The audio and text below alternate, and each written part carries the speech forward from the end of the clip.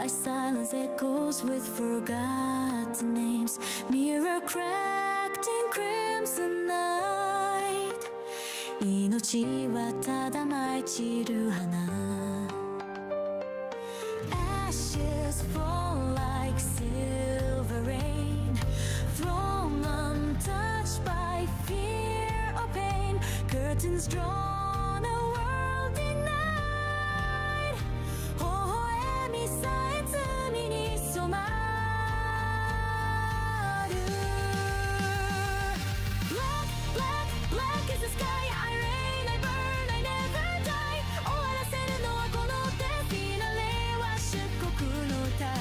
Black, black, black is the flame. Alone, unknown, I bear no name. 火は道具いらない。しじまこそが勝者の証。 Shadow march through twisted light. Golden lights collapse in night. 避けた空に舞う言葉。 Truth is dead, long live the scar. Time is bleeding, hearts decay. No dawn comes to claim this day. 言葉の奥に潜む刃。誰も触れぬ孤独の花。 Crush, crush, crush the light. No truth, no fate, just endless night. 偽りごと灰にして響くのは無音のララバイ。 Burn, burn, burn the light. This kingdom ruled by my goodbye. 誰も届かぬ場所で今永遠だけがそばにいる。 No gods remain, no stars align.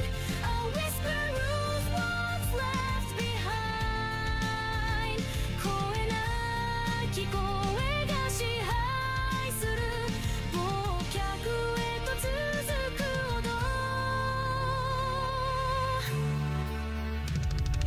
Black, black, black is the sky. I rain, I burn, I never die. 終わらせるのはこの手。フィナレは漆黒の歌。 Black, black, black is the flame. Alone, unknown, I bear no name. 火がもういらない。しじまこそが勝者の証。 Rise, rise, rise in the fall. I stand alone above it all. 滅びの果て咲いた花。その名もシャヌ王の歌。 Cry, cry, cry in vain. Still I remain, still I remain. 日を越えた孤独へと最後の影が踊り出す。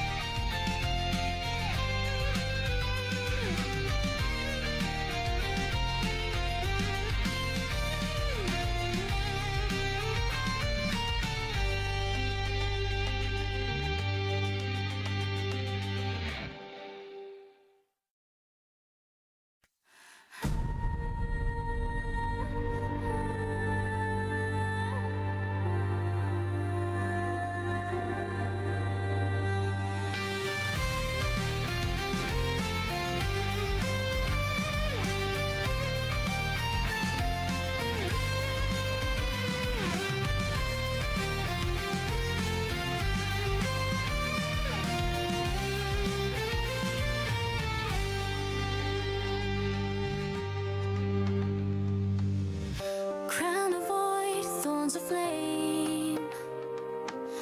My silence echoes with forgotten names. Mirror cracked in crimson night. 命はただ舞い散る花。 Ashes fall like silver rain. Thrown untouched by fear or pain. Curtains drawn, a world denied. 微笑みさえ罪に染まる。 Black, black, black is the sky. I rain, I burn, I never die. 終わらせるのはこの手。フィナレは出国の歌。 Black, black, black is the flame. Alone, unknown, I bear no name. 火は道具いらない。しじまこそが勝者の証。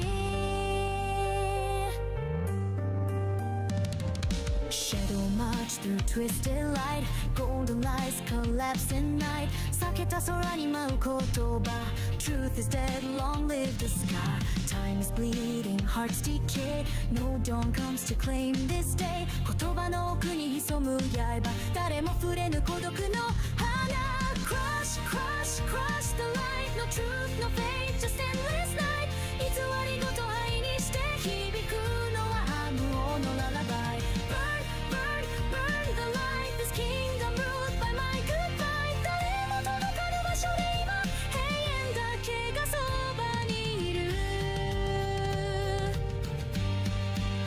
No gods remain No stars align A whisper rules what's left behind 声なき声が支配する忘却へと続く踊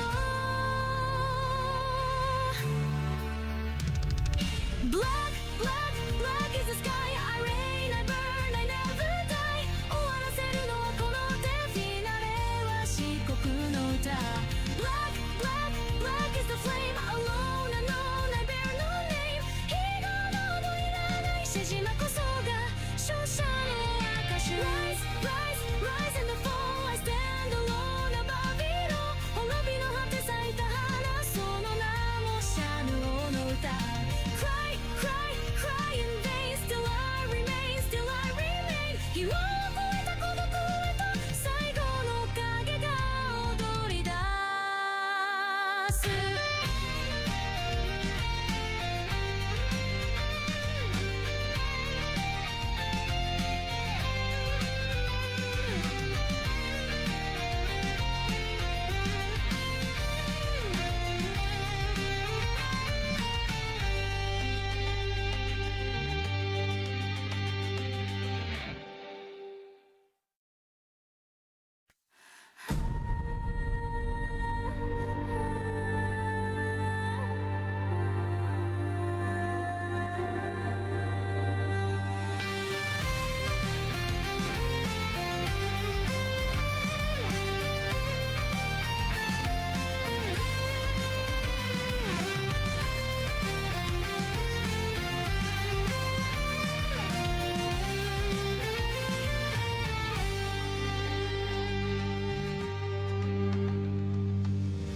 Crown of void, thorns of flame My silence echoes with forgotten names Mirror cracked in crimson night 命はただ舞い散る花 Ashes fall like silver rain Thrown untouched by fear or pain Curtains drawn, a world denied 微笑みさえ罪に染まる Black, black, black is the sky I reign, I burn, I never die 終わらせるのはこの手フィナレは漆黒の歌 Black, black, black is the flame Alone, unknown, I bear no name 日はどういらないしじまこそが勝者の証 Shadow march through twisted light Golden lights collapse in night 避けた空に舞う言葉 Truth is dead, long live the sky Time is bleeding, hearts decay No dawn comes to claim this day 言葉の奥に潜む刃誰も触れぬ孤独の花 Crush, crush, crush the light No truth, no fate, just endless night 偽りごと愛にして響くのは無音のララバイ Burn, burn, burn the light This kingdom ruled by my goodbye 誰も届かぬ場所で今永遠だけがそばにいる No gods remain No stars align A whisper rules what's left behind 声なき声が支配する忘却へと続く踊 Black, black, black is the sky I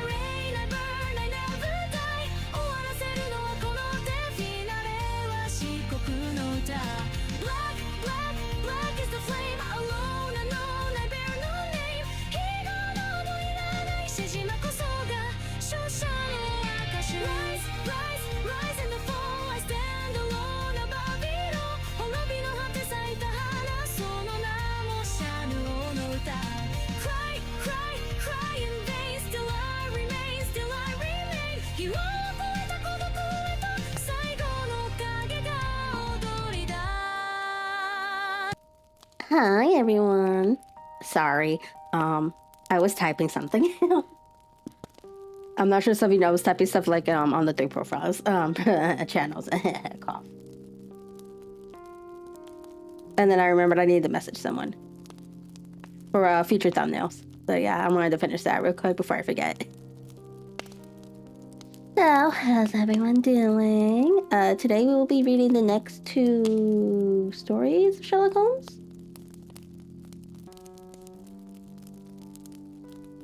Let me close this. Let me close this. Where did I close this? So I did get a new thumbnail for Sherlock Holmes readings. That one will specifically be for when I upload them to YouTube, like the somewhat lacking of edited version. I don't know how to edit, guys. Sue me. So yeah, that will be for that. I did want to get a new thumbnail for when we do live stuff, so I did put a request in for that. I just don't know what I want it to look like. I don't know. But yeah.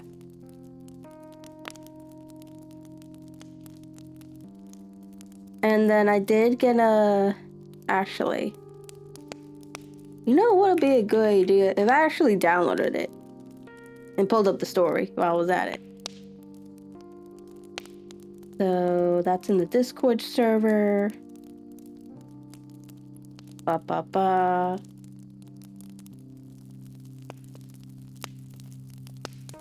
my...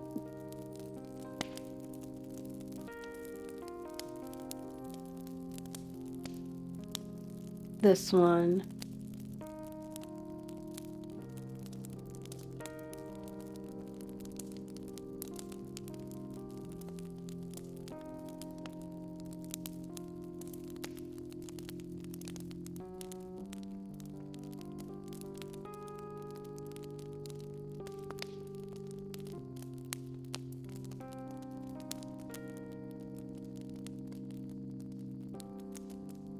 Okay, yeah, so we're gonna save this, and we have the story up.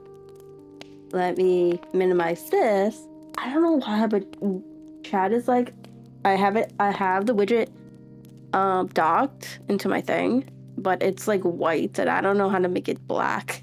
Cause now it's like white on top of white text. And it's like, how do I make this dark mode?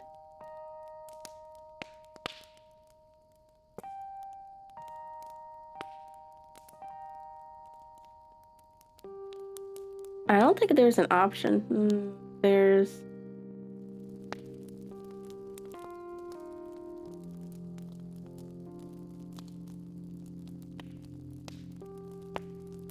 Ooh, I see a bunch of coding. Brr. Brr.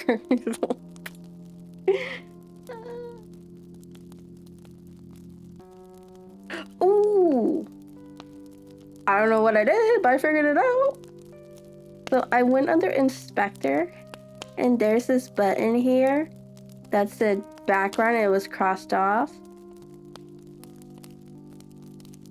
I pressed it, and then it made it dark. Yay!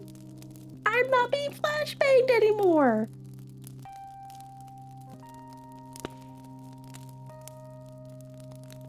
Coolios.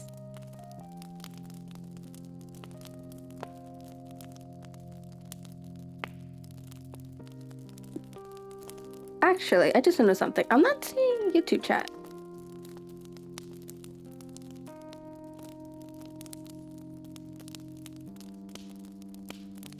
Hi, bestie. Oh no, YouTube is not working again. No.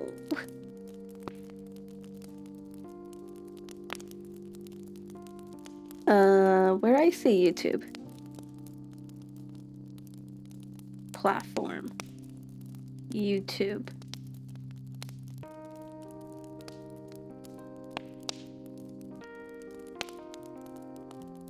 How are you, bestie? It's gonna tell me the stupid token again. I'm gonna be very mad.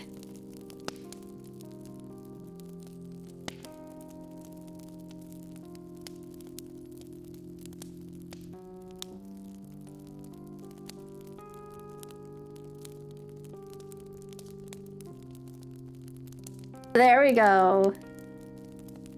YouTube's working again. Oh no, what happened? Is it work related?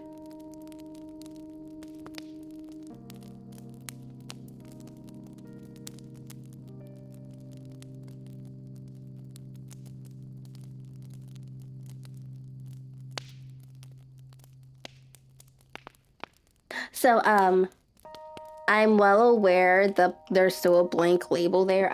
I haven't figured out how to set up Kick yet.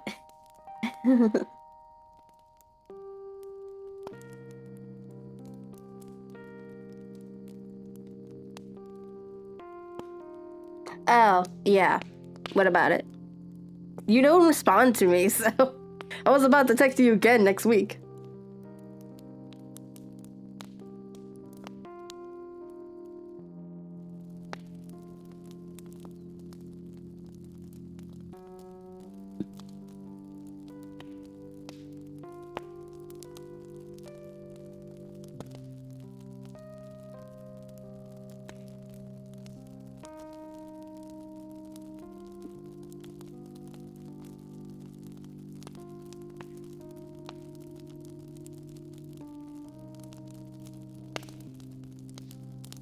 Uh-oh.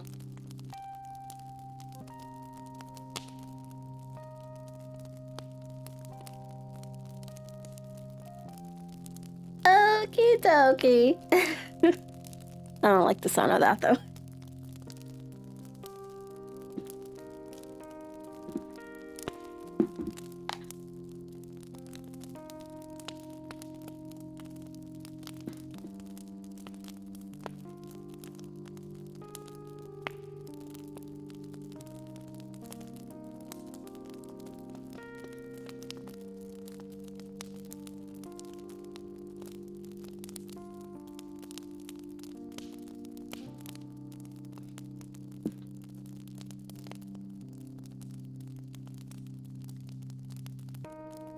Well, that thunderstorm is affecting a lot of people. So the power didn't affect me. But it affected my job, my workplace. So the power went out in both buildings. So it looks like now they have to 3-step all the rooms again, which is, oh no.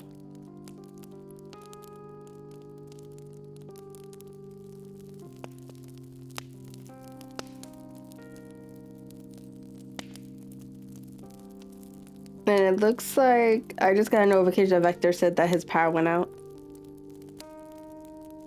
Oof. That was me last week, I think. And where like my power went out, but it's only because a truck hit a pole and it knocked out the entire power line for our area. And I'm saying like, ooh, I feel bad for the old people because I know they had to work on it quicker than they normally do because we have a bunch of old people in our area, in the complexes. And they're connected to like, a lot of them are connected to these machines, I think, you know, like for breathing and stuff like that and other stuff.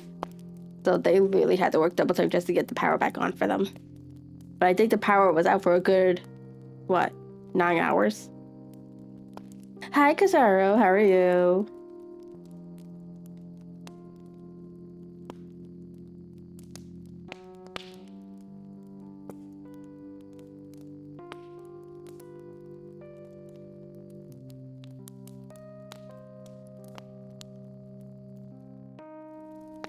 Casaro, are you not able to chat normally? Still? I know you keep using the highlight feature.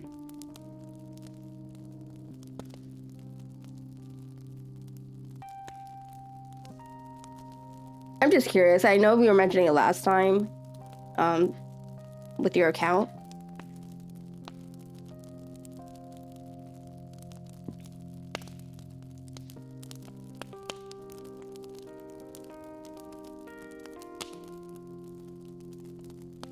So I realized I need to read through my, I need to redo my panels again.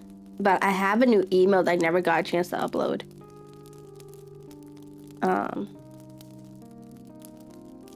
How do I upload?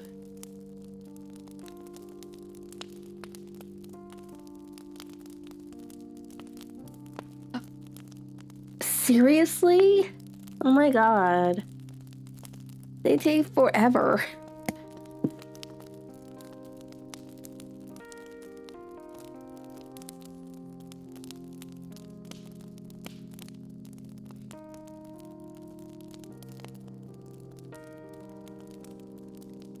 I'm assuming that's for like every account that's on Twitch.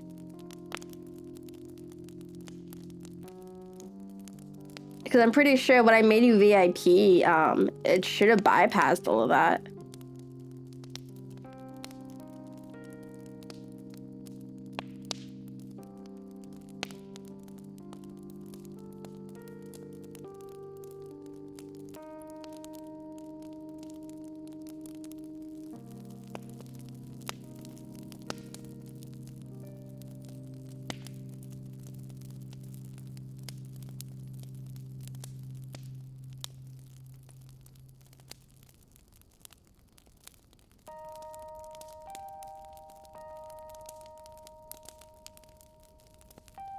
Yeah, because I have it here.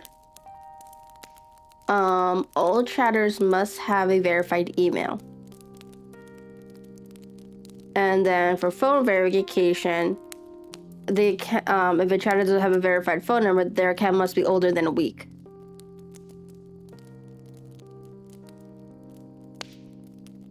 But then if you have a subscriber, VIP, or moderator, the VIP is supposed to be, those supposed to be not required to verify.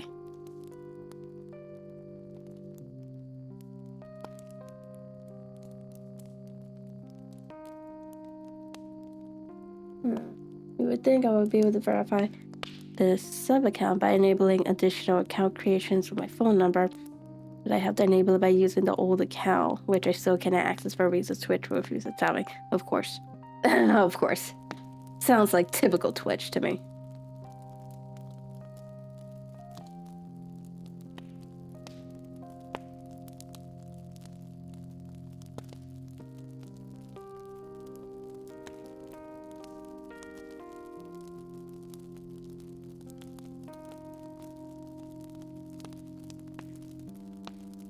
Well, that sucks, Casero. It really does. Which is so annoying.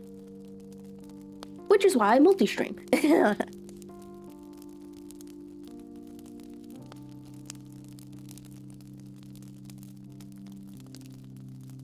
Yeah, so eventually we will be getting like new stuff for the 3 platforms. I do need to upload this new email though. I forgot where it will go under. Oh, never mind. I found it. It's under user thingy.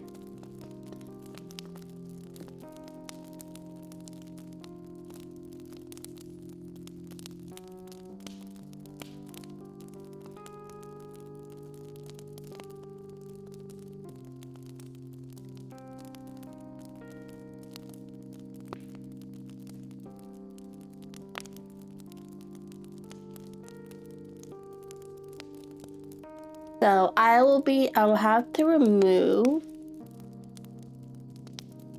one of these guys into the tier 2.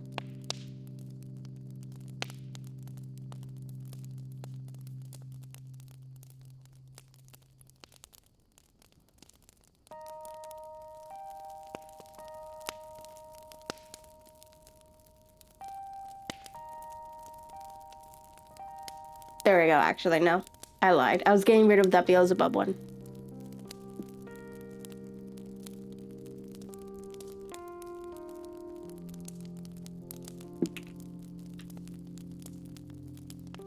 So we got a new Digimon emote. When I find it.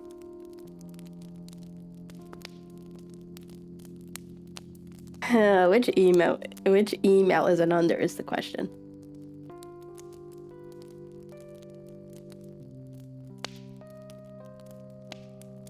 Probably my other one. Is it?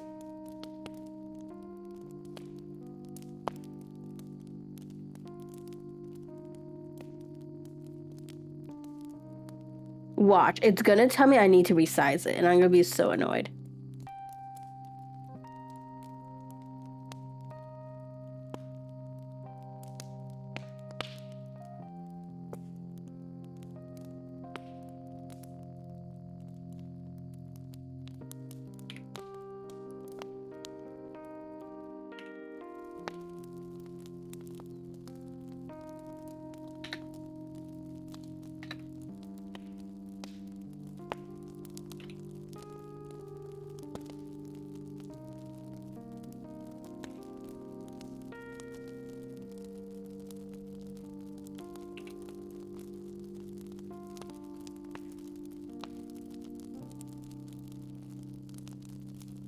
Go for his Vidramon.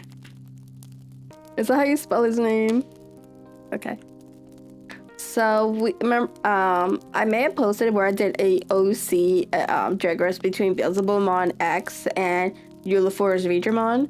So we got an emote of that one.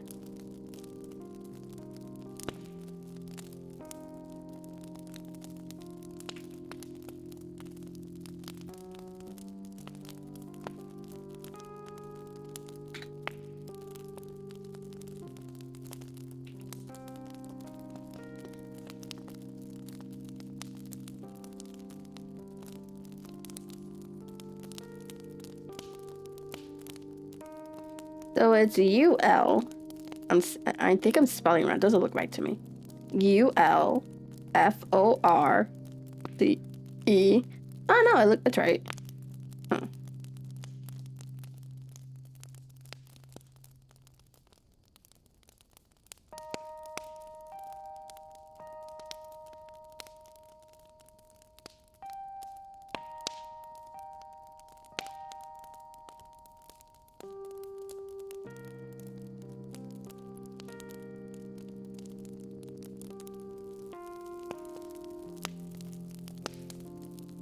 That should be everything.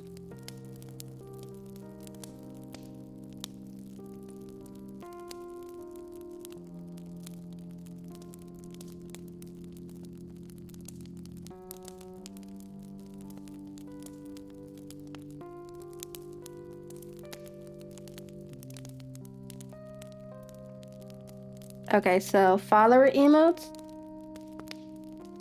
are gonna be the Digimon ones.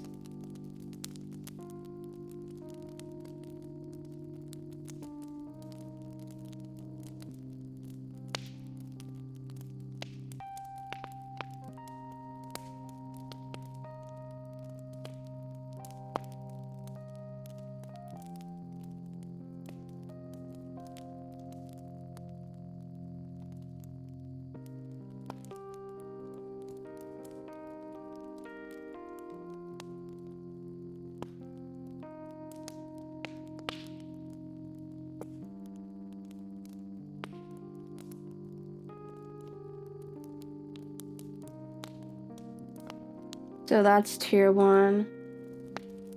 That's tier 1. And that's tier 1.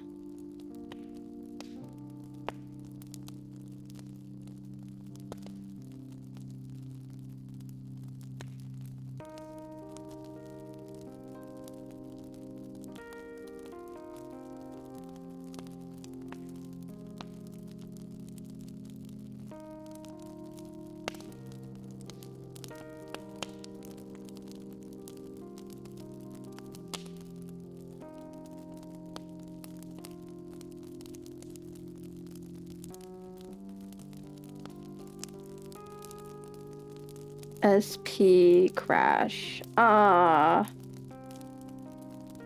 do I look up his? There he is.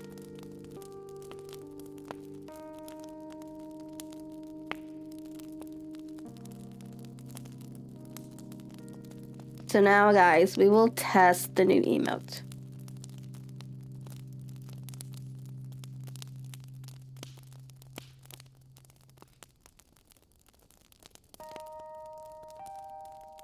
I might have to refresh the page.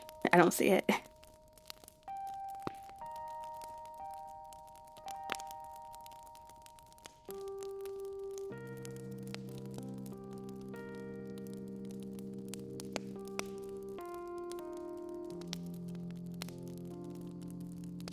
I think it looks pretty cool.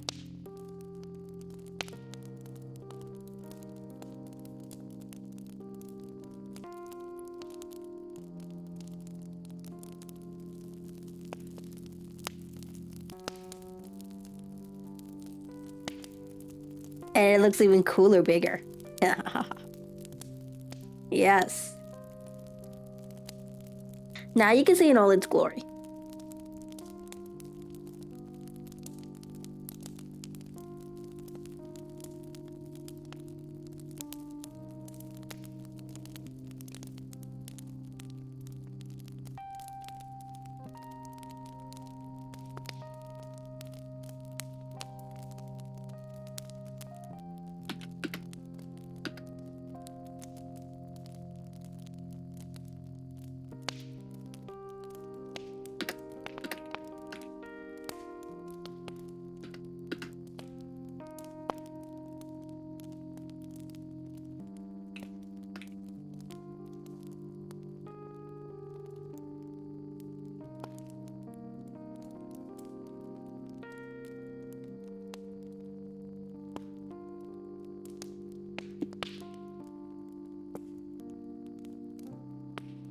Okay, so now we can close all of these.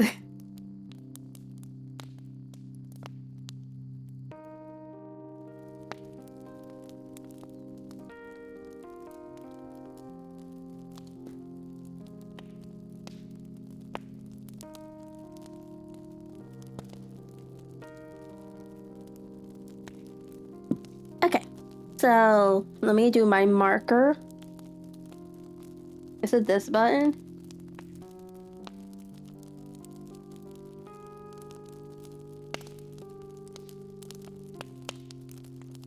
Okay, yeah, there we go. So today we're going to be reading The Adventures of Sherlock Holmes. The short story we'll be reading is a case of identity. We did previously read this when I started this book a couple years ago, but we're just gonna go ahead and reread them.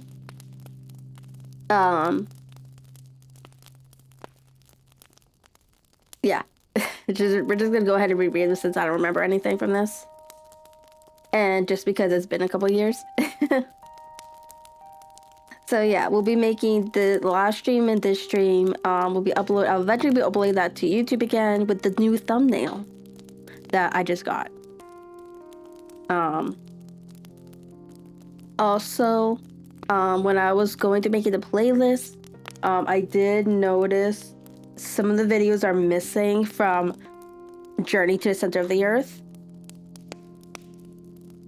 And I think I might still have the files for Treasure Island. I have to go through it because I was rearranging some stuff on my computer.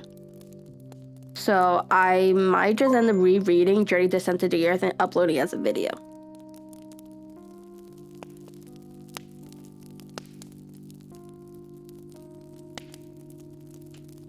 So yeah, so that is initially the plan for the future. I did just commission also a thumbnail for that story. So whenever I get that thumbnail, when I'm gonna determine when I'm gonna start recording it. It is a long book, so it may take me a couple. It might not be uploaded till like next month or something like that. For Journey to the Center of the Earth, the re-uploaded version. I will be rearranging the playlist just to remove the live streams of that one, and just to put the recorded one. So yeah, there's that.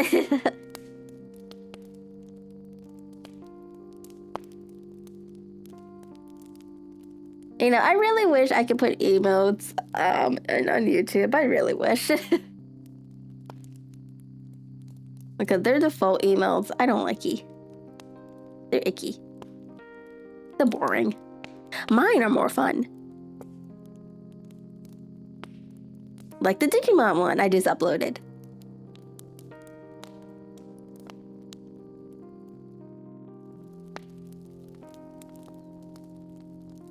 That's okay. I need to eventually upload all the emails to Kick anyway.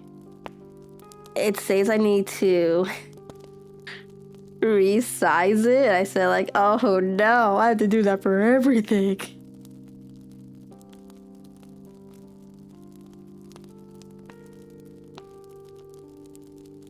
I just haven't gotten around to doing it, like at all. It's on my to-do list, on my streamer bot thing. Like I just have it sitting there for like weeks already.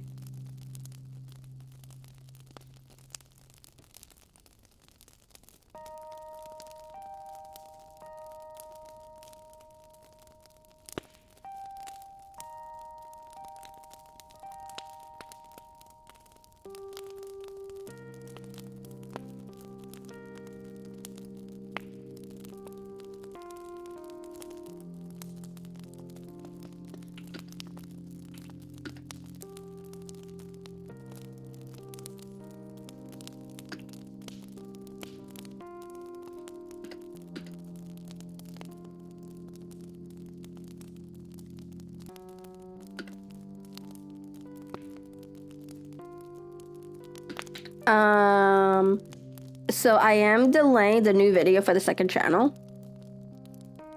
Just because I haven't gotten around to editing it. That's totally my fault. So I am aiming for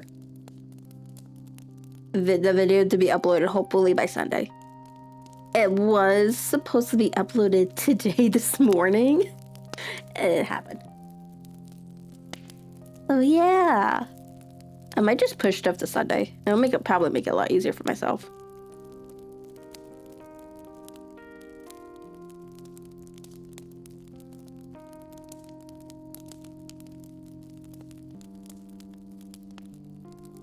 Okay, I think I'm done rambling now. Let me put another marker.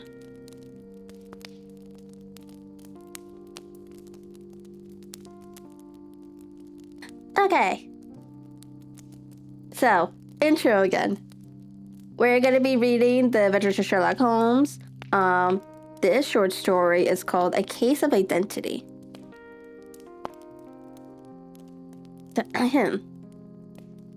My dear fellow, said Sherlock Holmes, as we sat on either side of the fire in his lodgings at Baker Street. Life is infinitely stranger than anything which the mind of man could invent. We would not dare to conceive the things which are really mere commonplaces of existence.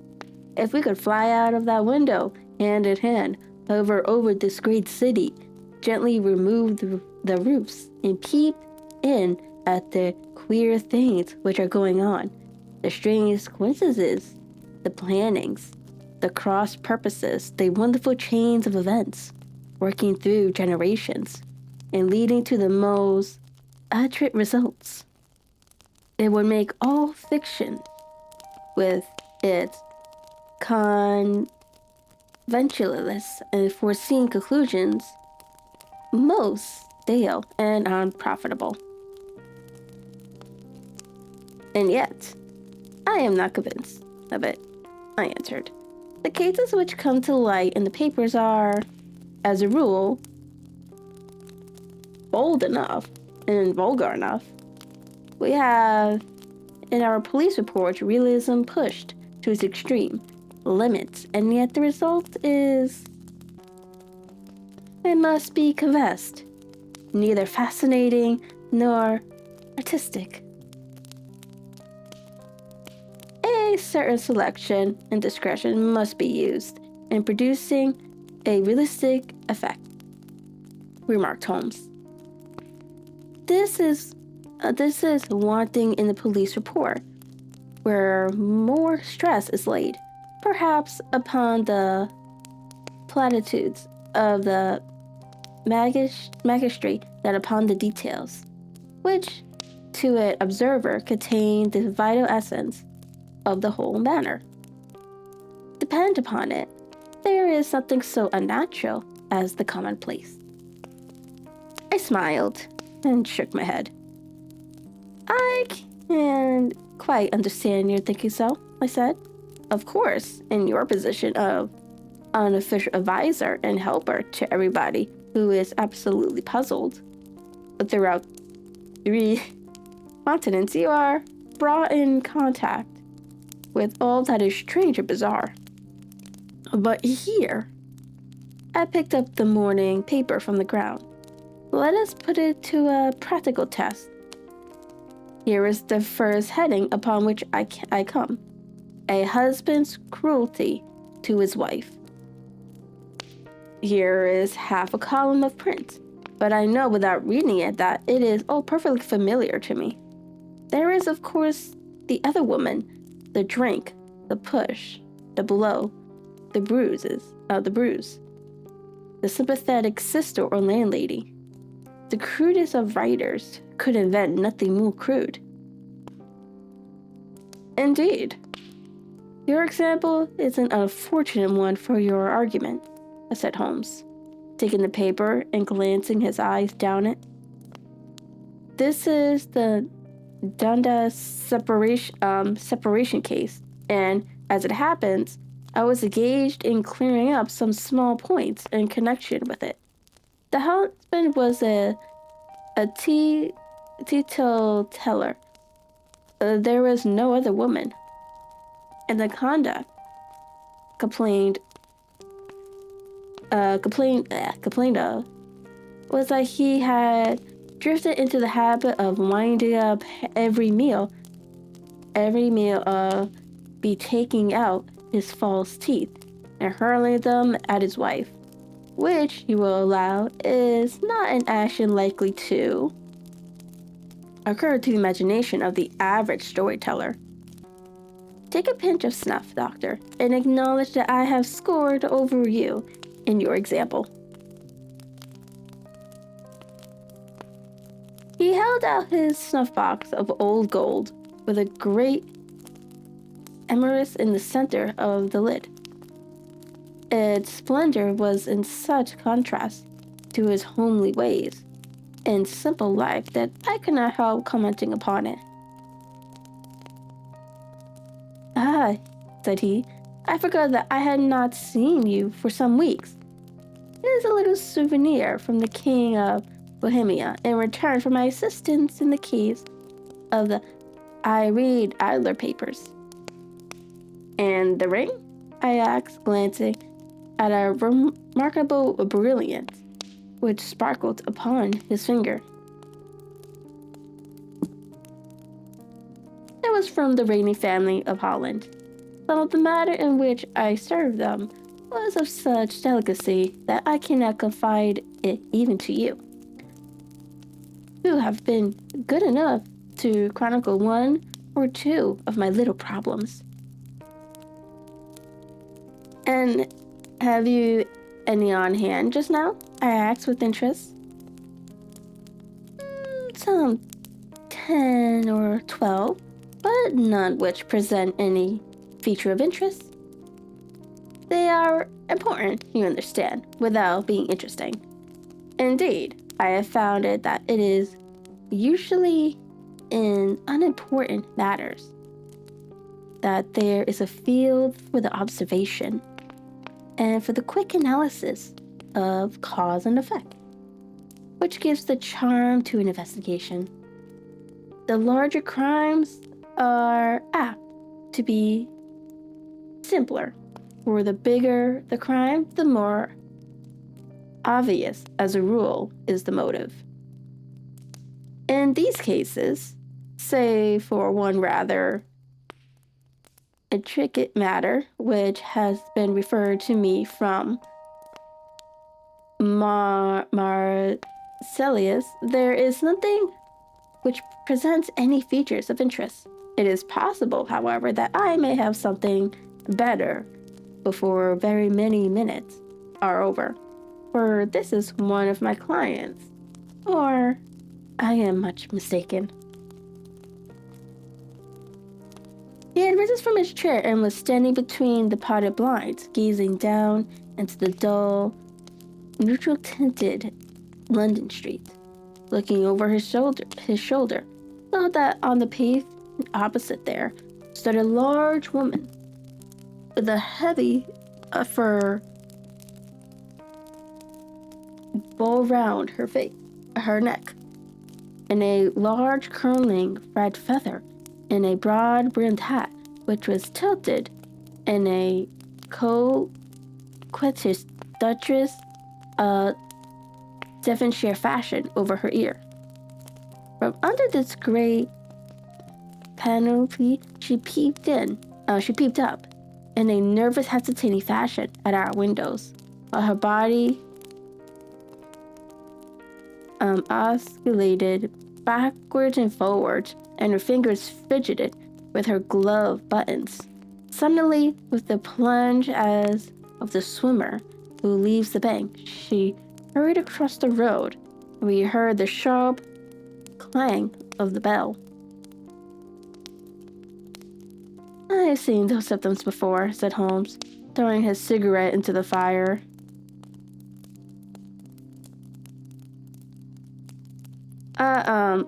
Osculation upon the pavement always means an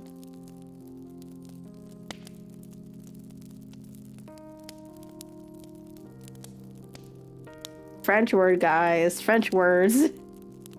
Ooh.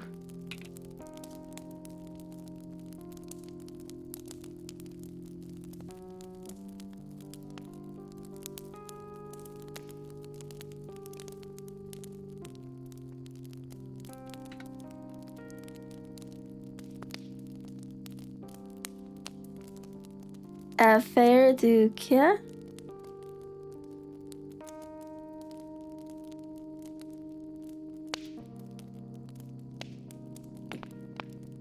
Means affaire du Quai.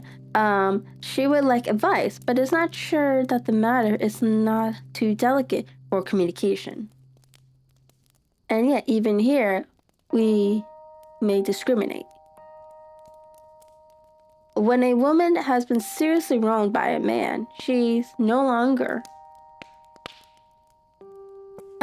auxiliary. Okay, I'm looking at the story because I'm pretty sure I keep pronouncing it wrong.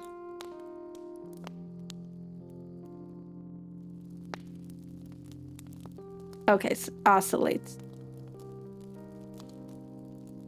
No longer oscillates, and the usual symptom is a broken bell wire.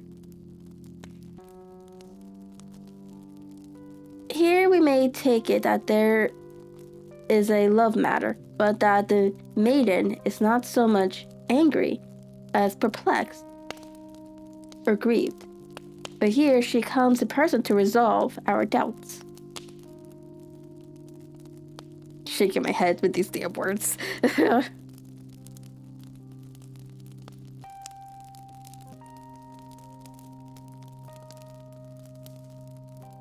As he spoke, there was a tap at the door, and the boy in buttons entered to announce Miss Mary Sutherland, while the lady herself loomed behind his small black figure, like a full-sail merchantman behind a tiny pilot boat. Sherlock Holmes welcomed her with the easy courtesy for which he was remarkable, and having closed the door and bowed her into an armchair, he looked her over in a minute, and yet abstracted fashion which was peculiar to him.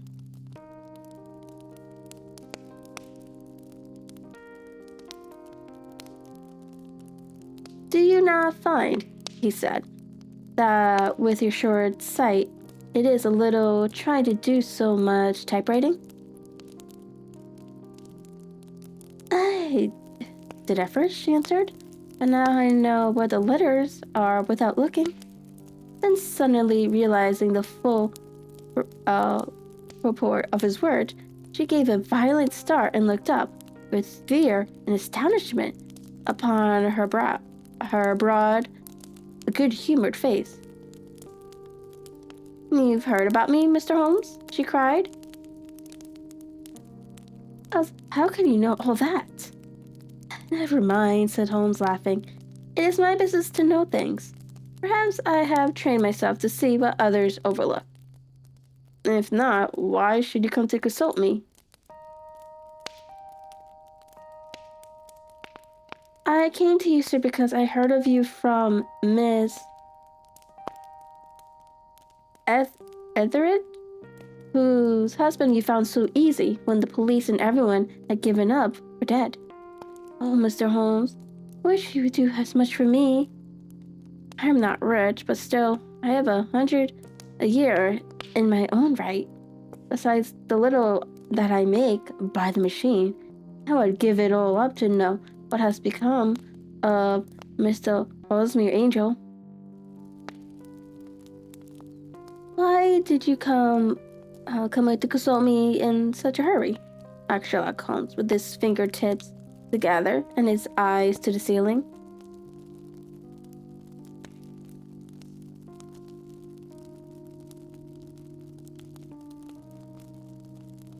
Again, a startled look came over the somewhat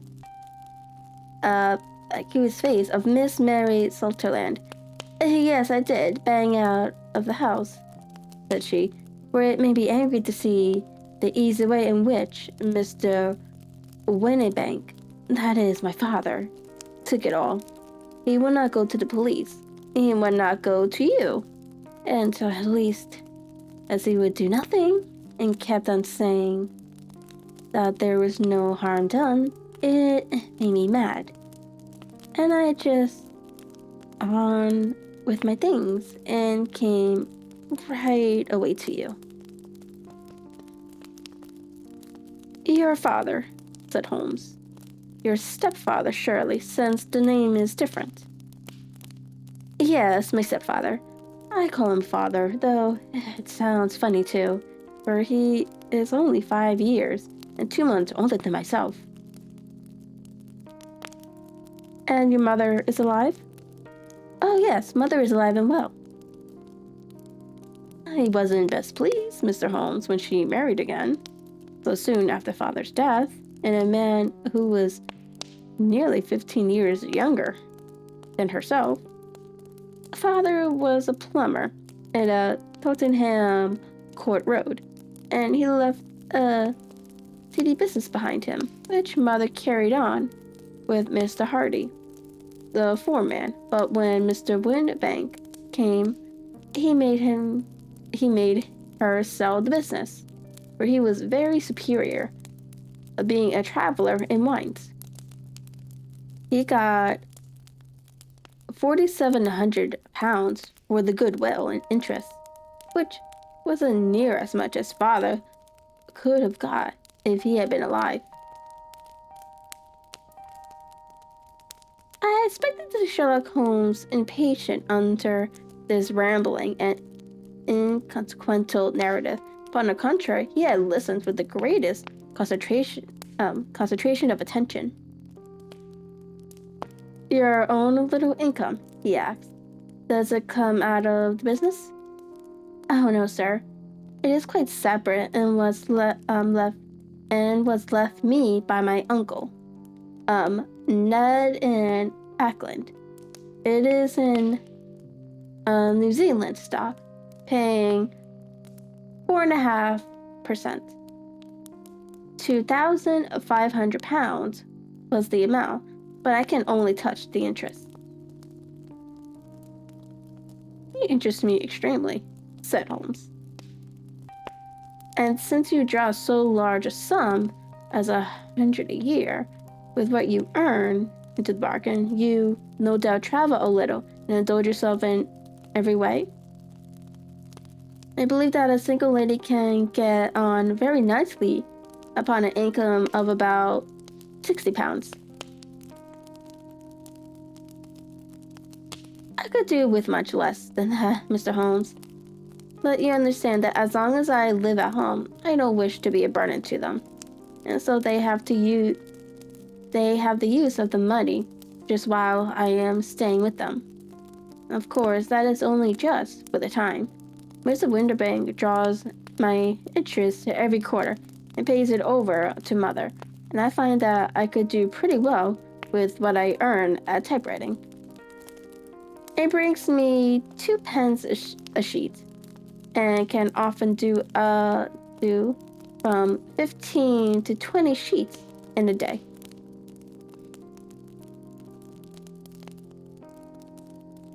You have made your position very clear to me, said Holmes. This is my friend, Dr. Watson, before whom you can speak as freely as before myself. Kindly tell us now all about your connection with Mr. Casimir Angel.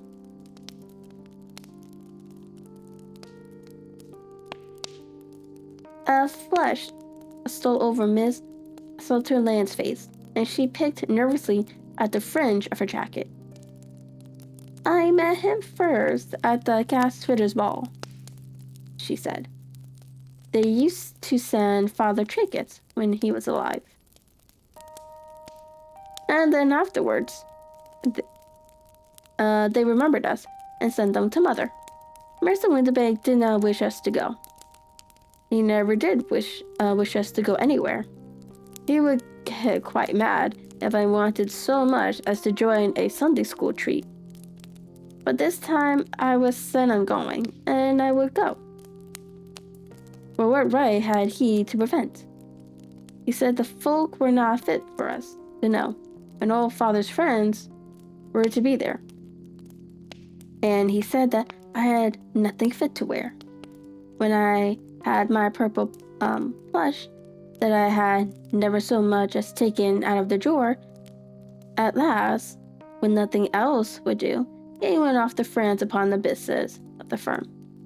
But we went, Mother and I, with Mr. Hartley, who used to be our foreman, and it was there I met Mr. Casimir Angel.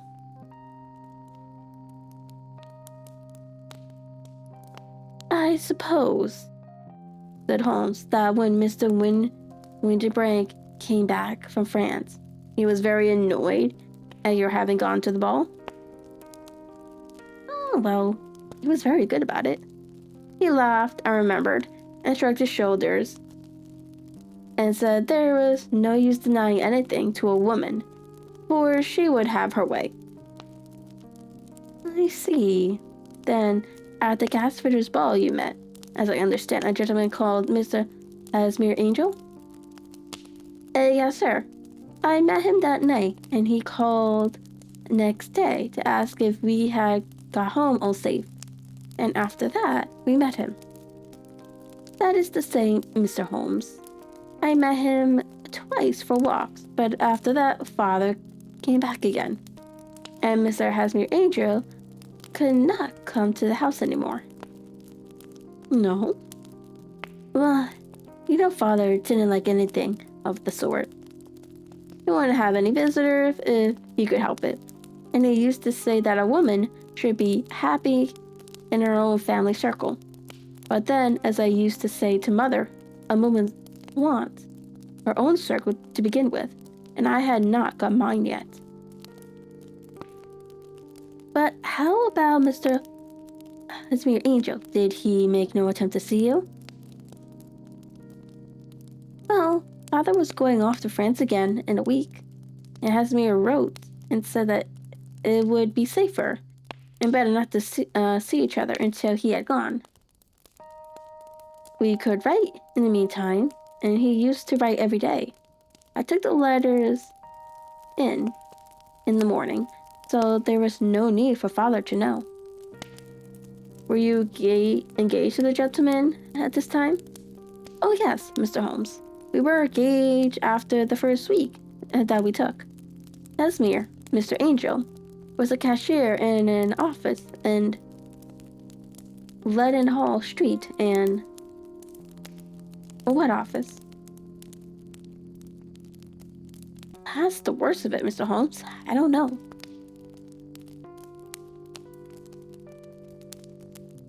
Where did he live, then? He slept on the premises. And you don't know his address?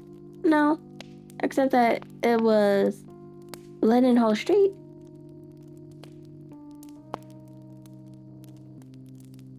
Where did you address your letters then?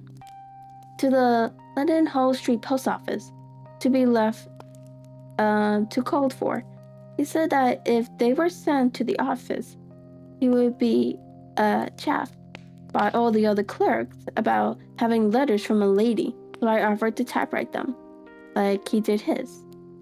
But he wouldn't have that, for he said that when I wrote them, they seemed to come from me. But when they were typewritten, he always felt the machine had come between us. That will just show you how fond he was of me, Mr. Holmes. And the little things that he would think of. It was most suggestive, said Holmes. It has long been an axiom of mine that the little things are definitely the most important. Can you remember any other little things about Mr. Casimir Angel? He was a very shy man, Mr. Holmes. He would rather walk with me in the evening than in the daylight. Or he said that he hated to be conspicuous. Very retiring and judgmentally he was. Even his voice was gentle. He had the quinsy and swollen glands when he was young, he told me, and it had left him with a weak throat and a hesitating, whispering fashion of speech. He was always well dressed, very neat and plain, but his eyes were weak, just as mine are, and he wore tinted glasses against the glare. Well, and what happened when Mr. Winnebank, your stepfather, returned to France? Mr. Casimir Angel came to the house again and proposed that we should marry before father came back. He was in dreadful earnest. It made me swear with my hand on the testament that whatever happened, I would always be true to him. Father said he was quite right to make me swear, and that it was a sign of his passion. It was all in his favor from the first, and was even fonder of him than I was. Then, when they talked of marrying within the week, I began to ask about father. But they both said never to mind about father, but just to tell him afterwards. And mother said she would make it all right with him. I didn't quite like that, Mr. Holmes. It seemed funny that I should ask his leave, as he was only a few years older than me. But I didn't want to do anything on the sly, so I wrote to father, board Buicks, where the company has its friends' offices. But the letter came back to me on the very morning of the wedding. I missed him then? Yes, sir, for he had started to England just before it arrived. Huh, it was unfortunate. Your wedding was arranged, then, for the Friday? Was it to be in church? Yes, sir, but very quietly.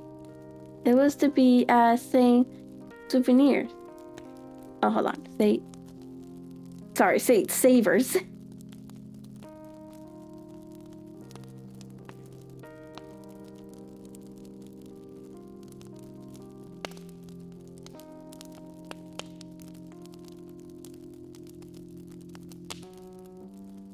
Near King's Cross.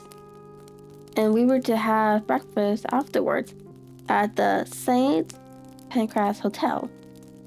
Casimir came for us in a hansom, but as there were two of us, he put us both into it and stepped himself into a four-wheeler, which happened to be the only of the cab in the street.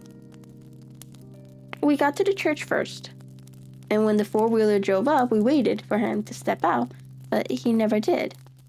And when the cabman got down from the box and looked, there was no one there. The cabman said that he could not imagine what had become of him, for he had seen him get in with his own eyes. That was last Friday, Mr. Holmes. and I have never seen or heard anything since then to throw any light upon what became of him.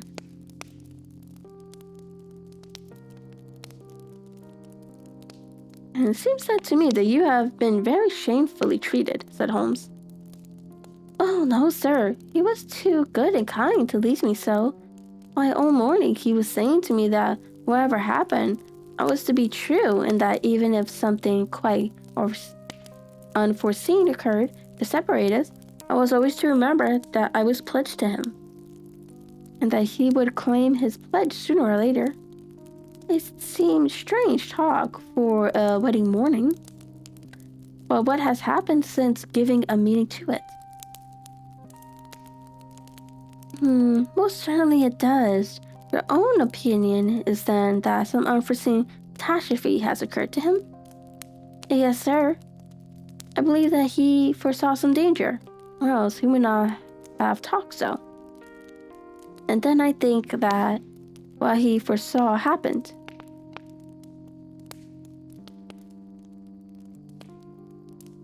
But you have no notion as to what it could have been. None. One more question. How did your mother take the matter? She was angry and said that I was never to speak of the matter again.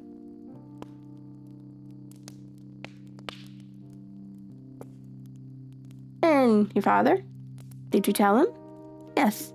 And he seemed to think with me that something had happened and that I should hear of Hamster again, as he said.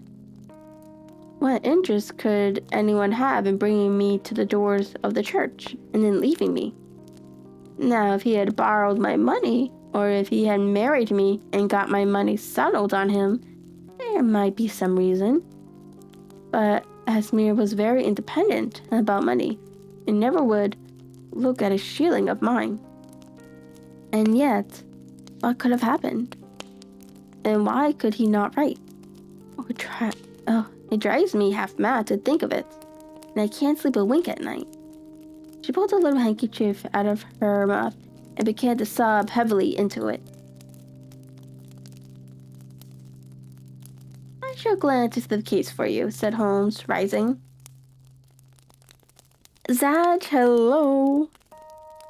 How are you?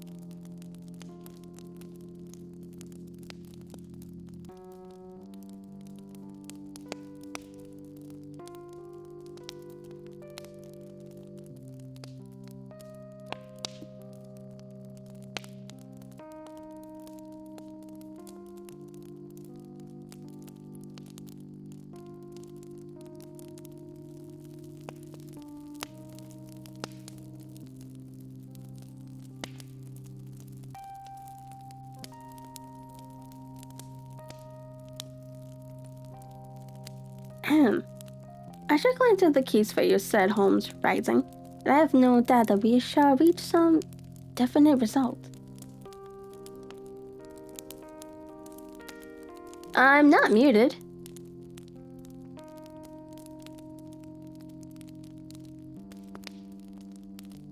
Oh. Hi. How are you?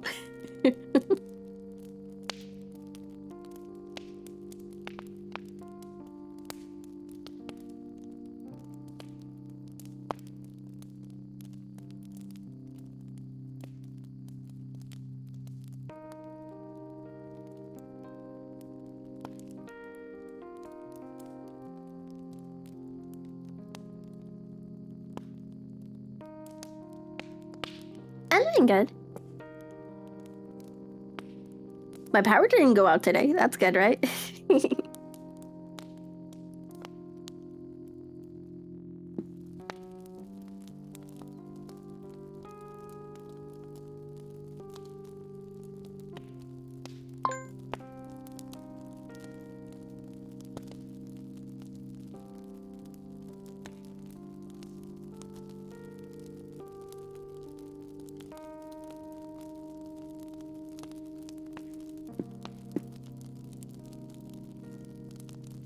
Rose, hi.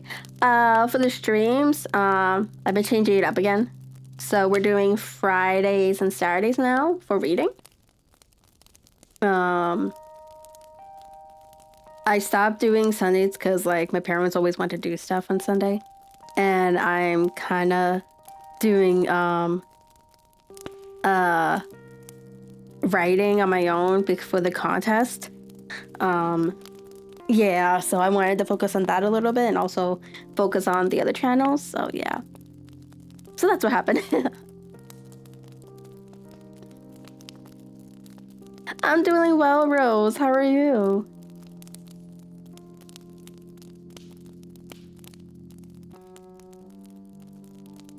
How's school?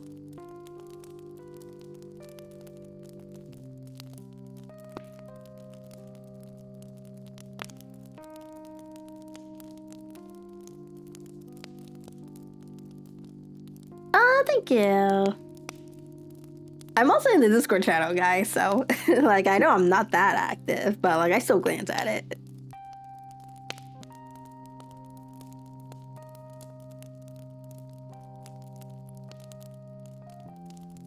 Oh, that sucks. What happened? Did you not pass the exam or something?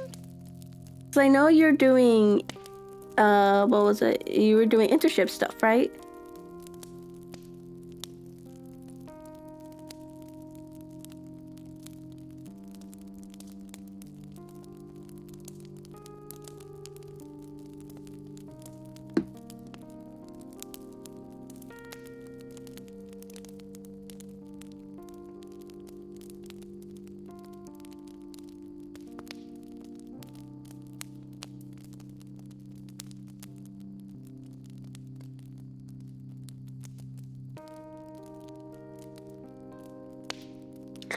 Yeah, I hear that.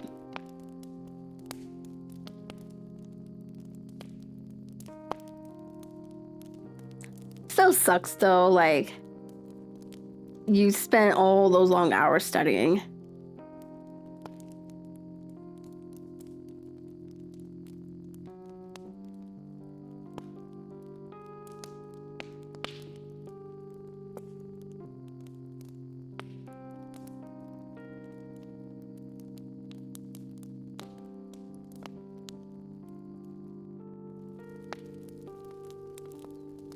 Yeah, that's true, but you know what? There's always gonna be new opportunities, right?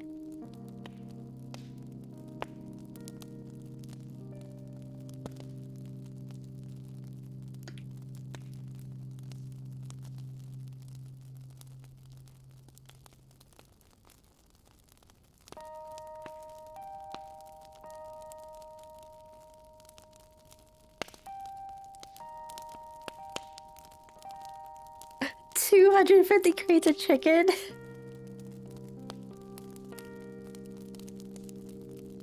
um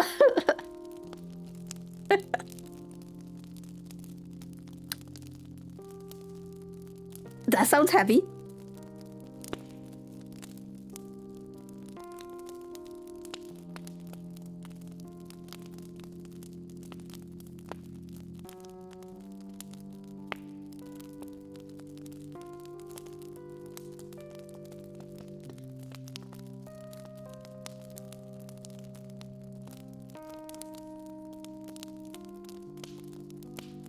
Oh no, yeah, I get that. It's just like, ooh, carrying crates.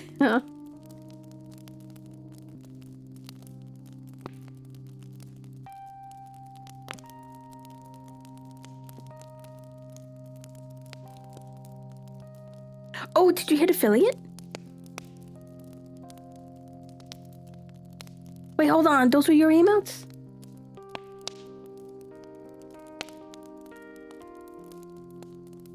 Oh, congrats.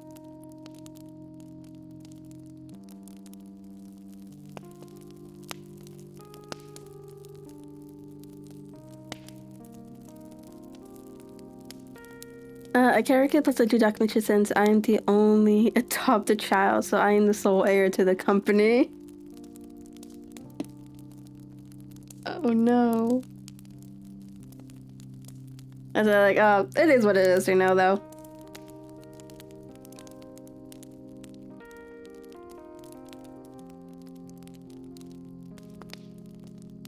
Accompanying business, I think that's kind of the same category, right?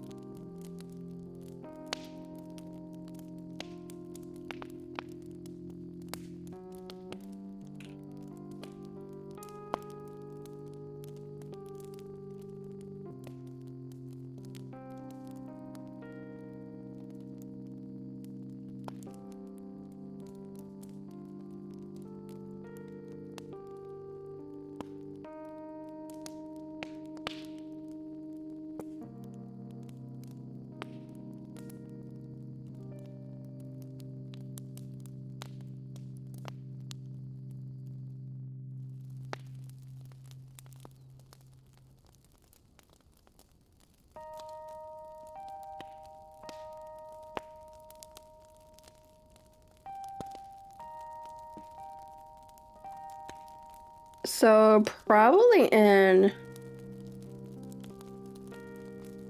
We'll see how we do with this story, but I'll probably have to go and grab another tea.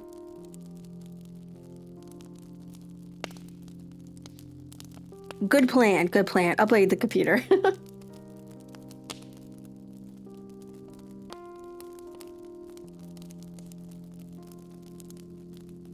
I say like, yeah, so like, upgrading my computer is not really my priority right now. It runs fine. It is like a $2,000 computer though, so I should better hope it'll last me a while. Yeah, but I know, some of the new NVIDIA stuff I don't have access to. I did mention that. Probably a while ago, though. Yeah, my computer's like one of those pre-built ones. That's why, like, I have, like, a lot of storage.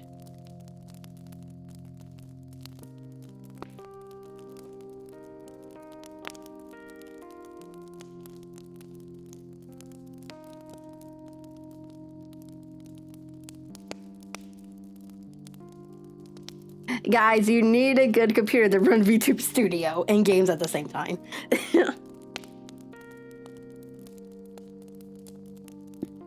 To be honest, my brother, yeah.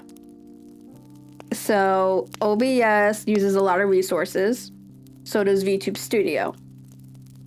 Now, if you run gaming, especially if it's a high intensity game, a lot of visuals, that takes more.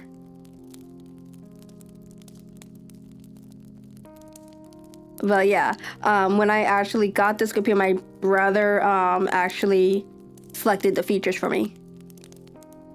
Because he knew a little more about building a custom PC than I did. So we actually picked the more budget-friendly one, and that just happened though, because there was more expensive ones. But like, he definitely said I needed something with more storage, because, you know, if I'm gonna be using like, you know, that, plus I'm gonna be doing DaVinci Resolve and making videos for the YouTube channels, I'm gonna need that storage. So it actually has two storages. I have the local storage in this one, plus I have a terabyte in here.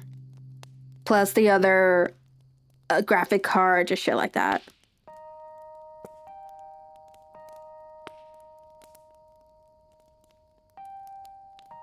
OBS is pretty lightweight.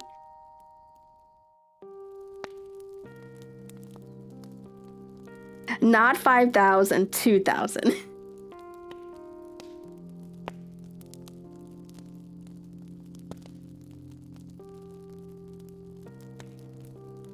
Because there are computers way more expensive than that. If you want a really good computer. Especially if you want to do a dual PC setup. No, yeah, no, I would not spend 5,000.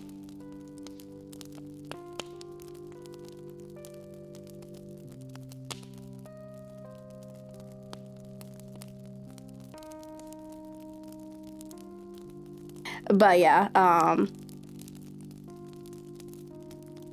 cause with this one, it has a good graphics card that I can use. It's not the updated one they just released by NVIDIA, and where like you're able to use one of the other features in VTuber Studio and other stuff. I don't have access to that because I don't have the upgraded one.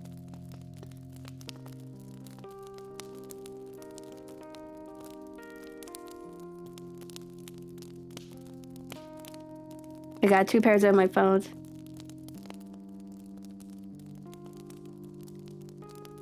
The horse game? No, I've heard about it though.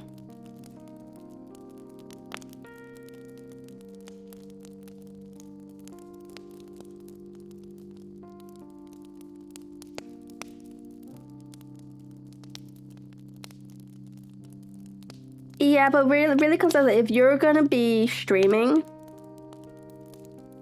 and on top of that you want to do content creation, you need to have a good PC. It's like I would not be getting that far with using a laptop. It will not have enough memory. It would not be handle a lot of the shit that I currently have. Why? What's wrong with the horse game? I'm not really into gacha games. Sorry guys, it's just not my thing. Those probably frustrate me just as much as multiplayer games. That's why I don't touch WoW, and my best friend can tell you that. I don't like WoW. I don't do multiplayer games. They like frustrate me. I start raging.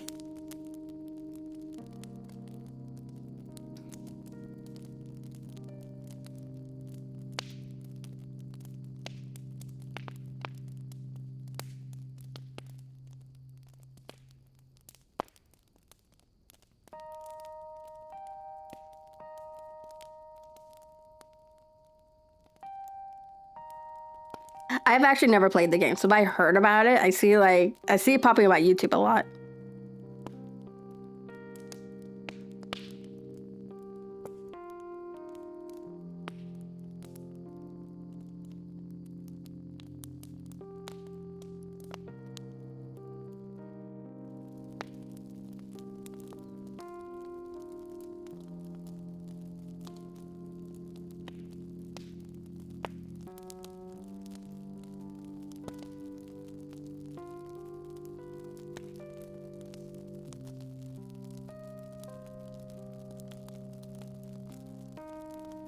You mean when I play gacha games? Oh, it probably can. It's just I'm not really into those games. Actually, Infinity Nikki, is that a gacha game? I think I've heard of that one.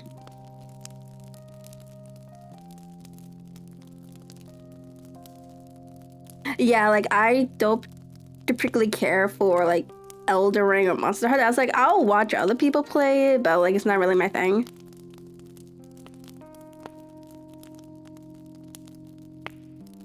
I'm not really that too much of a gamer, so I pretty much just play like hidden object games.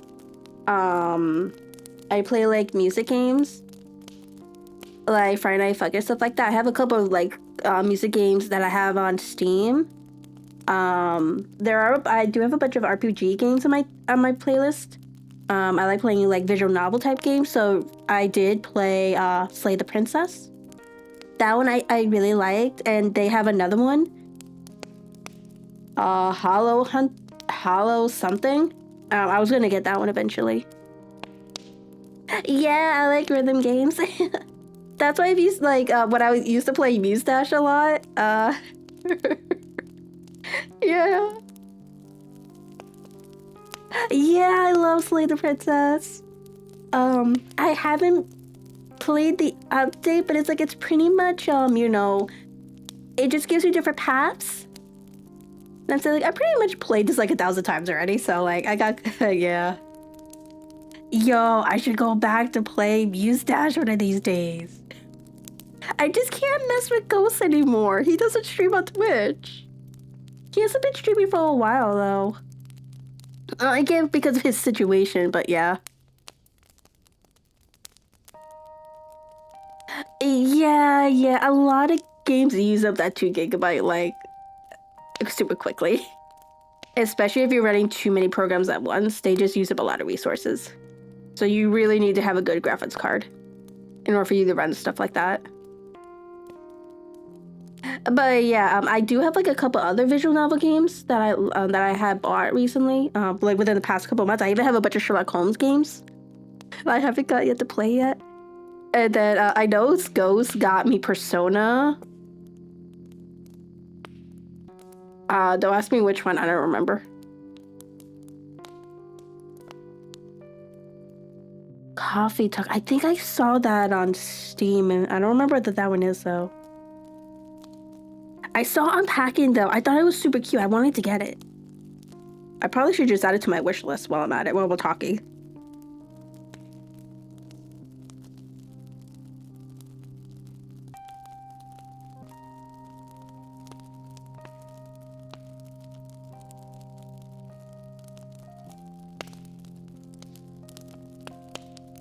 Hold on. So Coffee Talk.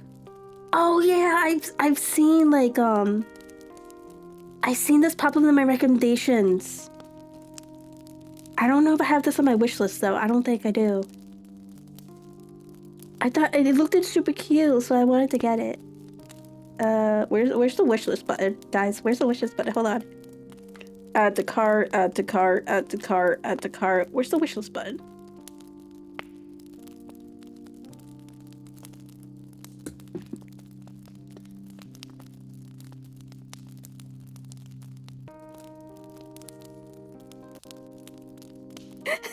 I was on my phone.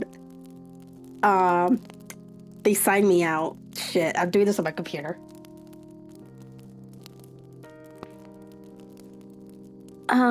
At the moment I only have one. I used to have two, but when we moved, it got my dad accidentally broke it.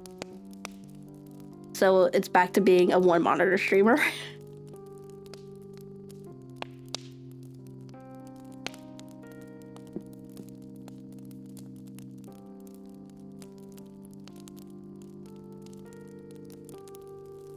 It's kind of why, like, I'll have chat on one side monitor, then I'll minimize my browser. So at least, like, maybe less than, like, 3/4 of the way, depending on what I'm doing. Or, like, when I do gaming, I literally have to minimize it. Like, not have it full screen so I can see chat. It's hard, man. Using one monitor.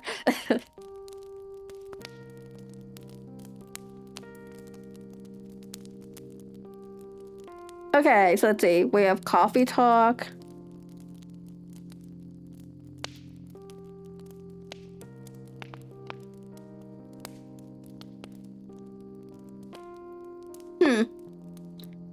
What I used to do was I would have OBS on one monitor, and I would have either my writing program or I will have the game on the other, just because I already have chat and the feeds built into OBS already. So I already have them docked so I can see everything. It's either that or I will use the chat from StreamerBot. Since it'll show up the chat for all the, you know, for all the platforms I'm streaming to.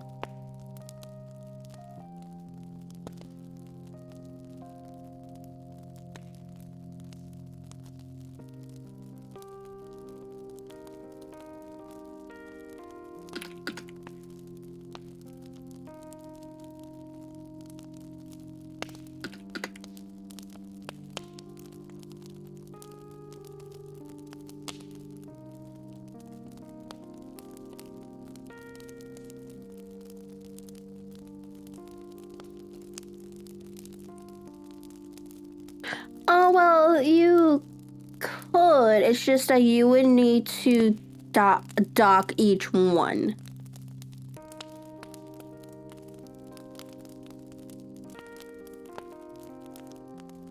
So, like, I'll have, well, right now I have the multi-chat up, but I'll have, like, Twitch feed, like, their dog in that one. I'll have, like, Twitch chat, that one. If I'm doing YouTube, I will literally have the YouTube dashboard in that one. But, like, I really... don't really use the dashboard that much, so I just have the multi-chat up.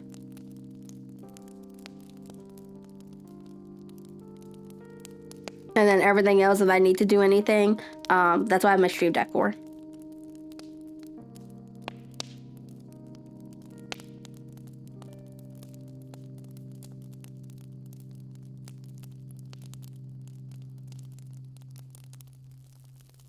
Yeah. Yeah, so like I said, you need a really good PC. So like, my PC is not even that expensive. There are more expensive shit than mine. A lot of people like doing a dual PC setup, which could probably range near the 10,000s or more.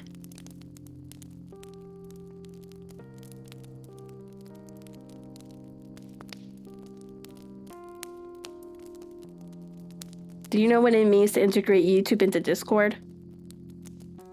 Oh, what do you mean? Depends on the person, what they're looking for. Like, yeah, you could probably get like the cheaper end where like you have two monitors, one for streaming, one for playing games. But also it depends what components you wanted them, so it doesn't lag and it doesn't crash on you and shit like that. Especially when you play some of the newer games which has really high visuals and shit like that.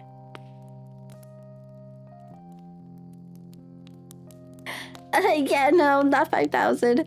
I don't have money like that. And I actually had this computer for a couple years already, so yeah.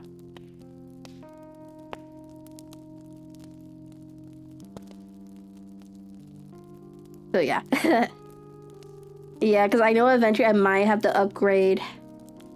What is it? The GPU? It's one of those two. The GPU, CPU is one of those. So I eventually have to upgrade it, but there's money for that.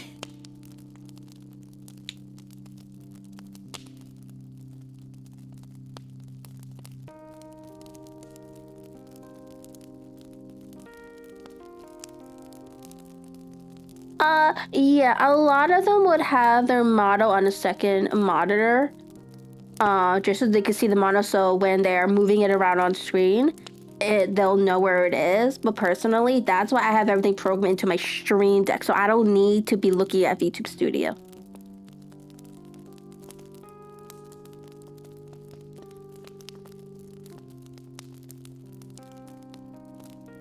But yeah, because like depending how big your model, also depends how big your model is. Like if you think of Emily, her model is so big that it can lag her computer. That's why she has a dual PC setup.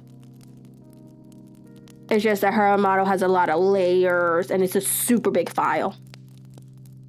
Thankfully, my model is not a big file. Like my main model, it's not that big. So it doesn't take that, it doesn't really lag my computer too much. It used to, like when I first started streaming, but that was before I found a way to optimize it. It's probably not that well optimized, but like it works fine. It's just because I'm using a webcam, so, and the lighting in my room isn't that great. So yeah. That's kind of why I've been using my chibi model. It works super well with this webcam. It doesn't need to use that much facial expressions. Yes. Also Iron Mouse as well, yeah. Yeah, because hers has a lot of toggles, a lot of expressions. Like hers has a lot of walking animations, a lot of, like, the more animations you have in a model, the more resources it will take from your computer.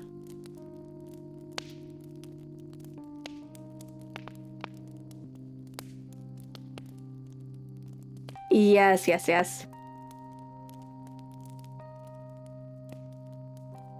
So like, thankfully I don't have too much animations in my model, so you know, just the simple stuff.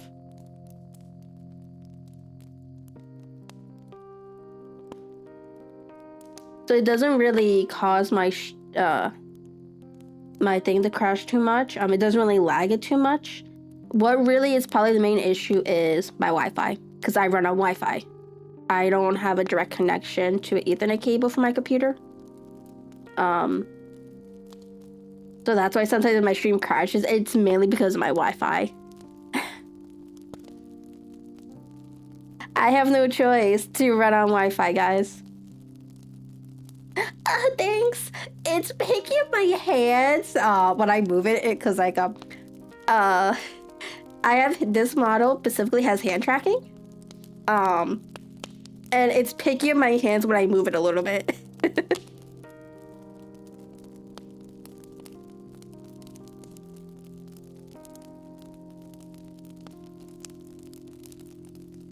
Yeah, or the power goes down, which happens pretty often actually. Like, I don't want to say too often as it used to, but it happens pretty often in this area.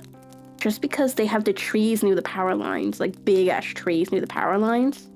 And they haven't bothered removing them. A couple of the power lines are actually taken down because of these trees. So I don't know, man. Yeah, I do have a good Wi-Fi connecting thing on the back of my computer. My brother picked it out for me. So I had to have the current updated one.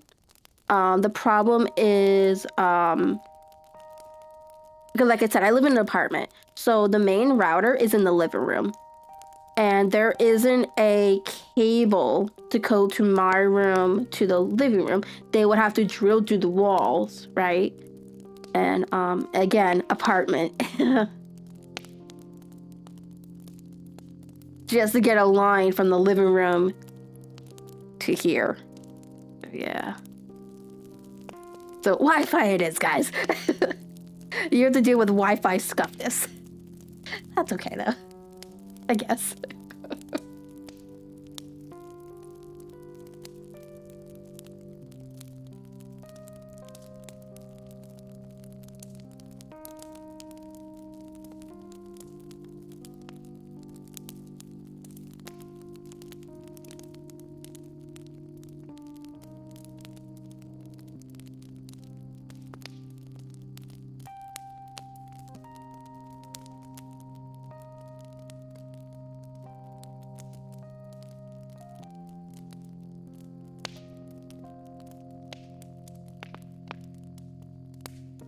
Yeah, I don't remember some. I know my dad had talked to the cable company before. So technically, I think in this apartment, one part of the wall has one cable company, the other one has a different one. So if we ever wanted to use one of the others, we could. So they believe they told us they would have to go in and build a whole new line if I wanted to get it from the living room to my room. I don't remember. This was a while ago. My dad had asked them, so I don't exactly remember. So, yeah.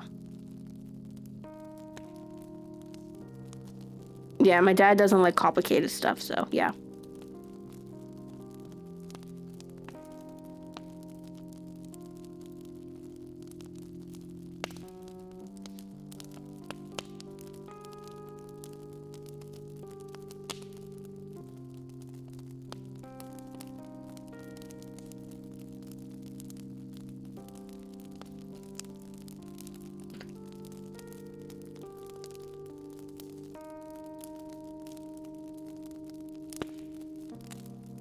Finding Paradise?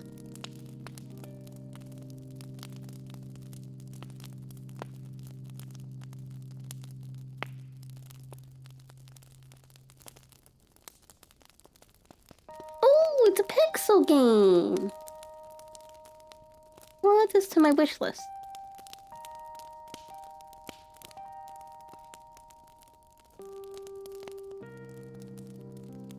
I have so many on my wish list, it isn't funny. That's okay though. Eventually we'll go through them one by one.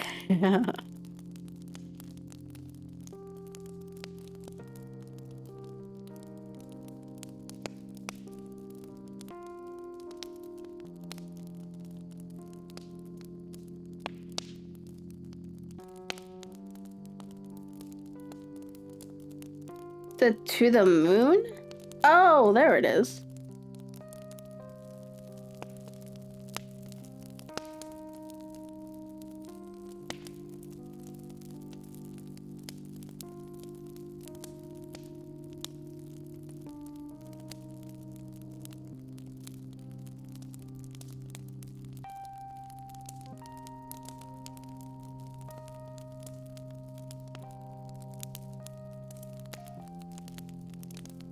Okay, it's added to my wish list too. Yeah, because I know there is another game called, what's it called? Doki Quest? I have that on my wish list as well. I don't know, that game kind of reminds me of a mixture of Digimon and Pokemon.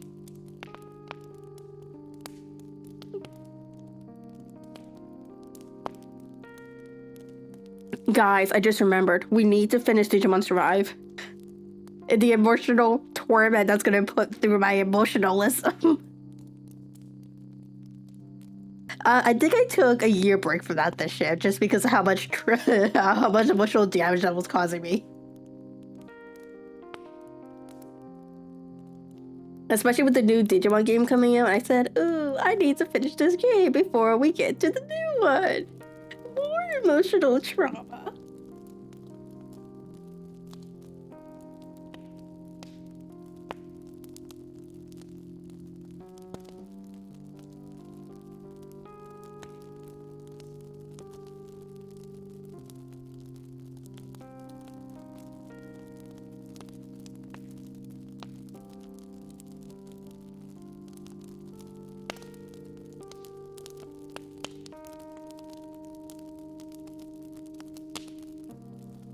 Got you. I think they have a playlist already, so yeah.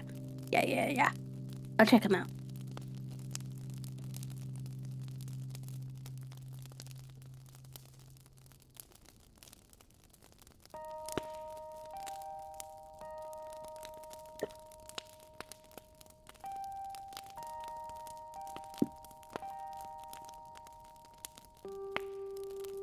Okay, back to reading. Oh, let's see here. Where was I?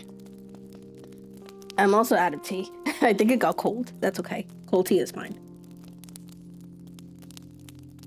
I probably have to get another one anyway.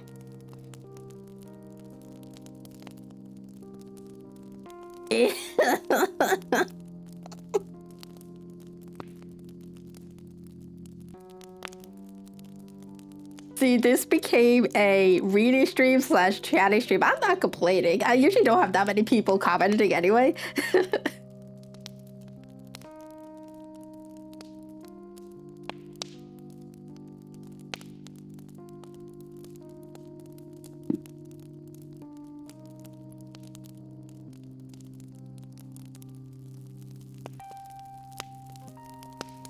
Oh, work is going okay, I guess. I told you guys how they closed third shift, right? So it's just me and my coworker on third shift, and then there's the cleaning crew. The cleaning crew finally came on third shift.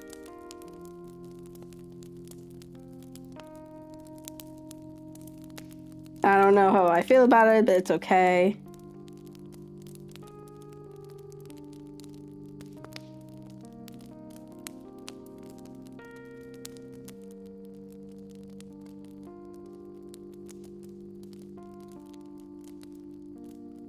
Yeah.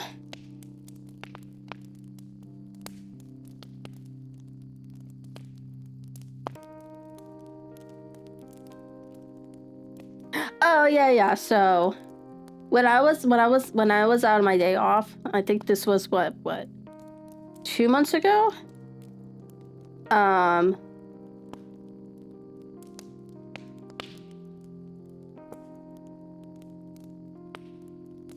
I was off, and then my coworker said that next thing you know, they were saying like, oh, there was a big ass meeting, and then it was because a lot of people were getting fired. They were pretty much decided to close down third shift because the company wasn't making money. It was just a lot of problems going on third shift, because of management stuff.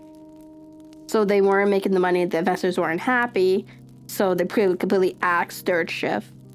But they kept me and my coworker because I'm more in sterility. So they need people to replace and stuff like that.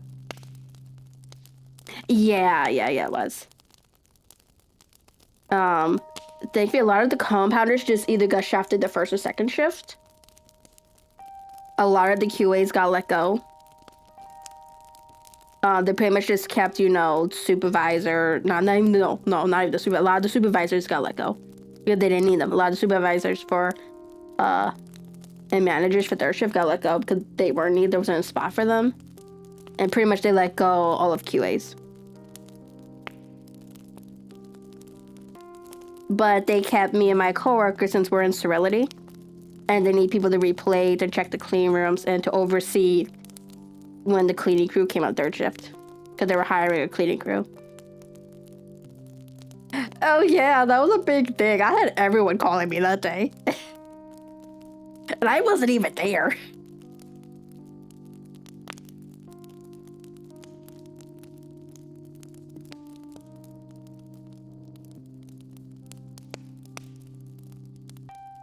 I have a couple times.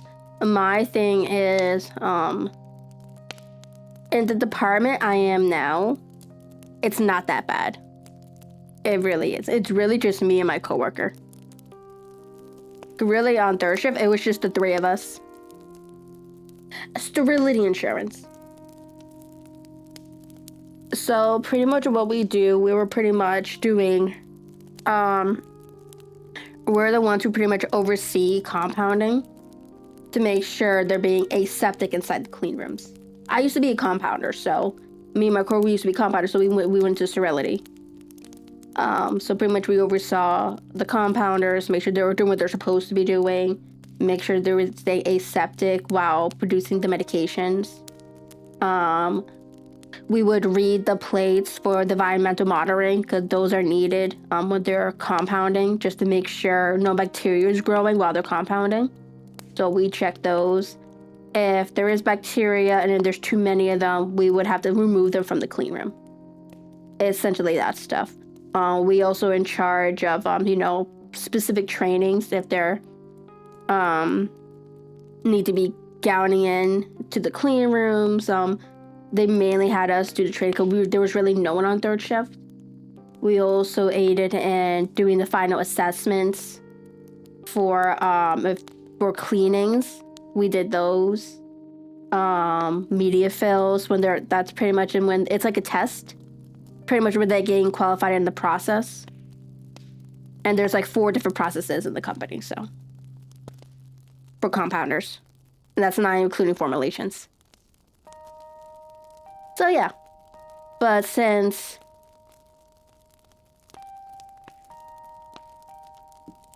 So, in simpler terms, a compounder is someone who's dosing, like, for this company, they're the ones who are dosing medication. So, like, yeah. So, for a compounder, for my company.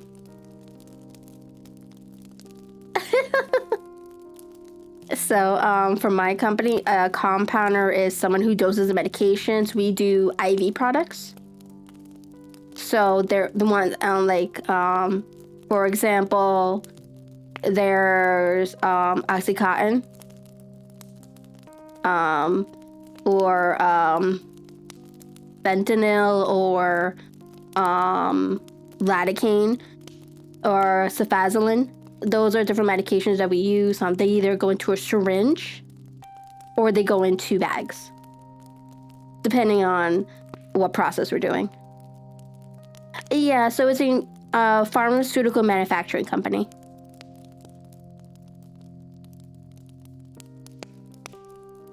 So pretty much the compounders, they're like dosers. So they use the machines that they have and they dose the concentrated medication into a syringe or IV bag.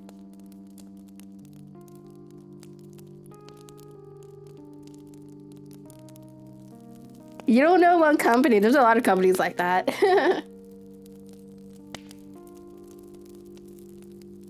You don't realize how big a pharmaceutical manufacturing places are. There are a lot of them around the country.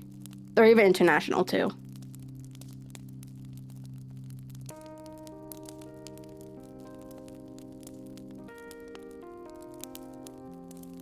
That is considered a manufacturer, yes. Because they do anything from vaccines to regular stuff. Like Johnson & Johnson.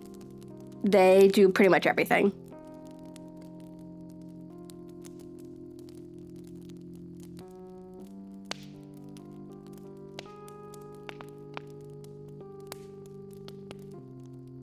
Roki, hello.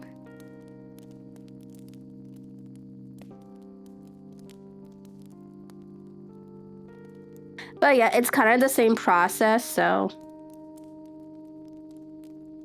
Yeah. I'm pretty sure they have their own clean rooms. It's just I think they do vaccines. But it's kind of the same process.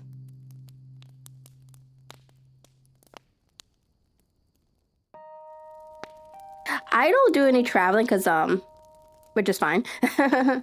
But yeah, a lot of manufacturer places, they're kind of similar. They just have different regulations that they have to follow. Some of them are stricter than others. Some of them even concentrate on different medications. But it's all generally the same option where, like, you have the doser, you have a clean room, and then you have people overseeing them.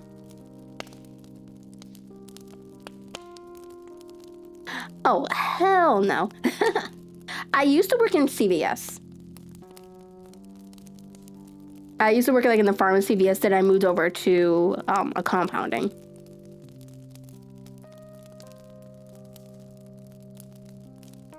Yeah, I guess. Because I know I talked about it before. I've talked about my job before. I talk about it a lot.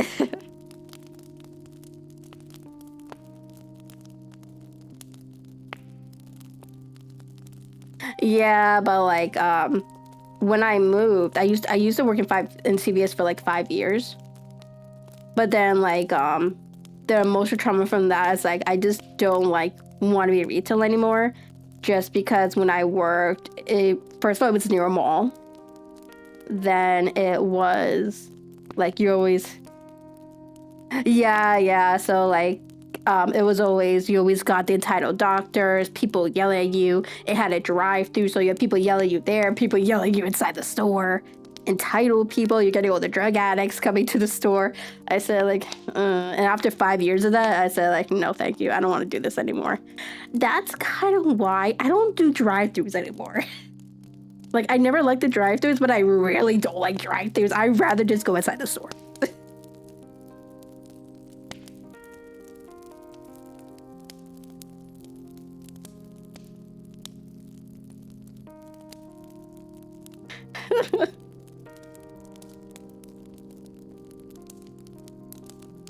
Yeah, and then I even had a couple customers when I worked at CVS and where they hated me instantly just because I didn't know how to spell their name when I was looking at their medications. And this is when I first started. And I said like, what the fuck? How am I supposed to know how to spell your fucking name? And it was like, you know, one of those really weird spelling complicated names that's like super long. It's like one of those.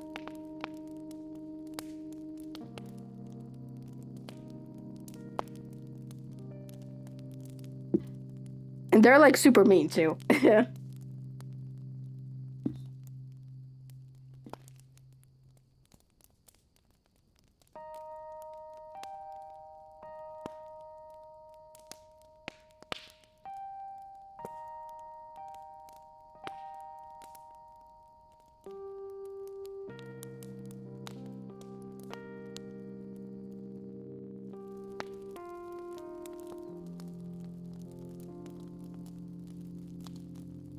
Yeah, something like that. Because a lot of the customers, it was either, I don't know, they're like Asian.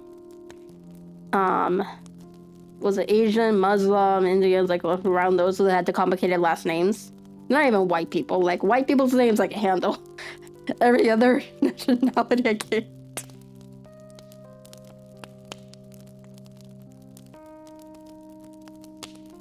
And then like, especially when they have a deep ass accent, and then you have no idea what they're saying.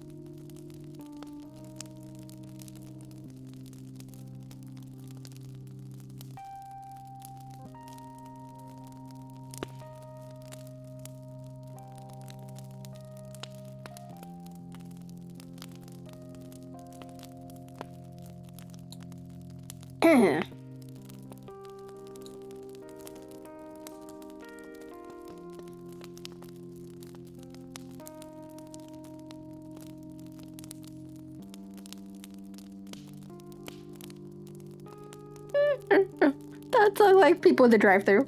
That's literally what that is. People in the drive-thru.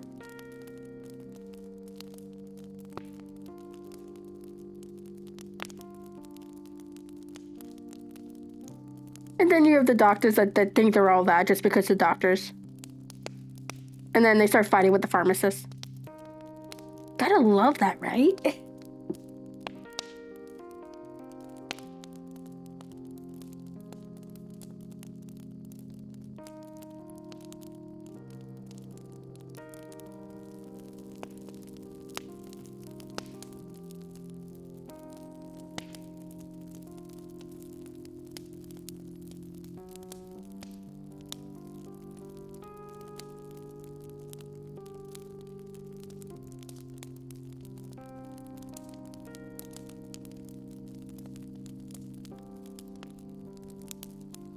Actually, I think I might have to add a note for myself to put the badges back on.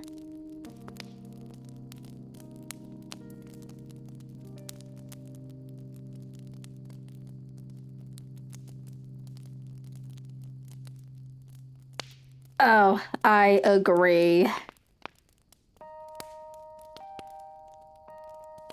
I don't know what's worse is like the doctor, the patient, or both. And that's not even including if you have a pharmacist that's like very headstrong. And one of those no nonsense pharmacists too, that doesn't take shit from anyone, not even the doctors. Because I do remember one time we actually had to call the police. Just because the doctor was being, no, was it a doctor? No, I think it was a patient. It was being super disruptive and they were in drive-thru.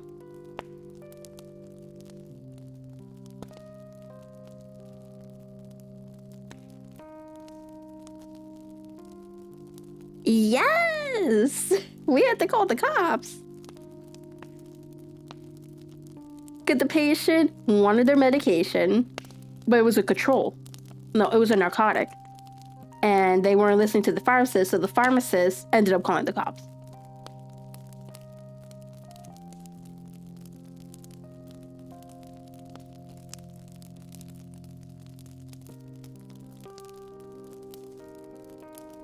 Yeah, I'm pretty sure they got banned from the store too, if I'm not mistaken.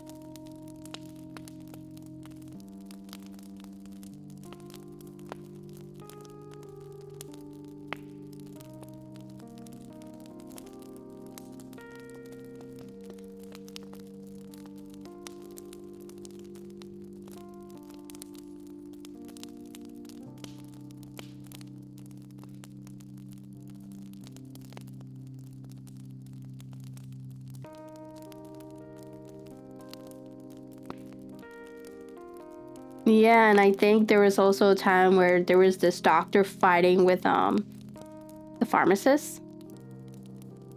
This was before she quit CVS and then went to a different pharmacy. Because like the doctor is like super entitled and where like he was trying to write a prescription for his dog, but he's not licensed to write for a dog. But he's a doctor, like, you know, I don't know what practice he does, but like, yeah. And then he was fighting, so he's saying like, I'm giving you the okay, and then pharmacist kept saying like, no, I need to confirm with your doctor. And I'm pretty sure it was like after hours.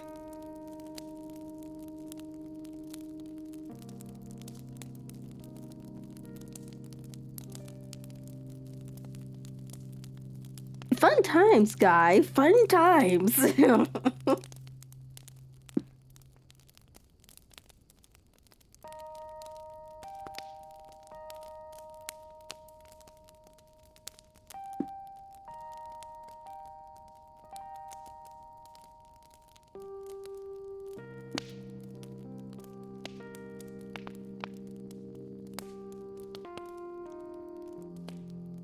Yeah, this is why like I don't ever want to work in a retail store.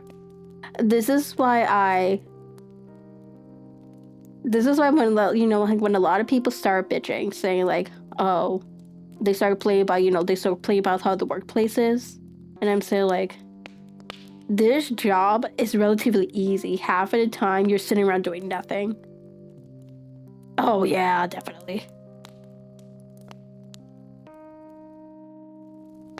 But yeah, it's like a lot of people argue about like how they can bitch about management. Yes, management, any job sucks.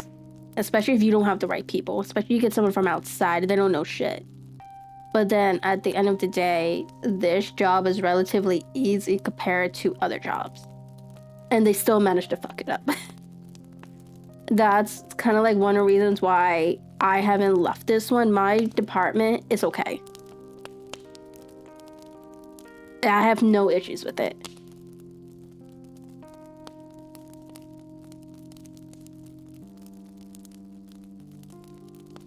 I said, like, do I want to be in this company all my life? Probably not, but it's fine for right now. I just don't want to be jumping ship right now when it's very hard to get a job. Because a lot of people are struggling to get jobs to even for the basic McDonald's. That's like, I know my brother is struggling right now. He's trying to apply for a job, and it's like, he keeps getting rejection letters. He tried applying to Walmart, of all places, and he got rejected, like, and Sam's Club, and then, like, he got a rejection letter, like, not even, like, as soon as he sent them the application. Which sucks.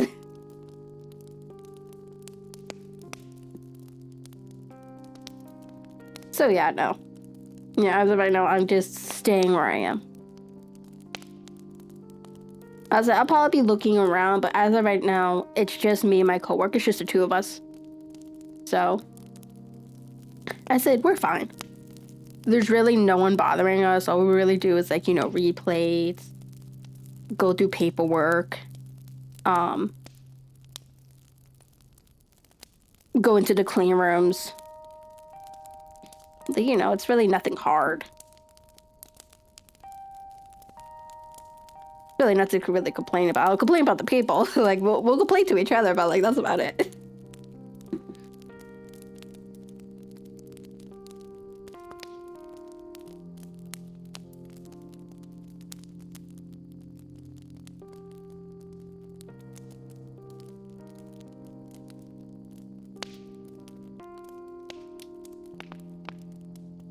Hold that thought. I just got an email for my thumbnails. Cool. We should probably get into new thumbnails either next week or the weeks after that. So we'll have a new thumbnail for going live.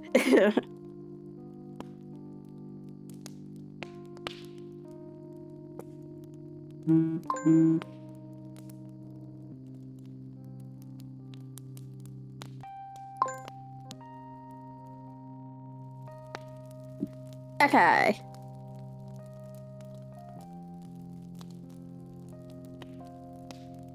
I'm gonna grab more tea, and then when I get back, we'll attempt to finish this section.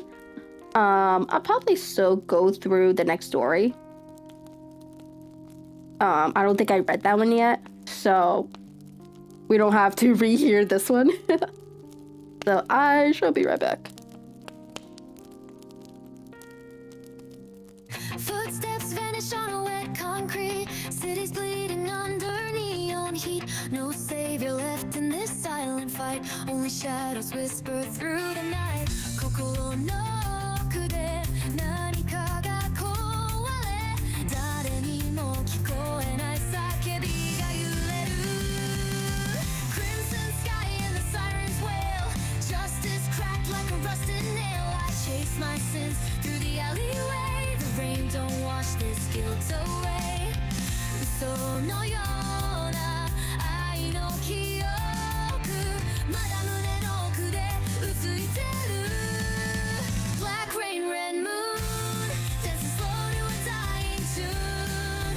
Wounds don't fade, they bloom inside this never-ending gloom. Black rain, red moon, I'm the storm, I'm the ruin.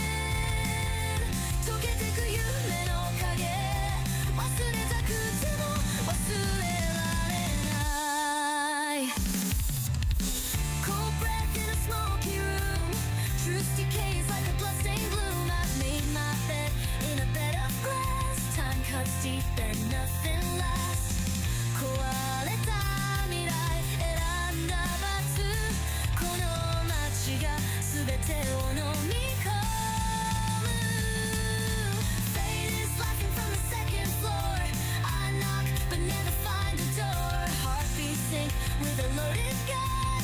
I'm cursed to always run 君の声が残る夜それだけがリアルな怪しい Black rain, red moon Dancing slow to a dying tune Wounds don't fade, they bloom Inside this never-ending gloom Black rain, red moon I'm the storm, I'm the ruin 溶けてく夢の影忘れたくても忘れられない No mercy in the mirror's face I lost the war but crave the chase If love was real it's buried deep Beneath the secrets that I keep 終わらせてしまうにはまだ赤い月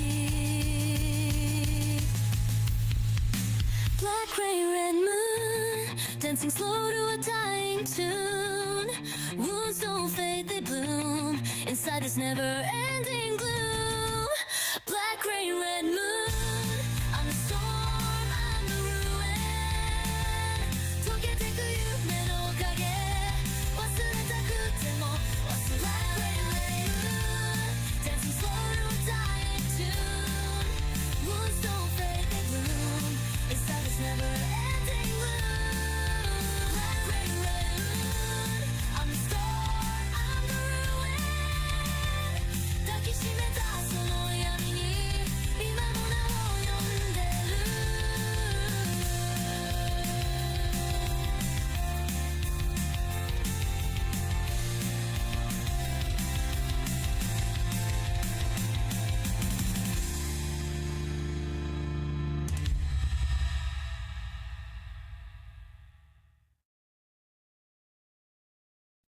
Footsteps vanish on a wet concrete Cities bleeding under neon heat No savior left in this silent fight Only shadows whisper through the night 心の奥で何かが壊れ誰にも聞こえない叫びが揺れる Crimson sky and the sirens wail Justice cracked like a rusted nail I chase my sins through the alleyway The rain don't wash this guilt away 嘘のような愛の記憶まだ胸の奥でうついてる Black rain, red moon Dancing slow to a dying tune Wounds don't fade, they bloom Inside this never-ending gloom Black rain, red moon I'm the storm, I'm the ruin 溶けてく夢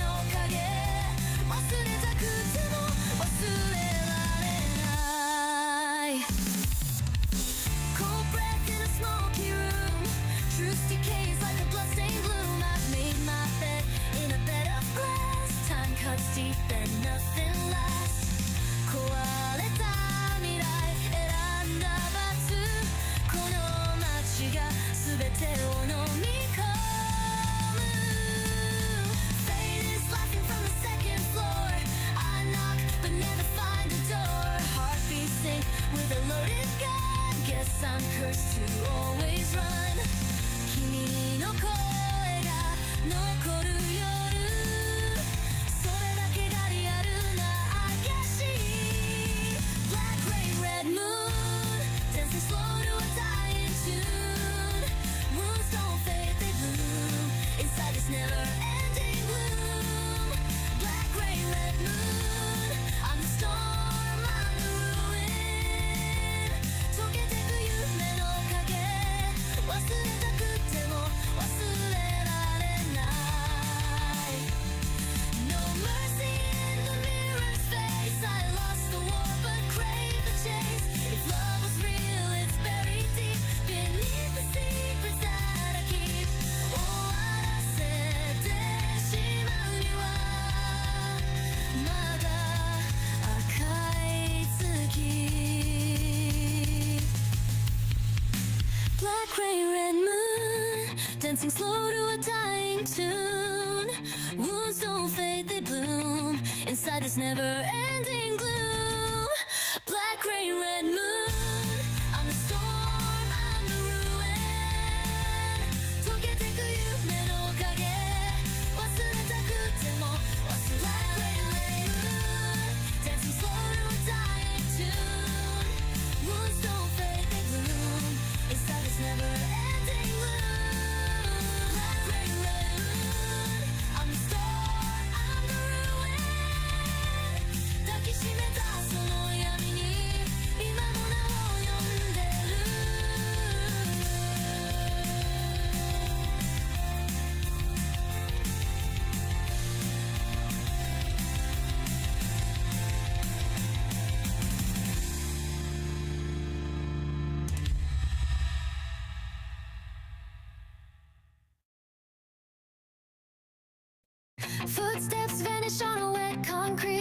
city's bleeding under neon heat. No savior left in this silent fight. Only shadows whisper through the night. Kokoro no奥で何かが壊れ、誰にも聞こえない叫びが揺れる。Crimson sky and the sirens wail. Justice cracked like a rusted nail. I chase my sins through the alleyway. The rain don't wash this guilt away. 嘘のような愛の記憶、まだ胸の奥でうついてる。Black rain, red moon, dancing slow to a dying tune. Wounds don't fade, they bloom inside this never-ending gloom. Black rain, red moon, I'm the storm, I'm the ruin. 溶けてく夢の影、忘れたくても忘れられない。Cold breath in a smoky room. Truth decays like a bloodstained bloom. I've made my bed in a bed of glass. Time cuts deep and nothing lasts. 壊れた未来選んだ罰。この街が全てを飲み込む。Fate is laughing from the second floor. I knock but never find the door. Heartbeat sync with a loaded gun. Guess I'm cursed to always run. 君の声が残る夜、それだけがリアルな証。Black rain, red moon, dancing slow to a dying tune. Wounds don't fade, they bloom. Zach, what is that emote I see?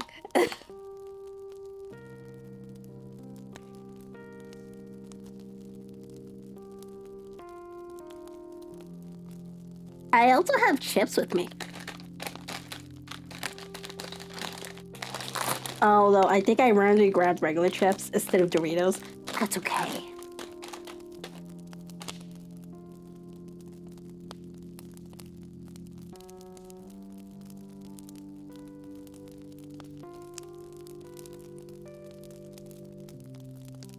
Oh my god, it's a twerking ghost.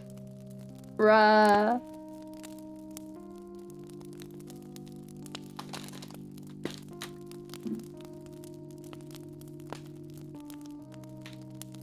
Oh, okay. That makes sense. It's a cute ghost. Yeah, I've been seeing a lot of cute monster themed emotes lately.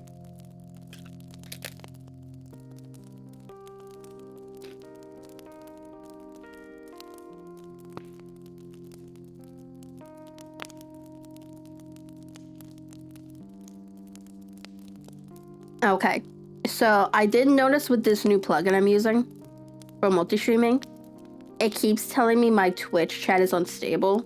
Apparently, they say to ignore that. Then it means it's fine. Because when I actually look at the feed, it looks fine to me.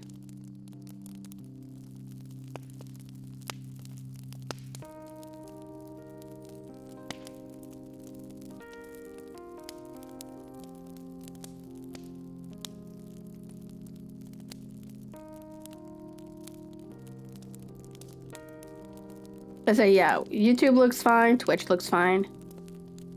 And so does Kick.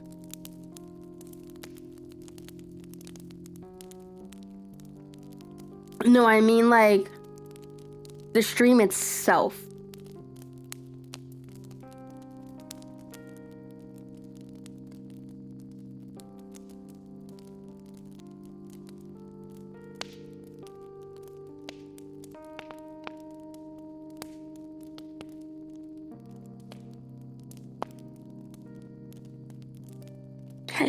Yes!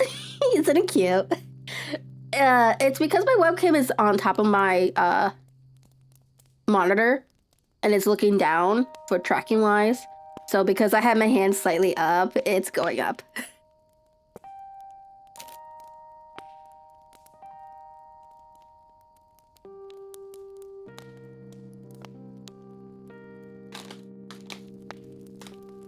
So you guys can tell when I'm eating.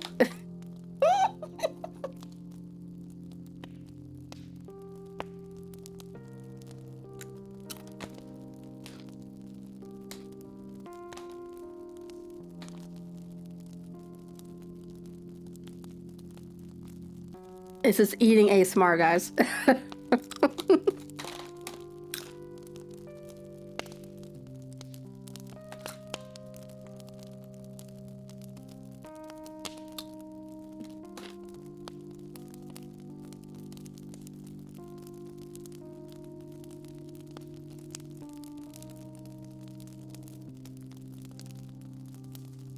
You're using a PNG, right? So you technically are VTubing.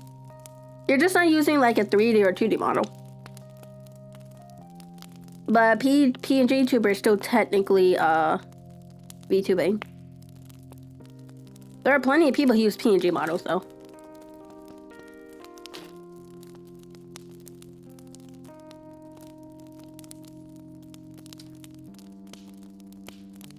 I was reading it out loud.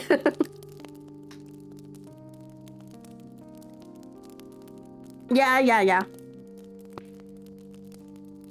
I got distracted. So I do have to make sure when I upload this to YouTube, I cut a lot of the talking out.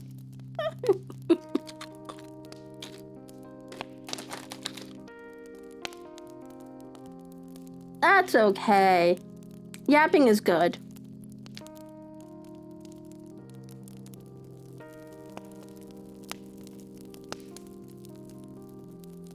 Yeah, I don't do cam streaming.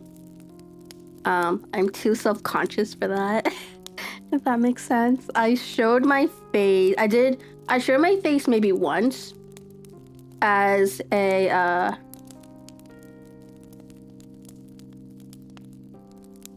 what was it? As a follower goal, I think I did it for. I don't really do follower goals anymore just because I'm kind of slow with everything. Oh, for copyright infringement, yeah.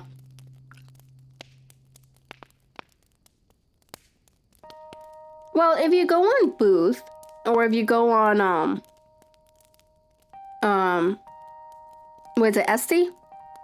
There are plenty of like free stuff you could probably find. Well, not probably free stuff. I wouldn't recommend Etsy too much because a lot of AI shit is on there. So it's hard to find what's an actual artist, but like there's a lot of websites where you can find free stuff. Especially PNG stuff.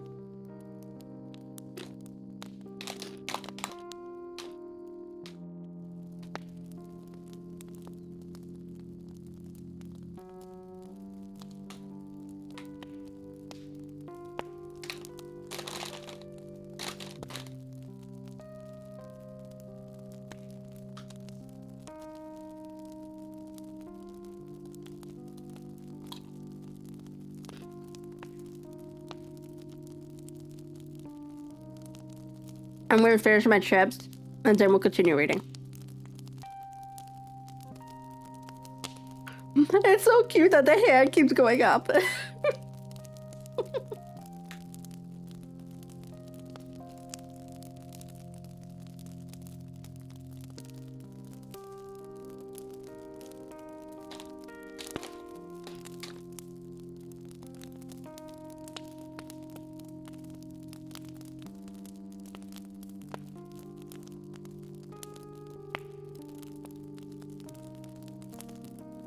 Yeah, that's fine. For those of you who don't know, my motto is actually inspired by Digimon. So yeah. So like the style, it's like if you actually look at my main model, the style itself is inspired by Digimon. We have the Lucimon tattoos and stuff like that. And a lot of the facial features and the lines is inspired by Digimon. Yeah, Mama Noda actually changed up her style because of how much I love Digimon, so she did a slightly different style for me. So it's kind of why I keep going to her for my models. We do have a updated 2.0 model. Her commissions are closed. I don't really have the funds to commission her right now, but I was thinking of getting another version of this chibi, but for the 2.0.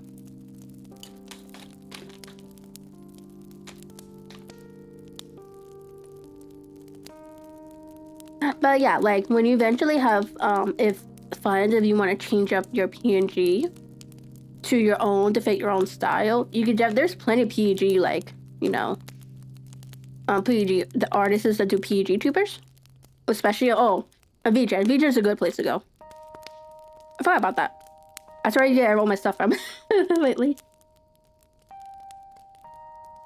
Like, you can easily find like pre-made stuff. I believe there are some free stuff people offer. And people even offer services for like if you just want like a simple PNG. I think depending on what artist you go to, depending what style you want, I think people do it as like what, $20-$40, depending what you want it for.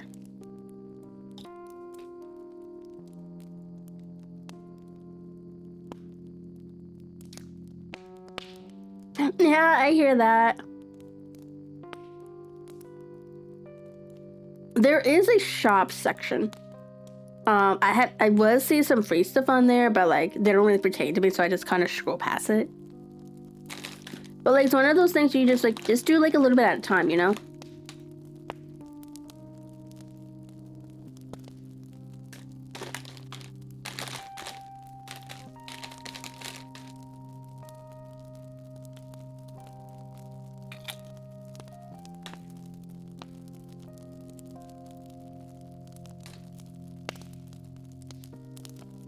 Oh, so we were in the middle of reading the next short story for Sherlock Holmes.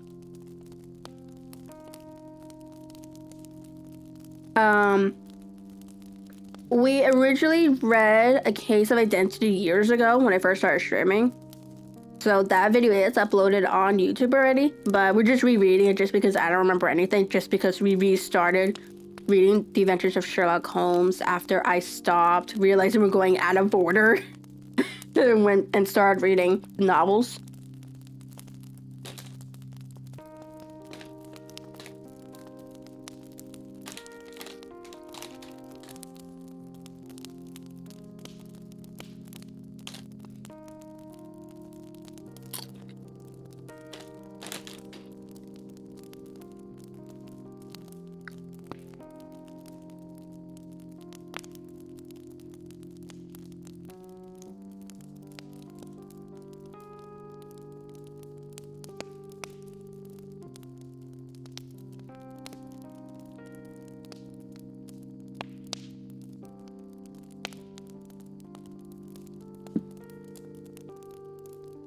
Yeah, so in the pin, I'm not sure if you guys can, hopefully it's still up there.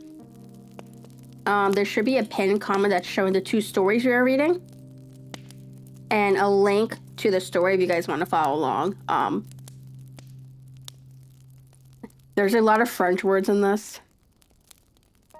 I love the little twitchy hands. It's like my favorite thing right now.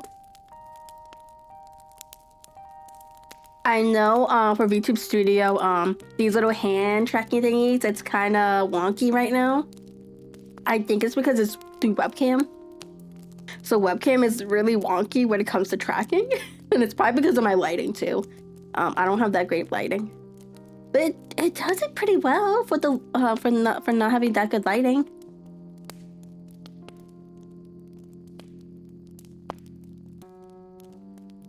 Yes, because I do not know French, guys.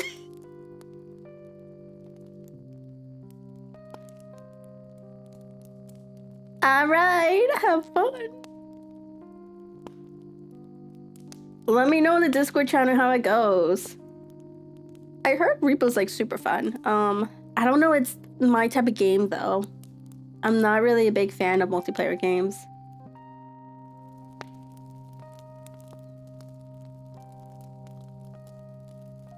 I love these hand trackings. Yeah, there it goes. The hand track is so wonky.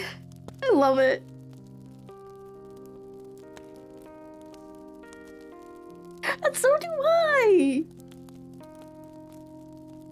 Sometimes it'll just randomly go up when I just have my hand on the mouse. No.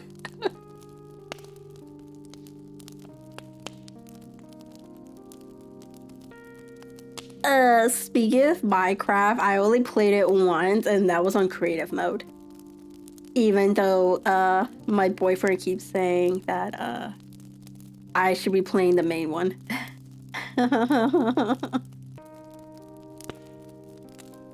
It's like, let me have my fun. Let me create things and not get blown up by a creeper.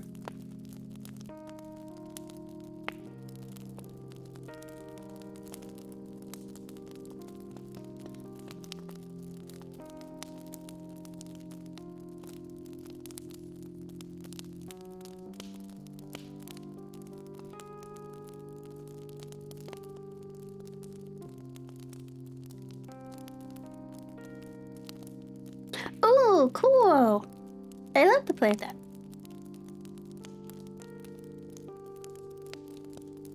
I think someday I might just add a channel to the server for Minecraft.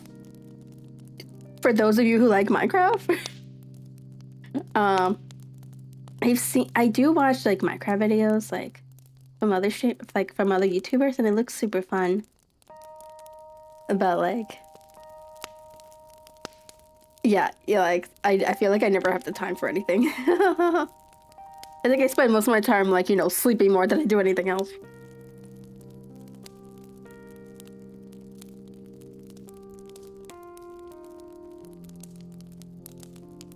Adulting is hard, you know.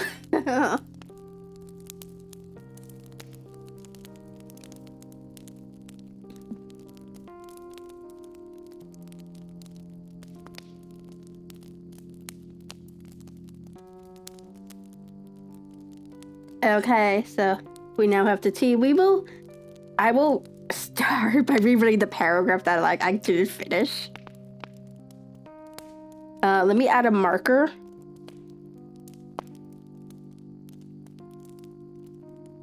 This is VTube Studio.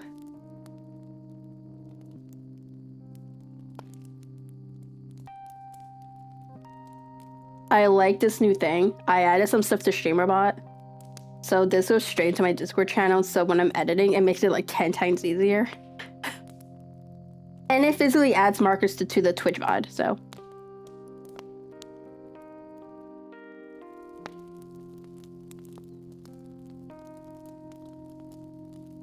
Okay.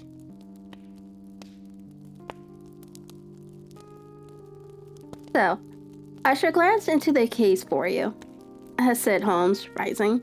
And I have no doubt that we shall reach some definite results. Let the weight of the matter rest upon me now, and do not let your mind dwell upon it further. Above all, try to let Mr. Harassment Angel vanish from your memory, as he has done from your life. Then, you don't think I'll see him again? I fear not. Then what has happened to him?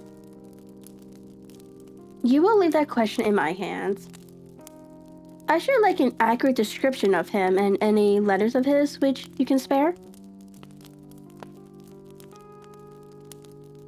I advertised for him in the last Sunday's Chronicle, said she. Here is the slip, and here are 4 letters from him. Thank you. And your address? Number 31, Loin Place, Camberwell. Mr. Angel's address you never had, I understand. Where is your father's place of business? He travels to West House and Marbank. The great claret importers of Fenchurch Street. Thank you. You have made your statement very clear. You will leave the papers here and remember the advice which I have given you. Let the whole incident be a sealed book, and do not allow it to affect your life. You are very kind, Mr. Holmes. But I cannot do that. I shall be true to Cosmere. He shall find me ready when he comes back.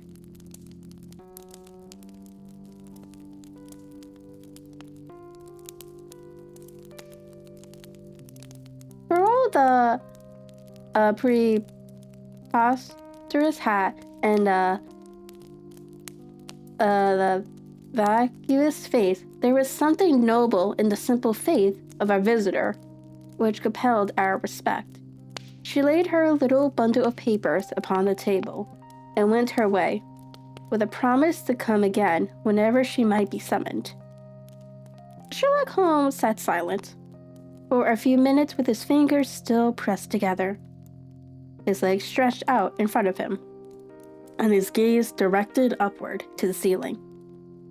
Then he took down from the rack the old and oily clay pipe, which was, to him, as a counselor, and having it lit, he leaned back in his chair, with the thick blue cloud wreaths spinning up from him, and a look of infinite languor in his face. "Quite an interesting study, that maiden," he observed. "I found her more interesting than her little problem, which, by the way, is rather a trite one. You will find parallel cases if you consult my index in Andover in 77, and there was something of the sort at the Ague last year. Old as is the idea, however, there were one or two details which were new to me. But the maiden herself was most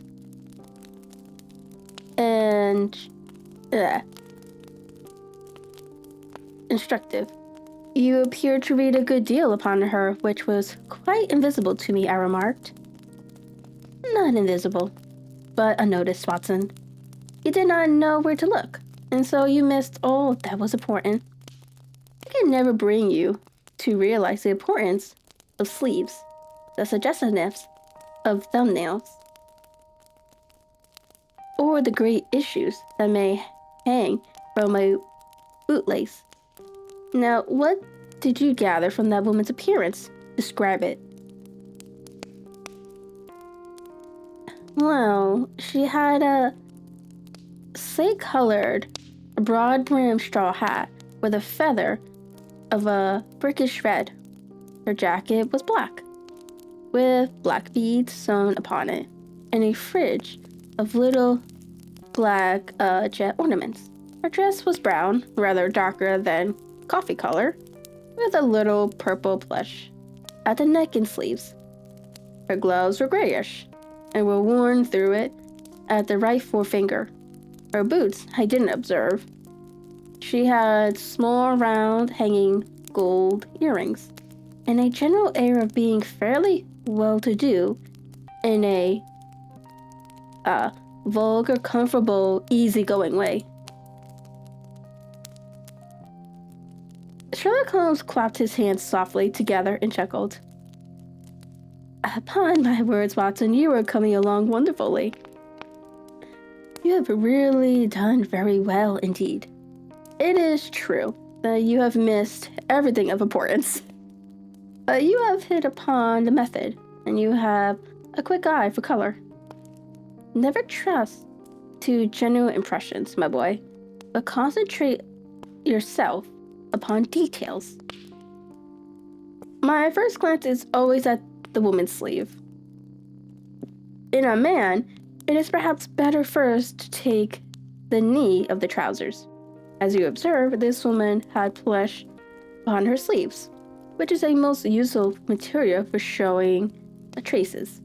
The double line a little above the wrist, where the typewrist presses against the table, was beautifully defined. The sewing machine of the hand type leaves a singular mark, but only on the left arm, and on the side of its farthest from the thumb, instead of being right across the broadest part, as this was. I then glanced at her face, and observing the tint of the pince-nez at either side of her nose, I ventured a remark upon short sight and typewriting, which seemed to surprise her. It surprised me. But surely it was obvious. I was then much surprised and interested, and glancing down to observe that, though the boots which she was wearing were not unlike each other, they were really odd ones. The one having a slightly decorated toe cap, and the other a plain one. One was buttoned only in the 2 lower buttons out of 5, and the other at the 1st, 3rd, and 5th.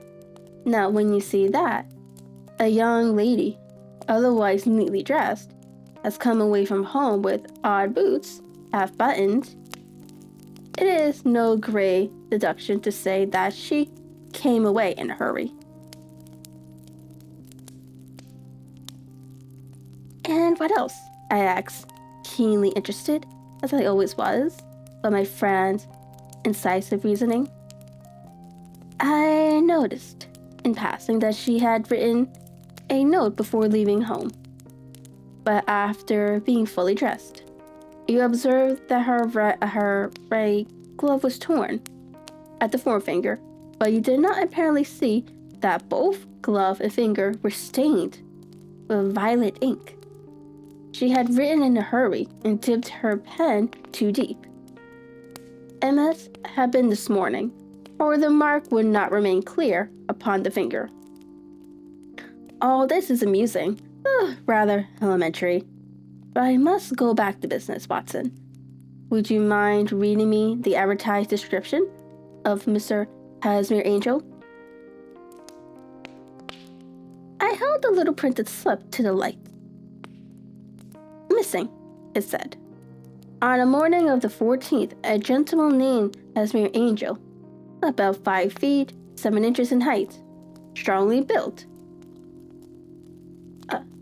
shallow complexion, black hair, a little bald in the center, bushy black side whiskers and mustache, tinted glasses, slightly infirmity of speech, was dressed, when last seen, in a black frock coat faced with silk, black a waistcoat, gold Albert chain, and gray hair with tweed trousers, with brown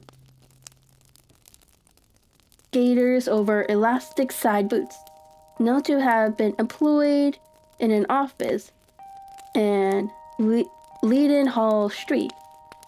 Anybody bringing? That will do, said Holmes. As to the letters, he continued, glancing over them, they are very commonplace, absolutely no clue in them. To Mr. Angel, things that he quoted Lasek once. There is one remarkable point, however, which will no doubt strike you. They are typewritten, I remarked. Not only that, but the signature is typewritten. Look at the neat little Casimir Angel at the bottom. There is a date, you see, but no superscription except Lindenhall Street, which is rather vague. The point about the signature is very suggestive. In fact, we may call it conclusive. Of what? My dear fellow, is it possible you do not see how strongly it bears upon the case?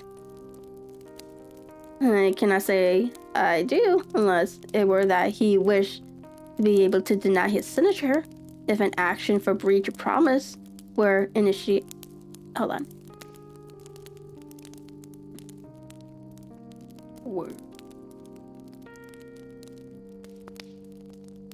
Were institute? I would not use it in that sentence, but okay.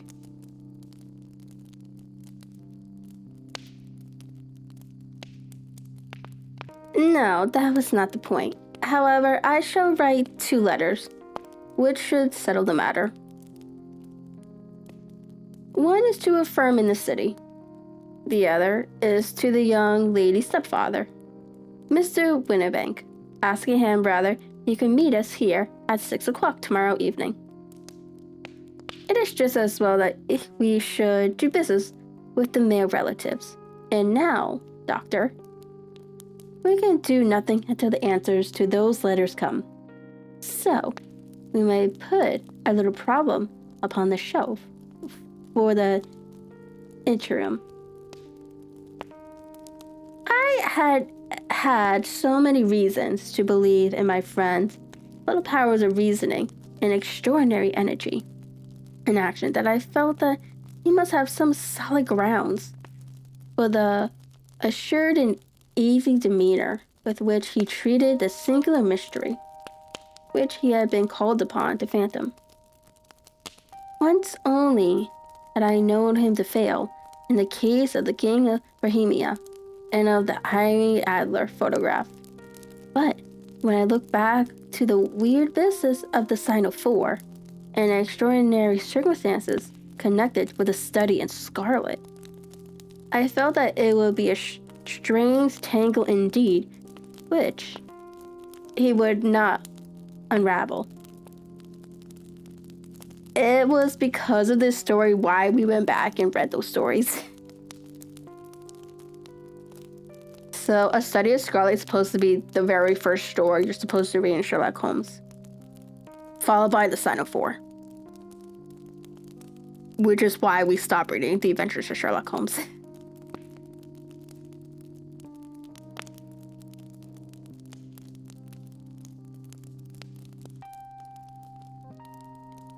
I left him then, though puffing at his black clay pipe, which, with the conviction that when I came again on the next evening, I would find that he held in his hands all the clues which would lead up to the identity of the disappearing bridegroom of Miss Mary Sutherland.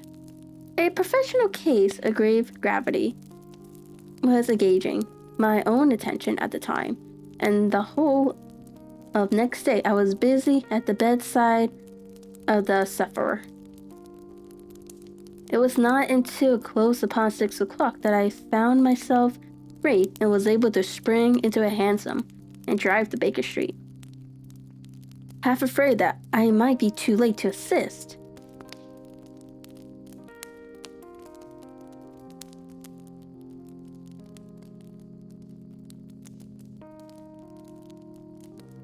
To assist the denouement of the little mystery.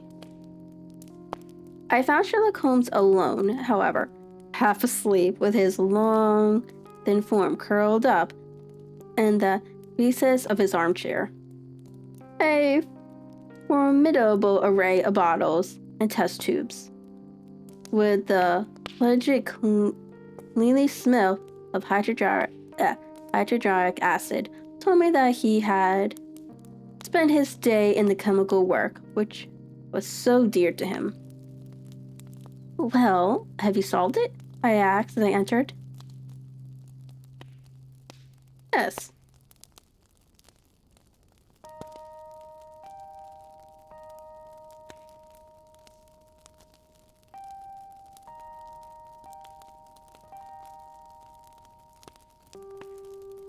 Yes, it was the bisulfate of Barita. No, the mystery, I cried. "Oh, that." I thought of the salt that I may have been working upon. There was never any mystery in the matter, although, as I said yesterday, some of the details are of interest. The only drawback is that there is no law, I fear, that can touch the scoundrel. Who was he, then? And what was his object? What was his object in deserting Miss Sutherland? The question was hardly out of the mouth, and Holmes had not yet opened his lips to reply when he heard a heavy footfall in the passage and a tap at the door. "This is the girl's stepfather, Mr. James Winnebank." said Holmes. He has written to me to say that he would be here at 6. Come in. The man who entered was a sturdy, middle-sized fellow, some 30 years of age, clean-shaven and shallow-skinned, with a bland and situating manner, and a pair of wonderfully sharp and penetrating gray eyes. He shot a questioning glance at each of us, placed his shiny top hat upon the sideboard, and with a slight bow, slid down into the nearest chair. Good evening, Mr. James Winterbrink, said Holmes. I think that this typewritten letter is from you, in which you made an appointment with me for 6 o'clock.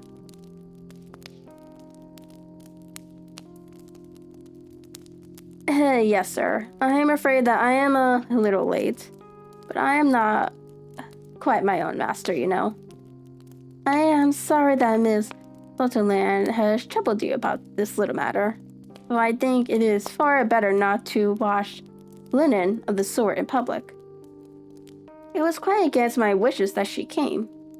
She's a very excitable, impulsive girl, as you may have noticed, and she is not easily controlled when she has made up her mind on a point.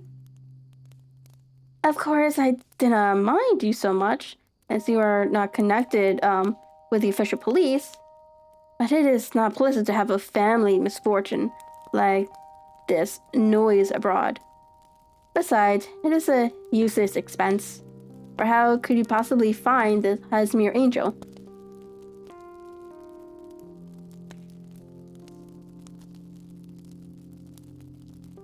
On the contrary,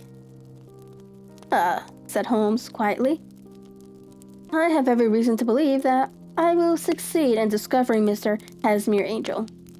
Mr. Winterbank gave a violent start and dropped his gloves. I am delighted to hear it, he said.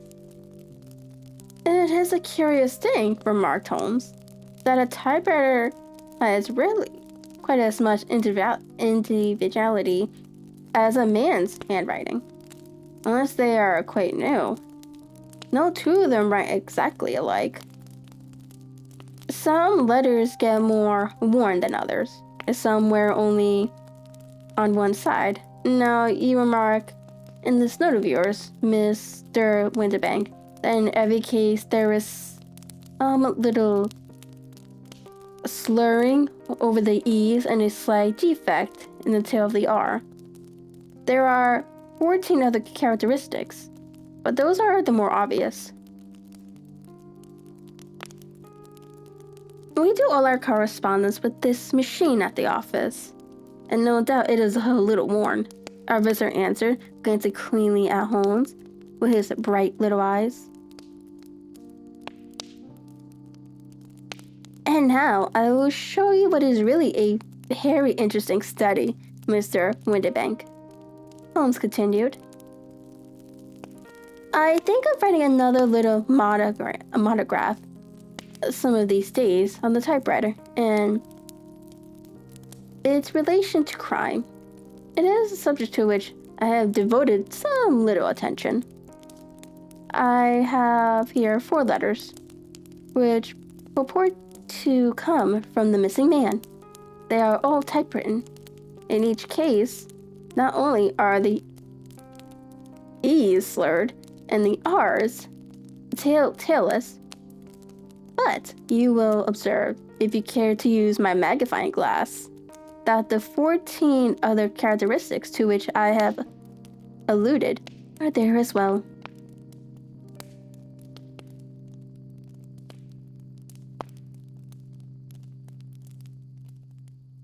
Mr. Winterbank sprang out of his chair and picked up his hat.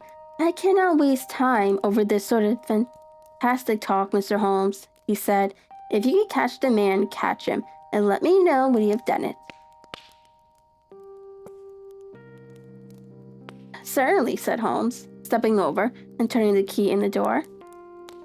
I will let you know, then, that I have caught him. What? Where? Shouted Mr. Winterbank, turning white to his lips and glancing about him like a hat in a trap. Oh, it won't do. Really, it won't, said Holmes. Severely, there is no possible getting out of it, Mr. Windibank. It is quite too transparent, and it was a very bad compliment when you said that it was impossible for me to solve so simple a question. That's right, sit down and let us talk it over. Our visitor collapsed into a chair with a ghastly face and a glitter of moisture on his brow. It... Not actionable, he stammered. I am very much afraid that it is not. But between ourselves, Windibank, it was as cruel and selfish and heartless a trick in a petty way as ever came before me. Now let me just run over the course of the event, and you will contradict me if I go wrong. The man sat huddled up in his chair, with his head sunk up upon his breast, like one who was utterly crushed. Holmes stuck his feet up on the counter, on the corner of the mantelpiece, and leaning back with his hands in his pockets, began talking rather to himself, as it seemed, than to us. The man married a woman very much older than himself for her money, said he, and he enjoyed the use of the money of the daughter as long as she lived with them. It was a considerable sum for people in their positions, and the loss of it would have made a serious difference. It was worth an effort to preserve it. The daughter was of a good, amiable disposition, but affectionate and warm-hearted in her ways, so that it was evident that with her fair personal advantages and her little income, she would not be allowed to remain single long. Now, her marriage would mean, of course, the loss of 100 a year. But what does her stepfather do to prevent it? He takes the obvious course of keeping her at home and forbidding her to seek the company of people of her own age. But soon he found that would not answer forever. She became festive, insisted upon her rights, and finally announced positive intentions of going to a certain ball. What does her clever stepfather do then? He conceives an idea more creditable to his head than to his heart. With the connivance and assistance of his wife, he disguised himself, covered those keen eyes with tinted glasses, and masked the face with a mustache and a pair of bushy whiskers. Sunk that clear voice into an insinuating whisper. Uh-oh, I think my mom's home. The dog is going crazy.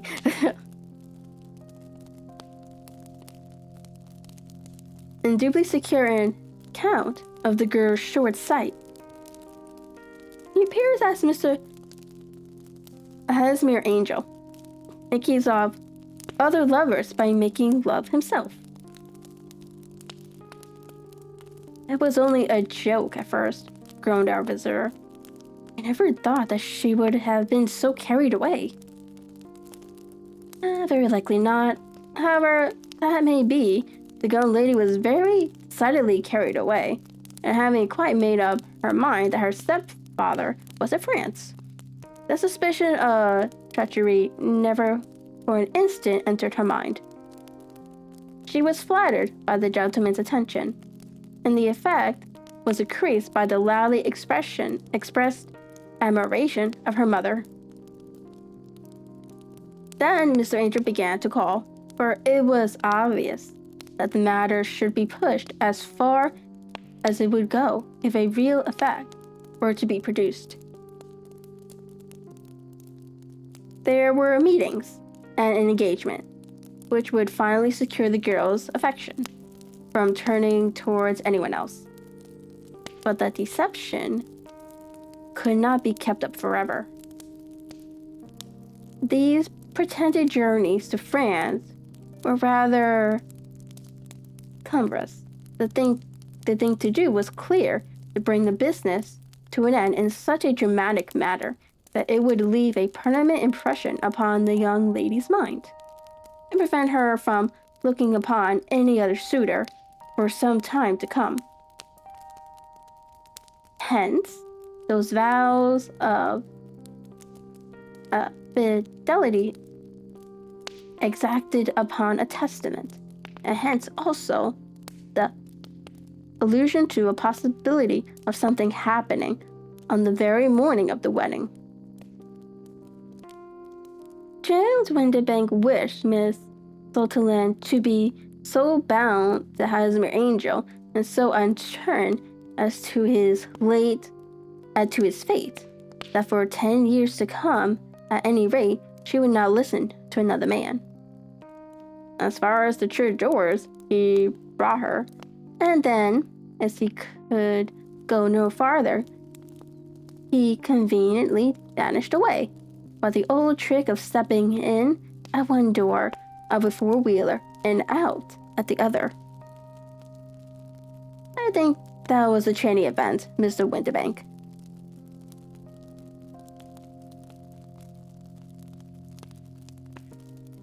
Our visitor had recovered something of his assurance while Holmes had been talking, and he rose from his chair now with a cold sneer upon his pale face.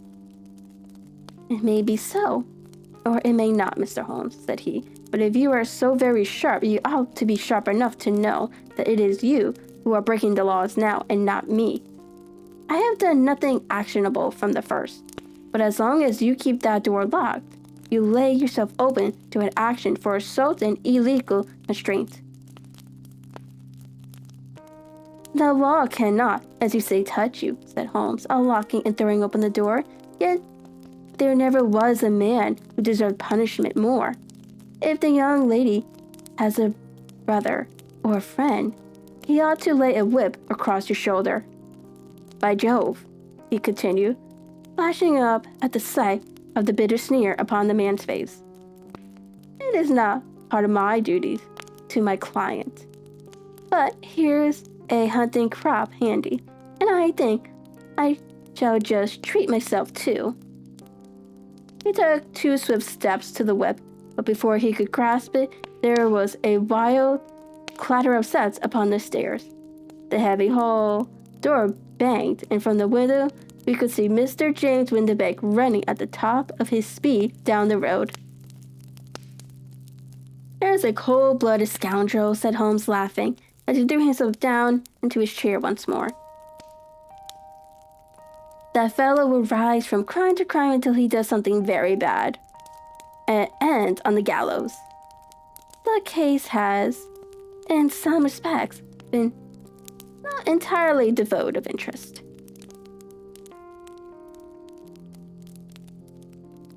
"I cannot now see all the steps of your reasoning." Oh wait, hold on. I cannot now entirely see all the steps of your reasoning, I remarked.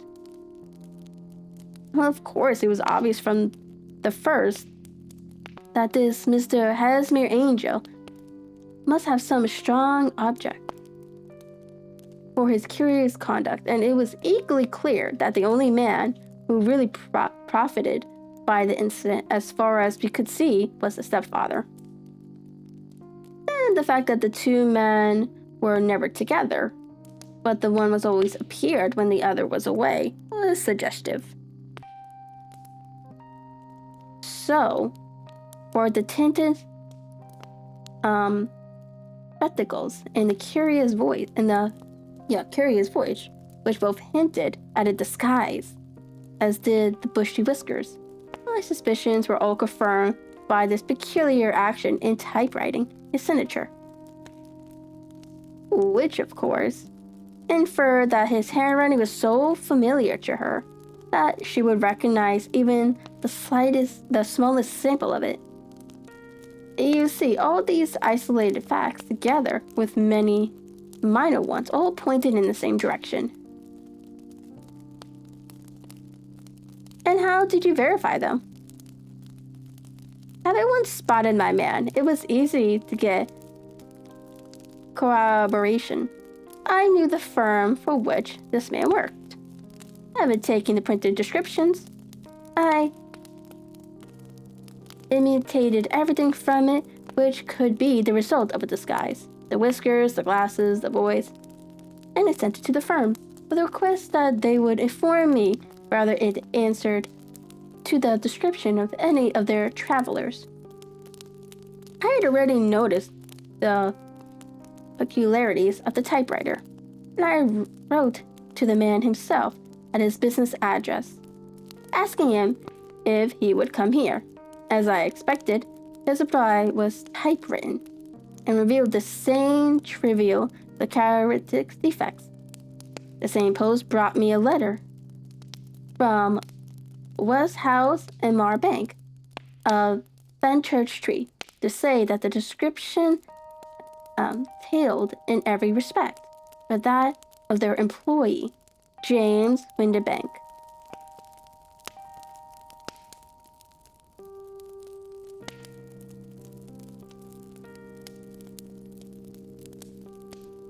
Volatile? Curious.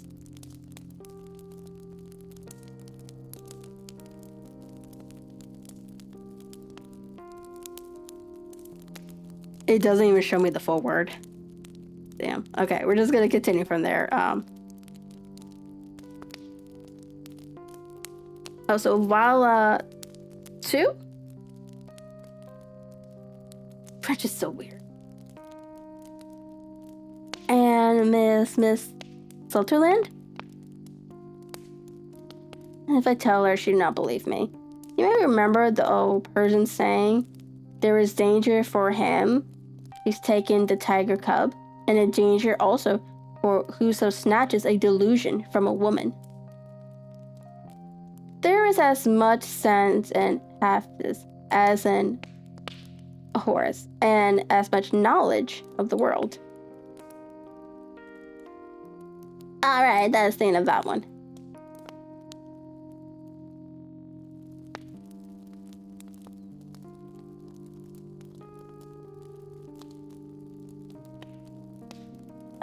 Where's my marker?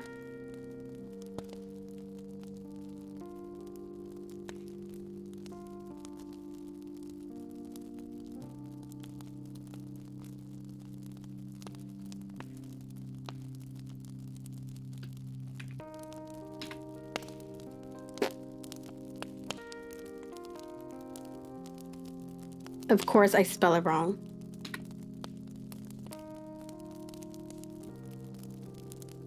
Voila. Marker is solved.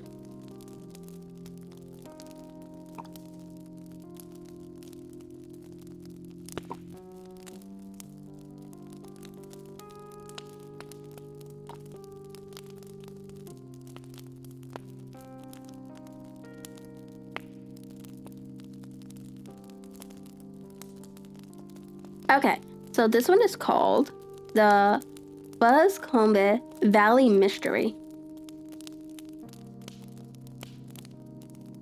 Yeah, the other one was okay. It's like, I just felt like it was one of those stories in where like the parents wanted to keep the girl to themselves because of the money. By that I mean the father.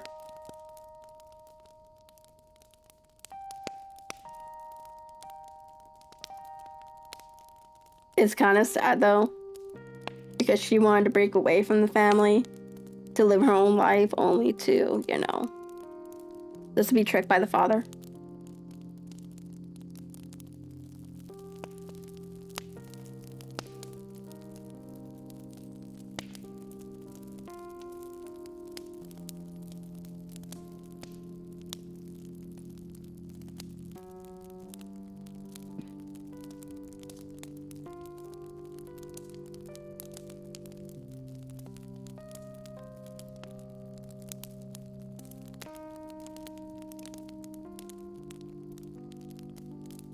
What is... I'm assuming the first was supposed to be a we.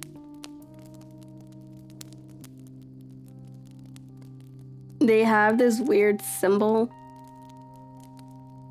a very stylish symbol, for the first letter. I'm just gonna say it's the sentence is, "We were seated." I don't know.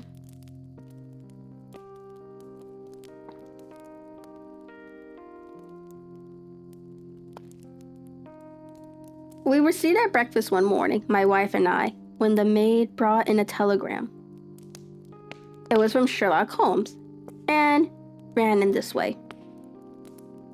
"Have you a couple days to spare? I have just been wired for from the west of England in connection with the Boscombe Valley tragedy. Shall be glad if you will come with me. Air and scenery perfect. Leave Pennington by the 11:15. What do you say, dear?" said my wife, looking across at me. "Will you go?" I really don't know what to say. I have a fairly long list at present. "Oh, and Arthur, what do you work for you? You have been looking a little pale lately. I think that the change would do you good. And you are always so interested in Mr. Sherlock Holmes' cases." "Should be ungrateful if I were not, seeing what I gained through one of them," I answered. "But if I am to go, I must pack at once, for I have only half an hour." My experience of camp life in Afghanistan had at least had the effect of making me a prompt and ready traveler. My wants were few and simple, so that in less than the time stated, I was in a cab with my valise rattling away to Paddington Station. Sherlock Holmes was pacing up and down the platform. His tall, gaunt figure made even a grunter, and tall by his long gray traveling cloak and close-fitted cloth cap. "It is very good of you to come, Watson," said he. "It makes a considerable difference to me, having someone with me on whom I can thoroughly rely. Local aid is always either worthless or else biased. If you keep the two corner seats, I should get the tickets." We had the carriage to ourselves, save for an immense litter of papers which Holmes had brought with him. Among these, rummaged and read with intervals of note-taking and of meditation, until we were past reading. Then he suddenly rolled all into a gigantic ball and tossed them up onto the rack. "Have you heard anything of the case?" he asked. "Not a word. I have not seen a paper for some days. The London press has not had very full accounts. I've just been looking through all the recent papers in order to master the particulars. It seems, from what I gather, to be one of those simple cases which are so extremely difficult." That sounds a little paradoxical. But it is profoundly true. Singularity is almost invariably a clue. The more featureless and commonplace a crime is, the more difficult it is to bring it home. In this case, however, they have established a very serious case against the son of the murdered man. It is a murder, then? Well, it is conjecture to be so. I shall take nothing for granted until I have the opportunity of looking personally into it. I will explain the state of things to you, as far as I have been able to understand it, in a very few words. Boscombe Valley is a country is a country district not very far from Ross in Herefordshire. The largest landed proprietor in that part is a Mr. John Turner, who made his money in Australia. Hold on, no, not Australia.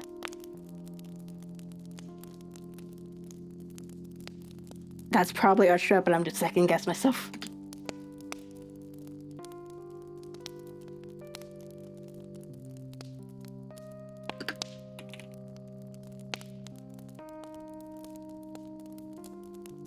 Yes, that is Australia.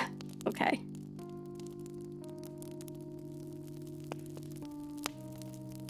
And returned some years to the old country. One of the farms which he held, that of Heatherley, was let to Mr. Charles McCarthy, who was also an ex-Australian. The men had known each other in the colonies, so that it was not unnatural that when they came to settle down, they should do so as near each other as possible.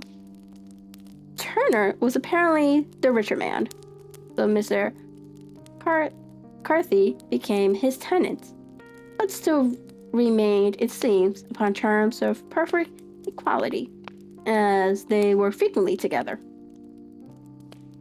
McCarthy had one son, a lad of 18, and Turner had an only daughter of the same age, but neither of them had wives living.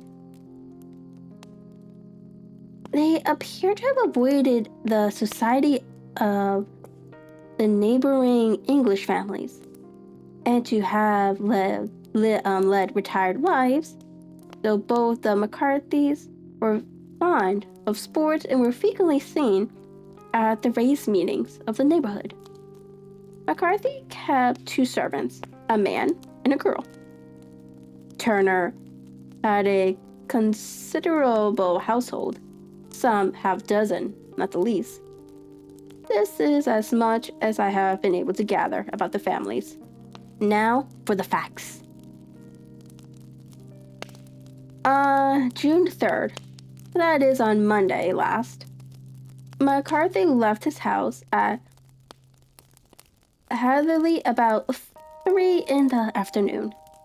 They walked down to the Boscombe pool, which is a small lake form by the spreading out of the stream which runs down the Boscombe Valley. He had been out with his survey man in the morning at Ross, and he had told the man that he must hurry, as he had an appointment of importance to keep at 3. From that appointment, he never came back alive. From Heatherley farmhouse to the Boscombe pool is a quarter of a mile, and 2 people saw him as he passed over his ground. One was an old woman, whose name is not mentioned, and the other was William Crowder, a gamekeeper in the employ of Mr. Turner. Both these witnesses deposed that Mr. McCarthy was walking alone. The gamekeeper adds that within a few minutes of his seeing Mr. McCarthy pass, he had seen his son, Mr. James McCarthy, going the same way with a gun under his arm. To the best of his belief, the father was actually in sight at the time, and the son was following him. He thought no more of the matter until he heard in the evening of the tragedy that had occurred. The 2 McCarthys were seen after the time when William Crowder, the gamekeeper, lost sight of them. The Boscombe pool is thickly wooded around, with just a fringe of grass and of reeds round the edge. A girl of 14, Patience Moran, who is the daughter of the lodge keeper of the Boscombe Valley estate, was in one of the woods picking flowers. She states that while she was there, she saw at the border of the woods and close by the lake, Mr. McCarthy and his son, and that they appeared to be having a violent quarrel. She heard Mr. McCarthy, the elder, using very strong language to his son, and she saw the latter raise up his hands as if to strike his father. She was so frightened by their violence that she ran away and told her mother when she reached home that she had left the two Mr. McCarthys quarreling near Boscombe pool, and that she was afraid that they were going to fight. She had hardly said the words when young Mr. McCarthy came running up to the lodge to say that he had found his father dead in the woods, and to ask for the help of the loungekeeper. He was much excited, without either his gun or his hat, and his right hand and sleeve were observed to be stained with fresh blood. On following him, they found the dead body stretched out upon the grass beside the pool. The head had been beaten in by repeated blows of some heavy and blunt weapon. The injuries were such as might very well have been inflicted by the butt head of his son's gun, which was found laying on the grass within a few paces of the body. Under these circumstances, the young man was instantly arrested, and a verdict of willful murder having been returned at the inquest on Tuesday. He was on Wednesday brought before the magistrate at Ross, who had referred the case to the next assizes. Those are the main facts of the case as they come out before the coroner and the police courts. I could hardly imagine a more damning case, I remarked. If ever circumstantial evidence pointed to a criminal, it does so here. Circumstantial evidence is a very tricky thing, answered Holmes thoughtfully. It may seem to point very straight to one thing, but if you shift your own point of view a little, you may find it's pointing in an entirely uncompromising matter to something entirely different. It must be confessed, however, that the case looks exceedingly grave against the young man, and it is very possible that he is indeed the culprit. There are several people in the neighborhood, however, and among them Miss Turner, the daughter of the neighboring landowner, who believe in his innocence, and who have retained Lestrade, whom you may recollect in connection with the study in Scarlet to work out the case in his interest. Lestrade, being rather puzzled, has referred the case to me, and hence it is that two middle-aged gentlemen are flying westward at 50 miles an hour instead of quietly digesting their breakfast at home.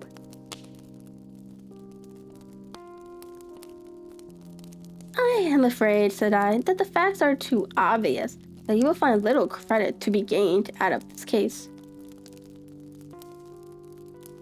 There is something more deceptive than an obvious fact, he answered, laughing.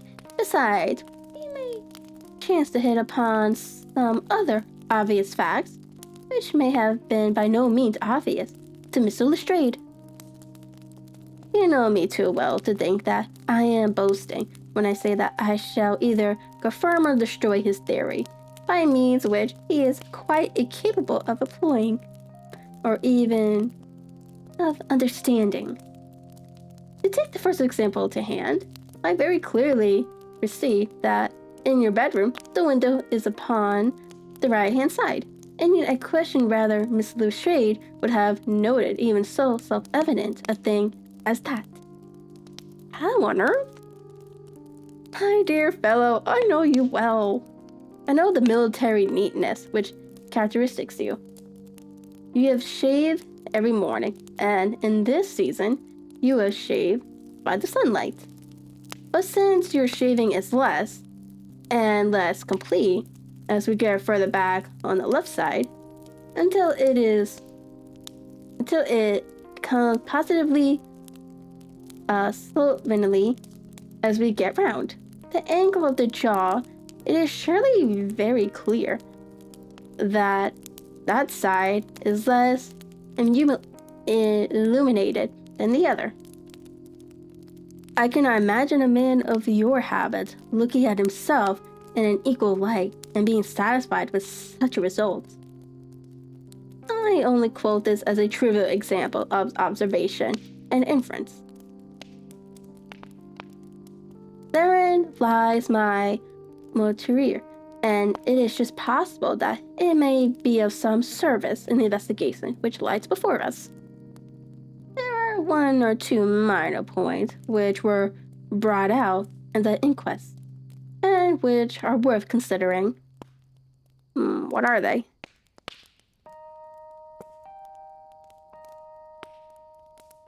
It appears that his arrest did not take place at once, but after the return to Hartley Farm. On the inspector, constabulary informing him that he was a prisoner, he remarked that he was not surprised to hear it, and that it was no more than his deserts. This observation of his had the natural effect of removing any traces of doubt which might have remained in the minds of the coroner's jury. It was a confession? I ejaculated. No, for it was followed by a prostitution of innocence.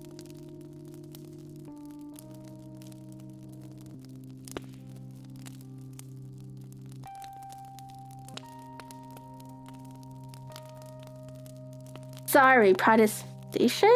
What does protestation mean?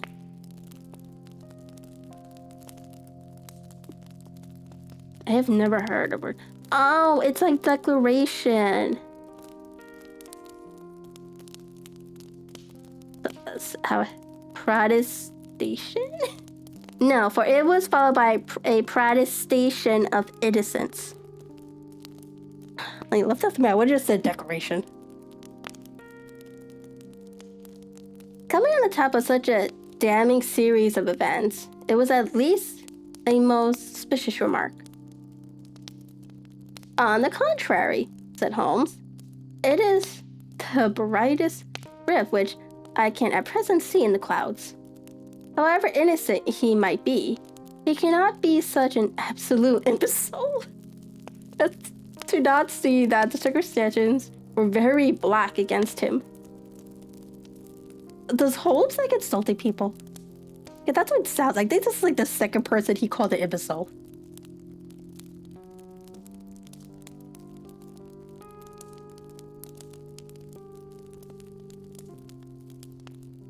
He appeared surprised at his own arrest, or feigned indignation at it. I would have looked upon it as highly suspicious, because such surprise or anger would not be natural under the circumstances, and yet might appear to be the best policy to a scheming man. His frank acceptance of the situation marks him as either an innocent man, or else as a man of considerable self-restraint and firmness. As to his remark about his deserts, it was also not unnatural if you consider that he stood beside the dead body of his father, and that there is no doubt that he had that very day so far forgotten his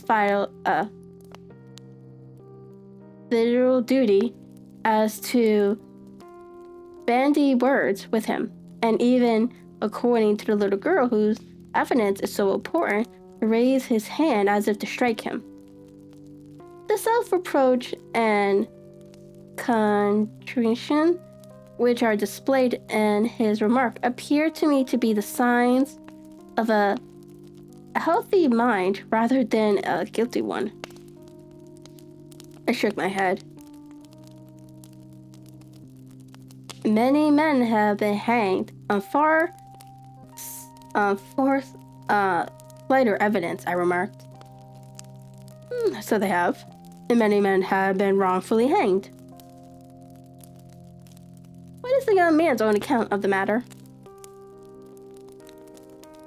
It is, I am afraid, not very encouraging to his supporters, though. There are one or two points in which are suggestive. You will find it here, and may read it for yourself. He picked out from his bundle a copy of the local Herefordshire paper, and having turned down the sheet, he pointed out the paragraph in which the unfortunate man had given his own statement of what had occurred. I settled myself down in the corner of the carriage and read it very carefully. It ran this way. Mr. James McCarthy, the only son of the deceased, was then called and gave evidence as follows. I had been away from home for 3 days at Bristol and had only just returned upon the morning of last Monday, the 3rd. My father was absent from home at the time of my arrival, and I was informed by the maid that he had driven over to Ross when John Cobb, the groom. Shortly after my return, I heard the wheels of his trap in the yard, and looking out of my window, I saw him get out and walk rapidly out of the yard, though I was not aware in which direction he was going. I then took my gun and strolled out in the direction of the Boscombe pool, with the intention of visiting the rabbit warren, which is upon the other side. On my way, I saw William Crowder, the gamekeeper, as he had stated in his evidence. But he is mistaken in thinking that I was following my father. I had no idea that he was in front of me. When about 100 yards from the pool, I heard a cry of "Koi," which was a usual signal between my father and myself. I then hurried forward and found him standing by the pool. He seemed to be much surprised at seeing me and asked me rather roughly what I was doing there. A conversation ensued, which led to high words and almost to blows, for my father was a man of a very violent temper. Seeing that his passion was becoming ungovernable, I left him and returned towards Arthurley Farm. I had not gone more than 150 yards, however, when I heard a hideous outcry behind me, which caused me to run back again. I found my father expiring upon the ground, with his head terribly injured. I dropped my gun and held him in my arms, but he almost instantly expired. I knelt beside him for some minutes and then made my way to Mr. Turner's lounge keeper, his house being the nearest, to ask for assistance. I saw no one near my father when I returned, and have no idea how he came by his injuries. He was not a popular man, being somewhat cold and forbidding in his manners, but he had, as far as I knew, no active enemies. I know nothing further of the matter.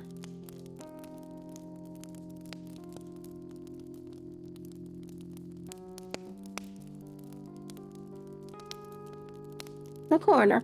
Did your father make any statement to you before he died? Witness. He mumbled a few words, but I could only catch some allusion to a rat. The coroner. What did you understand by that? A witness. It's conveyed no meaning to me. I thought that he was delirious. The coroner. What was the point upon which you and your father had his final quarrel? Witness, I would prefer not to answer. The coroner, I am afraid that I must press it. Witness, it is really impossible for me to tell you. I can assure you that it has nothing to do with the sad tragedy which followed. The coroner, that is for the court to decide. I need not point out that to you that your refusal to answer will prejudice your case considerably and any future proceedings which may arise. Witness, I still must refuse. Coroner, I understand that the cry of "Koi" was a common signal between you and your father. Witness, it was.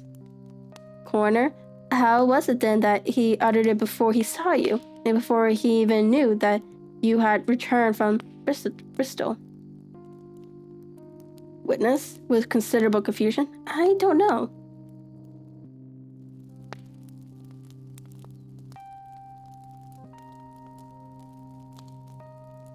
A juryman. Did you see nothing which aroused your suspicions when you returned on hearing the cry and found your father fatally injured? Witness, nothing definite? The coroner, what do you mean? Witness, I was so disturbed and excited as I rushed out into the open that I could think of nothing except my father. Yet I have a vague impression that as I ran forward, something lay upon the ground to the left of me. It seemed to me to be something gray in color, a coat of some sort, or a plaid, perhaps. When I rose from my father, I looked around for it, but it was gone. Do you mean that it disappeared before you went for help? Yes, it was gone. You cannot say what it was? No, I had a feeling something was there. How far from the body? A dozen yards or so? And how far from the edge of the woods? About the same.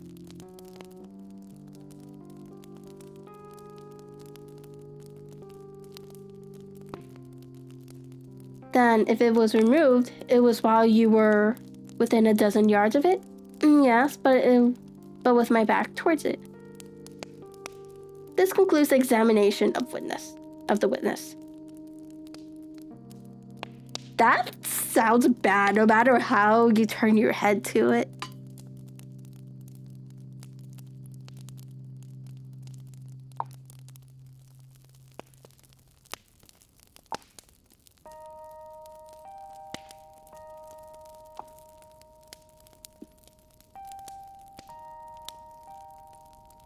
I see, said as I glanced down the column.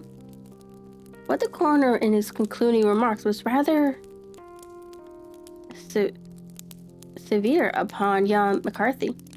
He calls attention, and with reason, to the discrepancy about his father, having signaled to him before seeing him. Also to his refusal to give details of his conversation with his father, and his singular account of his father's dying words. They are all, as he remarks, very much against the sun.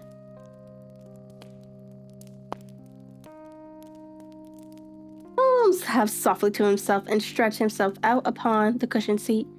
All of you in the corner have been at some pains, said he, to single out the very strongest points in the young man's favor.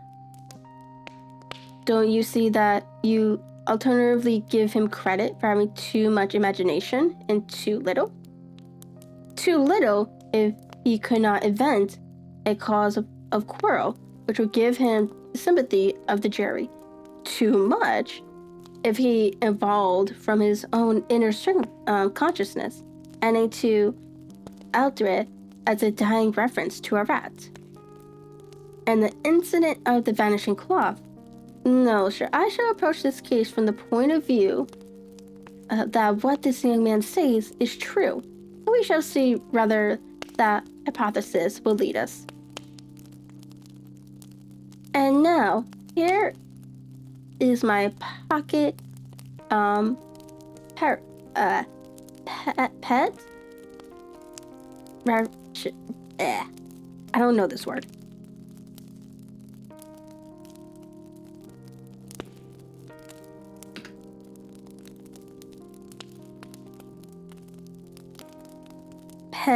Petrarch?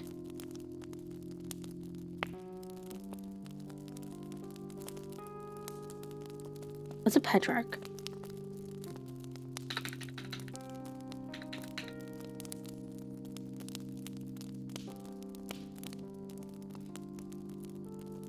It looks like an ugly hat.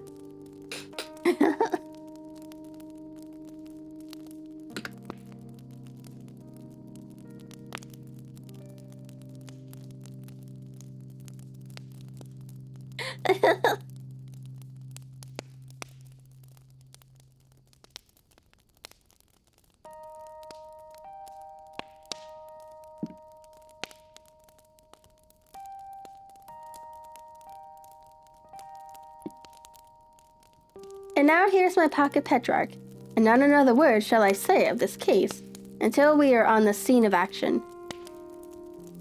We lunch at Swingdawn, and I see that we shall be here in 20 minutes. It was nearly 4 o'clock when we at last... It was nearing 4 o'clock when we at last, after passing through the beautiful Stroud Valley and over the broad gleaming Severn, found ourselves at the pretty little country town of Ross. A lean, ferret-like man, furtive and sly-looking, was waiting for us upon the platform. In spite of the light brown dust coat and leather leggings which he wore in deference to his rustic surroundings, I had no difficulty in recognizing the strain of Scotland Yard. Wait. Did he call him a ferret-like man?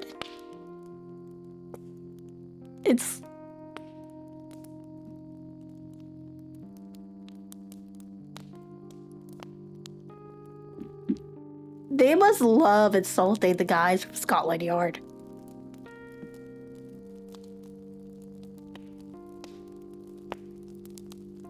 I would be so mad if someone called me and said I looked like a ferret. I don't know if that's the recipe called it, but still, I don't know.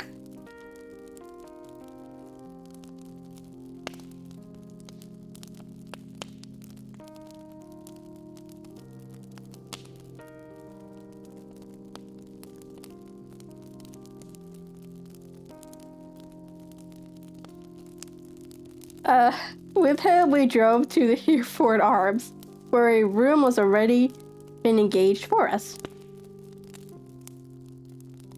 I have ordered a carriage, said Lestrade, as we sat over a cup of tea. I knew your energetic nature, and that you would not be happy until you had been on the scene of the crime. It was very nice and complimentary of you, Holmes answered.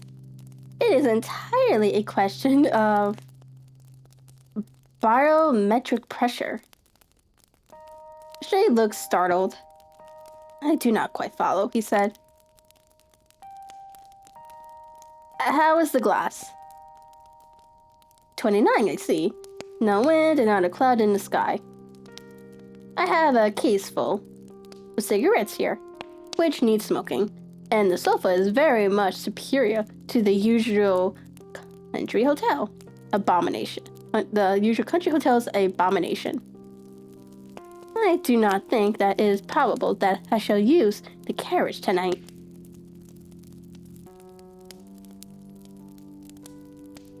Lestrade laughed and spoke gently.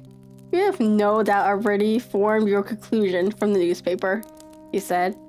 The case is as plain as the pikestaff, and the more one goes into the plainer it becomes.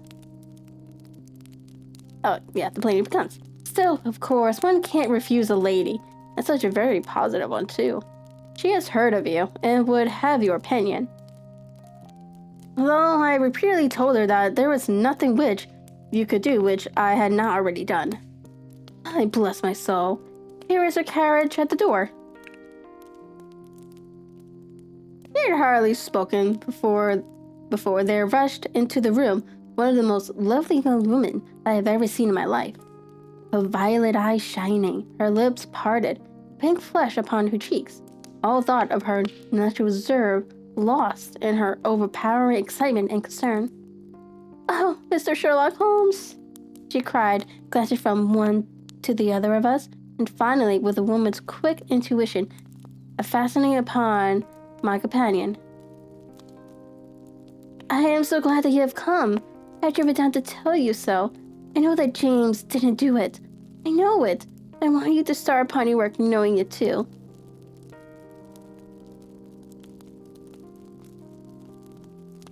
Never let yourself doubt upon that point. We have known each other since we were little children. I know his faults, as to no one else does, but he is too tender-hearted to hurt a fly. Such a charge is absurd to anyone who really knows him. "I hope we may clear him, Miss Turner," said Sherlock Holmes. "You may rely upon my doing all that I can." "But you have read the evidence. You have formed some conclusions? Do you not see some loophole, some flaw? Do you not yourself think that he is innocent?"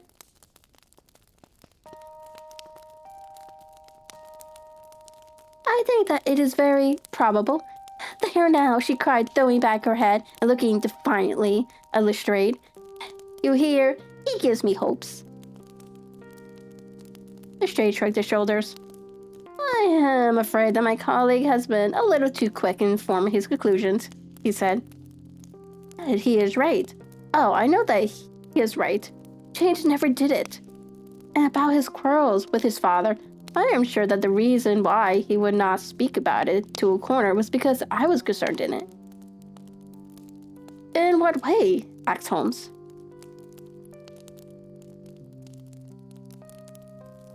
"It is no time for me to hide anything. James and his father had many disagreements about me. Mr. McCarthy was very anxious that there should be a marriage between us. James and I have always loved each other as brother and sister, but of course he is young and has seen very little of life yet. And well, he naturally did not wish to do anything like that yet. So there were quarrels, and this, and I am sure, was one of them." "And your father?" asked Holmes. "Was he in favor of such a union?" "No. He was averse to it also. No one but Mr. McCarthy was in favor of it." A quick blush passed over her fresh young face as Holmes shot one of his keen question glances at her. "Thank you for this information," said he. "May I see your father if I call tomorrow?" "I'm afraid the doctor won't allow it." "The doctor?"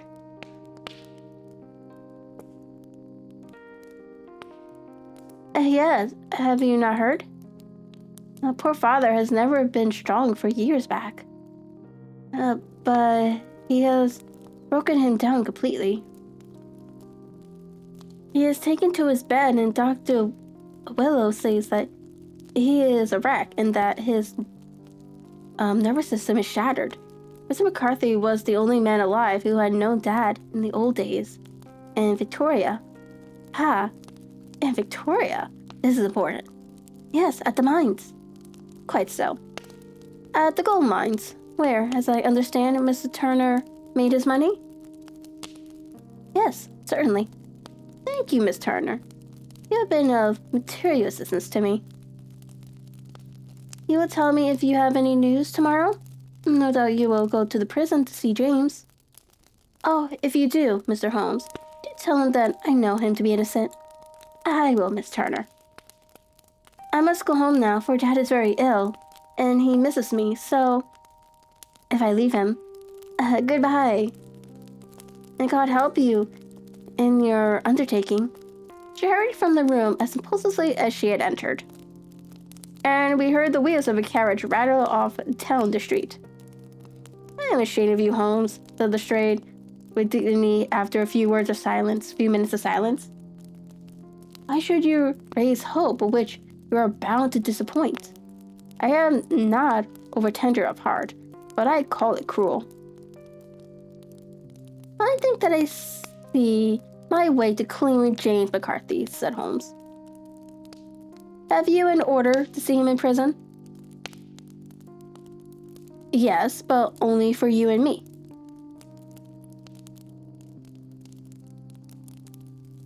"Then I shall reconsider my resolution about going out. We have still time to take a train to Hereford and see him tomorrow. See him tonight. Ample? Then let us do so. Watson, I fear that you will find it very slow. I shall only be away a couple of hours." I walked down to the station with them, and then wandered through the streets of the little town, finally returning to the hotel, where I lay upon the sofa and trying to interest myself in a yellow-backed novel. The puny plot of the story was so thin, however, when compared to the deep mystery through which we were groping, and I found my attention wander to continually from the action to the fact that I at last flung it across the room and gave myself up entirely to a consideration of the events of the day. Damn, the poor book. Supposing that this unhappy young man's story were absolutely true, then what hellish thing, what absolutely unforeseen extraordinary calamity could have occurred between the time when he parted from his father and the moment when, drawn back by his screams, he rushed into the lad.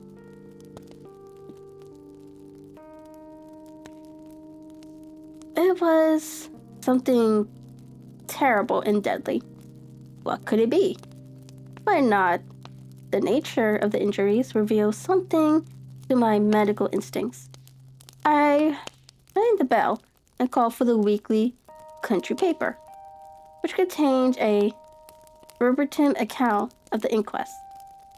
In the surgeon's disposition, it was stated that the posterior third of the left parietal bone and the left half of the occipital bone had been shattered by a heavy blow from a blunt weapon. I marked the spot upon my own head. Clearly such a blow must have been struck from behind. That was to some extent in favor of the accused, as when seen quarreling, he was face to face with his father. Still, it did not go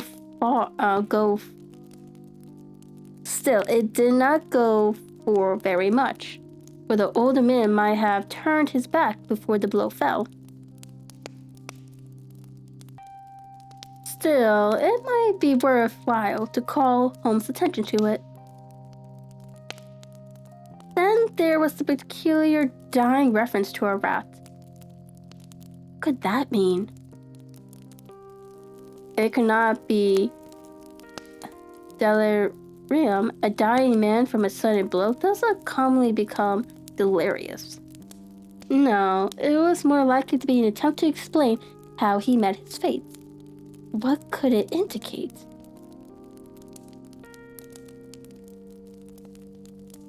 I gathered my brain to find some possible explanation. Then the incident of the gray cloth seen by young McCarthy. If that were true, the murderer must have dropped some cloth of his dress, presumably his overcoat, in his flight, and must have had the hardihood to return and carry it away at the instant when the son was kneeling with his back turned not a dozen paces off. What a tissue of mysteries and improbabilities the whole thing was.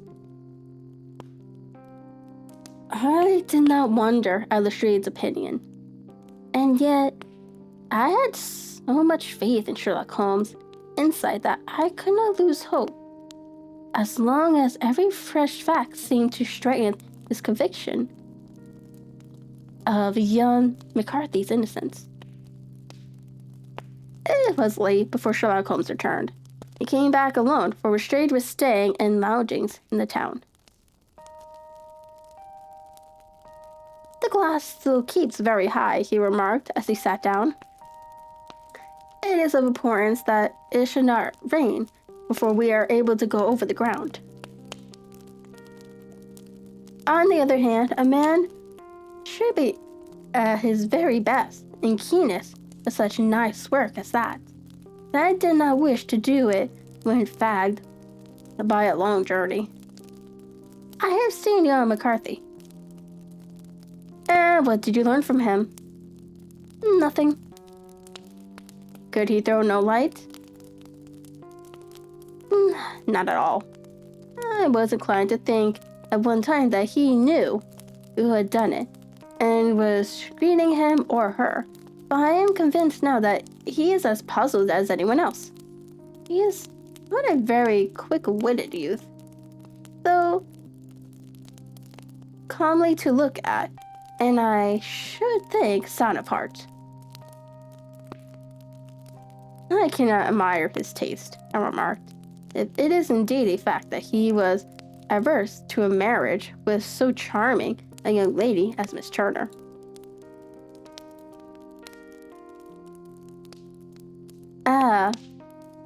Thereby hangs a rather painful tale. This fellow is madly, insanely in love with her. But some 2 years ago, when he was only a lad, and before he really knew her, where she had been away 5 years at a boarding school, what does the idiot do but get into the clutches of a barmaid in Bristol and marry her at a registry office? No one knows a word of the matter, but you can imagine how maddening it must be to him to be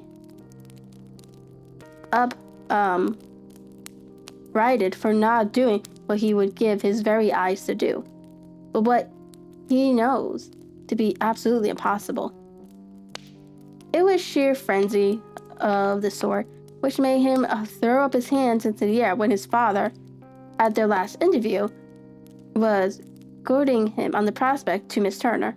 On the other hand, he had no means of supporting himself and his father, who was by all accounts a very hard man, would have thrown him over utterly had he known the truth. It was with this barmaid wife that he had spent the last 3 days in Bristol, and his father did not know where he was. Mark that point. It is of importance. Good has come out of evil, however, for the barmaid, finding from the papers that he is in serious trouble and likely being hanged, has thrown him over utterly and has written to him to say that she has a husband already in the Bermuda dockyard, so that there is really no tie between them. I think that bit of news has consoled young McCarthy for all that he has suffered. But if he is innocent, who has done it? Who? I would call your attention very particularly to 2 points. One is that the murdered man had an appointment with someone at the pool, and that the someone could not have been his son, for his son was away, and he did not know when he would return. The second is that the murdered man was heard to cry cooey before he knew that his son had returned. Those are the critical points upon which the case depends. And now let us talk about George Meredith, if you please, and we shall leave all minor matters until tomorrow. There was no rain, as Holmes had foretold, and the morning broke bright and cloudless. At 9 o'clock, Lestrade called for us with the carriage, and we set off for a Hatherley farm and a Boscombe pool. There is serious news this morning, Lestrade observed. It is said that Mr. Turner of the Hall is so ill that his life is despaired of. An elderly man, I presume, said Holmes. About 60, but his constitution has been shattered by his life abroad, and he has been in failing health for some time. This business has been a very bad effect upon him. He was an old friend of Mr. McCarthy, and I may add, a great benefactor to him, for I have learned that he gave him Hatherley Farm rent-free. Indeed, that is interesting, said Holmes. Yes. In 100 other ways, he has helped him. Everybody about here speaks of his kindness to him. Really, does it not strike you as a little singular that this McCarthy, who appears to have had little of his own, and to have been under such obligations to Turner, should still talk of marrying his son to Turner's daughter, who is presumably heiress to the estate? That is, and that in such a very pressure manner, as if it were merely a case of a proposal, and all else would follow. It is the more strange since we know that Turner himself was averse to the idea. The daughter told us as much. Do you not deduce something from that? We have got to the deduction that the inference said, Lestrade winking at me. I find it hard enough to tackle facts, Holmes, without flying away after theories and fancies. You are right, said Holmes demurely. You do find it very hard to tackle the facts. Anyhow, I have grasped one fact which you seem to find it difficult to get a hold of, replied Lestrade, with some warmth.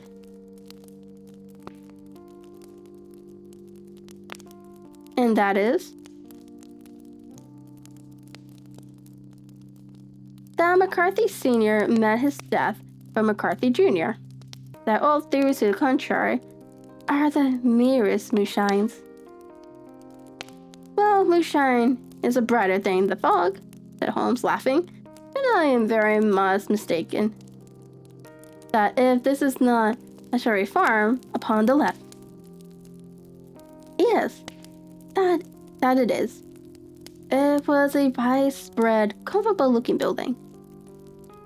2 stories, slate-roofed with great yellow blotches of lichen upon the gray walls. The drawn blinds and the smokeless chimneys, however, gave it a stricken look, as though the weight of this horror still lay heavy upon it. We called at the door when the maid at Holmes' request showed us the boots which her master wore at the time of his death, and also a pair of the son's, though not the pair which he had then had. Having measured those very carefully from 7 or 8 different points, Holmes desired to be led to the courtyard, from which we all followed the winding track which led to Boscombe pool. Sherlock Holmes was transformed when he was hot upon such a scent as his. Oh my god, the notification distracted me. All I heard was a beep in my ear. Sherlock Holmes was transformed when he was hot upon such a scent as this. Men who had only known the quiet thinker and Occupant of Baker Street would have failed to recognize him. His face flushed and darkened. His brows were drawn into two hard black lines, while his eyes shone out from beneath them with a steely glitter. His face was bent downward, his shoulders bowed, his lips compressed, and the veins stood out like whipcord in his long, sinewy neck. His nostrils seemed to dilate with a purely animal lust for the chase, and his mind was so absolutely concentrated upon the matter before him that a question or remark fell unheeded upon his ears, or at most only provoked a quick, impatient snarl in reply. Swiftly and silently he made his way along the track which ran through the meadows, and so by ways of the woods to Boscombe Pool. It was damp, marshy ground, as is all that district, and there were marks of many feet, both upon the path and amid the short grass, which bounded it on either side. Sometimes Holmes would hurry on, sometimes stop dead, and once he made a quiet little detour into the meadow. Richard and I walked behind him, the detective indifferent and contemptuous, while I watched my friend with the interest which sprung from the conviction that every one of his actions was directed towards a definite end.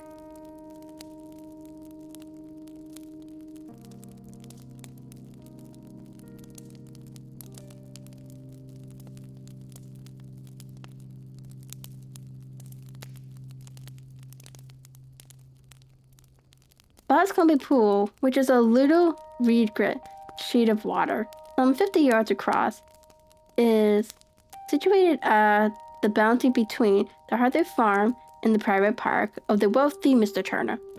Above the woods which lined it upon the further side, we could see the red, jutted pinnacles which marked the site of the rich landowner's dwelling. On the Hartley side of the pool, the woods grew very thick, and there was a narrow belt of sodden grass, 20 paces across, between the edge of the trees and the weeds which lined the lake. Lestrade showed us the exact spot on which the body had been found, and indeed, so moist was the ground that I could plainly see the tracks which had been left by the fall of the stricken man. To Holmes, as I could see by his eager face and peering eyes, very much other things were to be read upon the trampled grass. He ran round like a dog who was picking up a scent, and then turned upon my companion.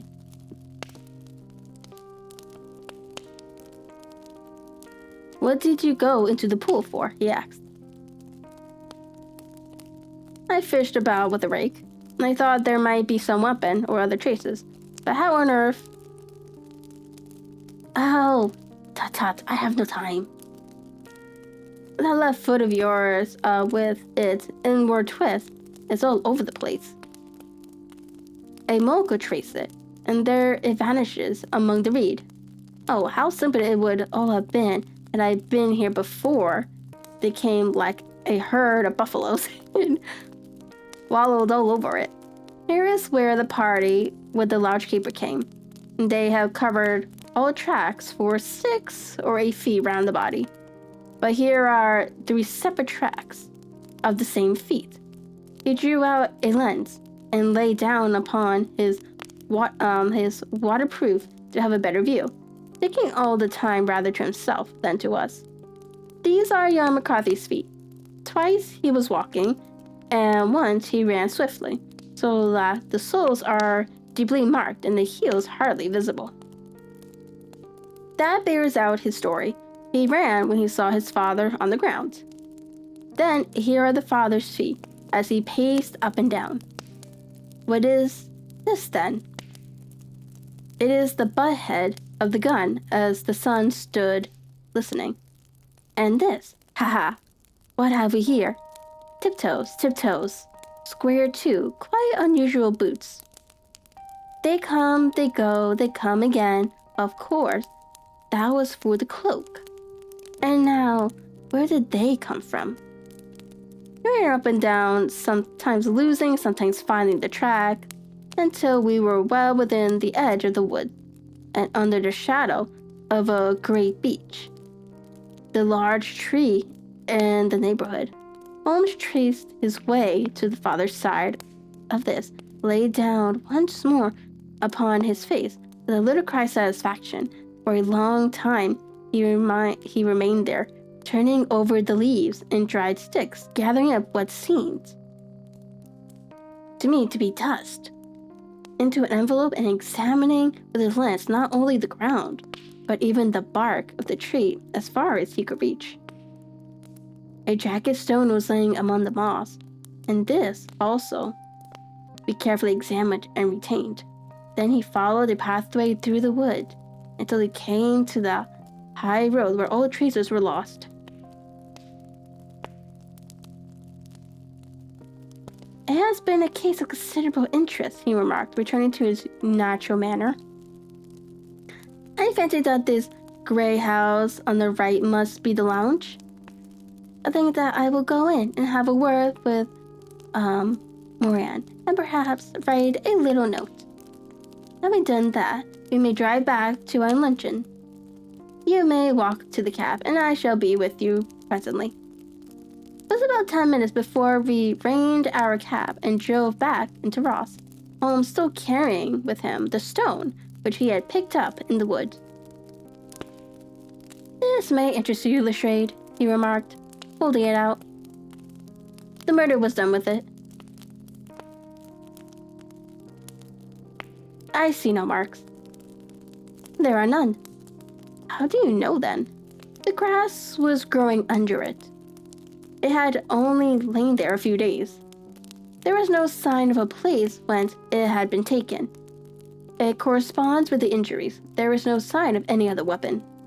And the murderer? He is a tall man, left-handed, limps with the right leg, wears thick-soled shooting boots and a gray cloak, smokes Indian cigarettes using a cigar holder, and carries a blunt pen knife in his pocket. There are several other indications, but these may be enough to lead us in our search.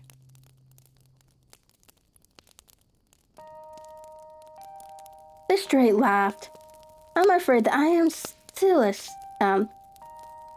skeptic, he said. Theories are all very well, but we have to deal with a hard-headed British jury.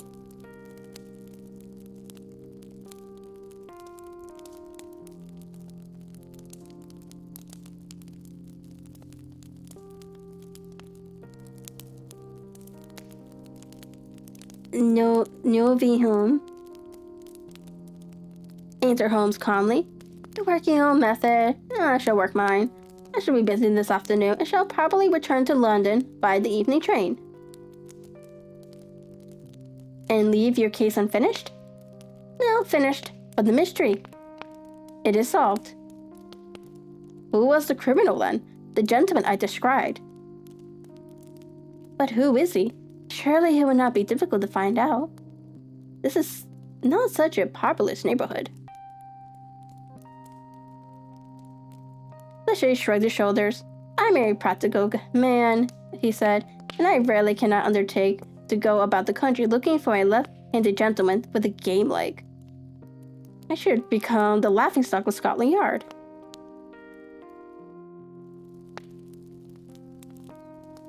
All right, said Holmes quietly.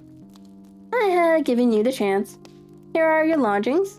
Goodbye. I shall drop you a line before I leave. Having left Lestrade at his room, we drove to our hotel, where we found lunch upon the table. Holmes was silent and buried in thought, with a pained expression upon his face, as one who finds himself in a perplexing position. Look here, Watson, he said when the cloth was cleared. Just sit down in this chair and let me preach to you for a little. I don't know quite what to do, and I should value your advice. light a cigar and let me expound. Pray do so. Well, now, in considering the case, there are 2 points about young McCarthy narrative which struck us both instantly, although they impressed me in his favor and you against it. One was the fact that his father should, according to his account, cry "Koi" before seeing him. The other was the singular direct reference to a rat. He mumbled several words, you understand, but that was all that caught the son's ear. Now from this double point our research must commence, and we will begin it by presuming that what the lad said is absolutely true.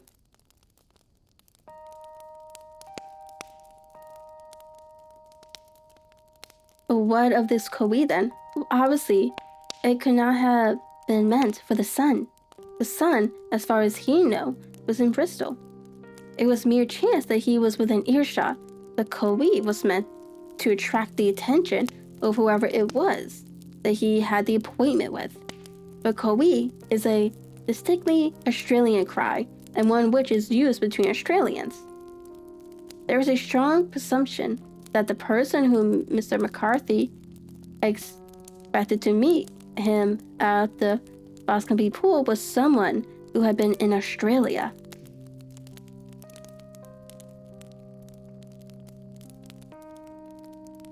What of the rat then? Sherlock Holmes took a folded paper from his pocket and flattened it out on the table. This is a map of the colony of Victoria, he said. I wired to Bristol for it last night. He put his hand over part of the map.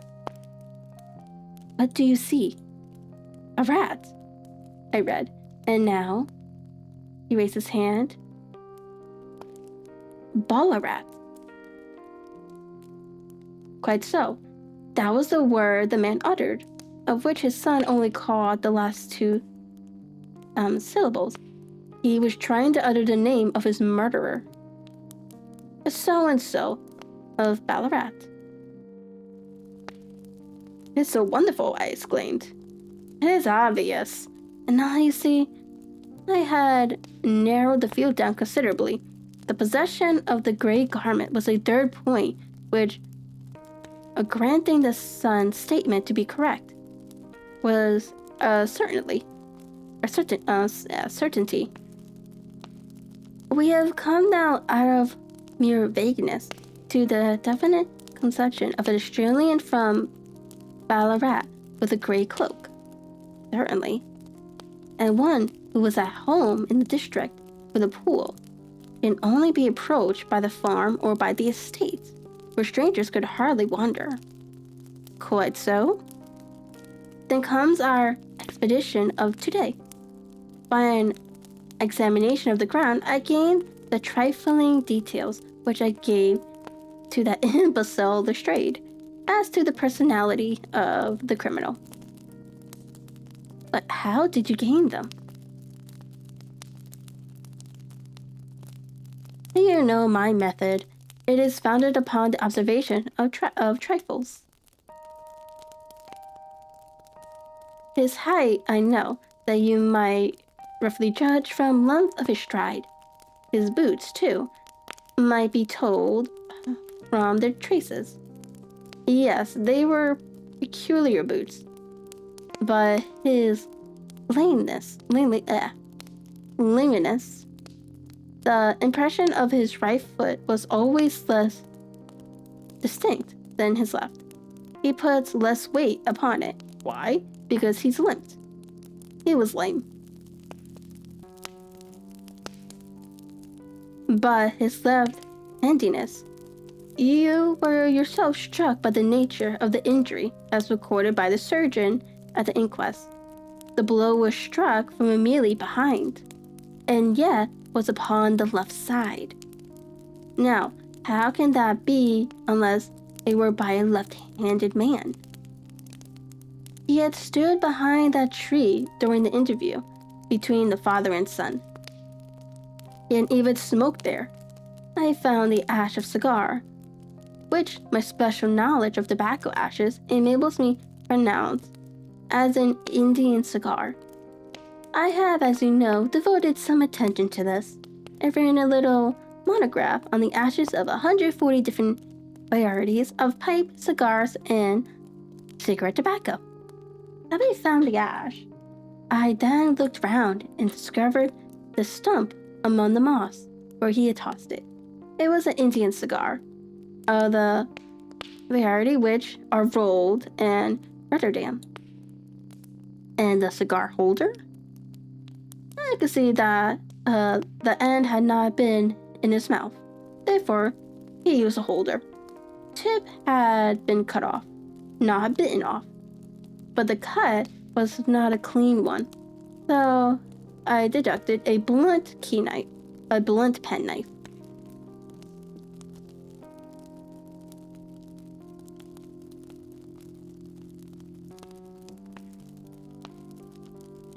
Holmes, I said, you have drawn a net round this man from which he cannot escape.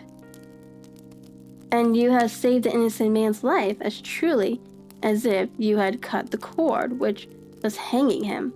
I see the direction in which all this points. The culprit is... Mr. John Turner, cried the hotel waiter, opening the door of our sitting room and ushering in a visitor. Hi, Satch. How was the game?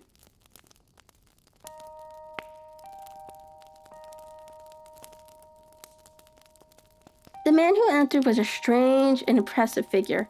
A slow, looping step and bowed shoulders gave the appearance of a decrepitude, and yet his hard, deep-lying, craggy features and his enormous limbs showed that he was possessed of an unusual strength of body and of character.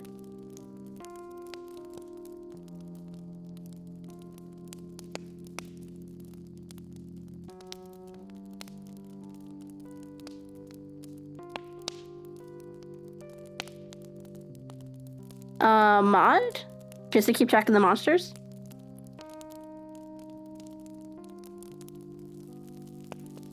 His tangled beard, grizzled hair, and outstanding, drooping eyes combined to give an air of dignity and power to his appearance, but his face was an ashen white, while his lips and the corners of his nostrils were tinged with a shade of blue. It was clear to me at a glance that he was in the grip of some deadly and chronic disease.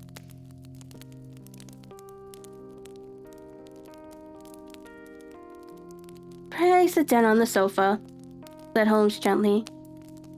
You had my note? Yes, the launchkeeper brought it up. You said that you wished to see me here to avoid scandal? I thought people would talk if I went to the hall. And why did you wish to see me? He looked across at my companion with despair in his weary eyes, as though his question was already answered. Yes, said Holmes, answering the look rather than the words. It is so. I know all about Mr. McCarthy. The old man sank his face in his hands. Oh, God help me, he cried. I would not have let the young man come to harm. I give you my word that I would have spoken out if it went against him. At sizes. I'm glad to hear you say so, said Holmes gravely. I would have spoken now had it not been for my dear girl. It would break her heart. It will break her heart when she hears that I am arrested. It may not come to that, said Holmes. What? I am no official agent. I understand that it was your daughter who recommended my presence here, and I am acting in her interest. Young McCarthy must be got off, however. I am a dying man, said old Turner. I've had diabetes for years. My doctor says it is a question rather I shall live a month. Yet, I would rather die under my own roof than in jail. Holmes rose and sat down at the table with his pen in his hand and a bundle of paper before him. "Just tell us the truth," he said.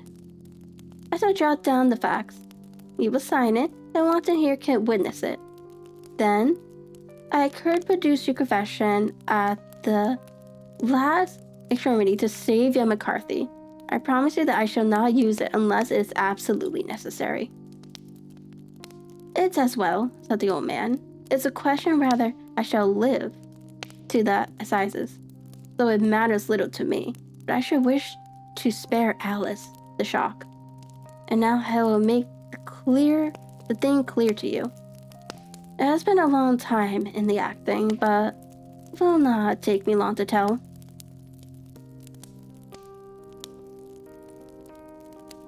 You didn't know this dead man, McCarthy. He was a devil incarnate. I'll tell you that. God keep you out of the clutches of such a man as he. His grip has been upon me these 20 years, and he has blasted my life. I'll tell you first how I came to be in his power. It was in the early 60s at the diggings, and I was a young chap then, hot-blooded and reckless, ready to turn my hand at anything. I got among bad companions. Took to drink. I had no luck. My claim took to the bush, and in a word, became what you would call over here a highway robbery. There were 6 of us, and we had a wild, free life of it, digging up a station from time to time, or stopping the wagons on the road to the diggings.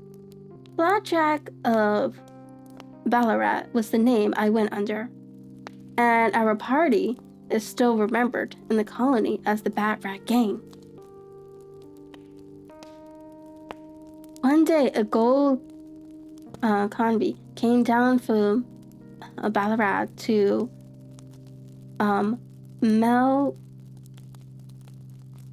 I think that's like a name of a city. Hold on.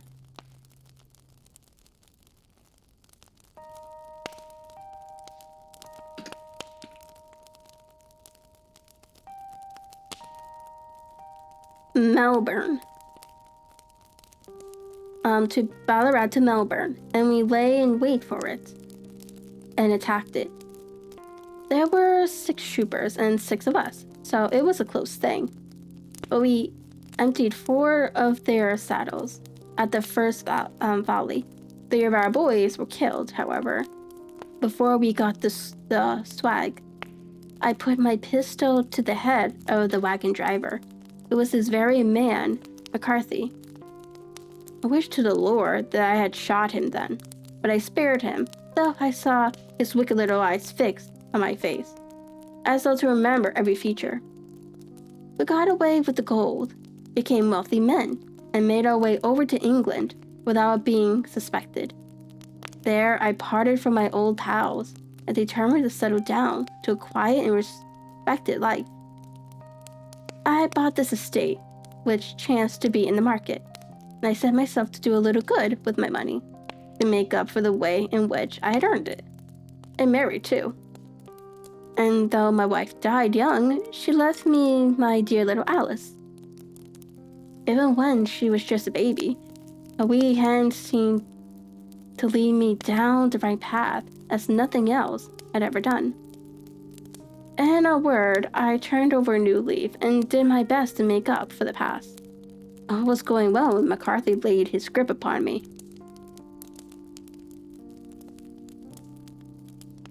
I had gone up to town about an investment, and met him at Rackham Street, with hardly a coat to his back or a boot to his foot. Here we are, Jack," said he, touching me on the arm. "We'll be as good as family to you. There's 2 of us, me and my son, and you can have the keeping of us. If you don't, it's a fine law-abiding country in England. There's always a policeman within hail."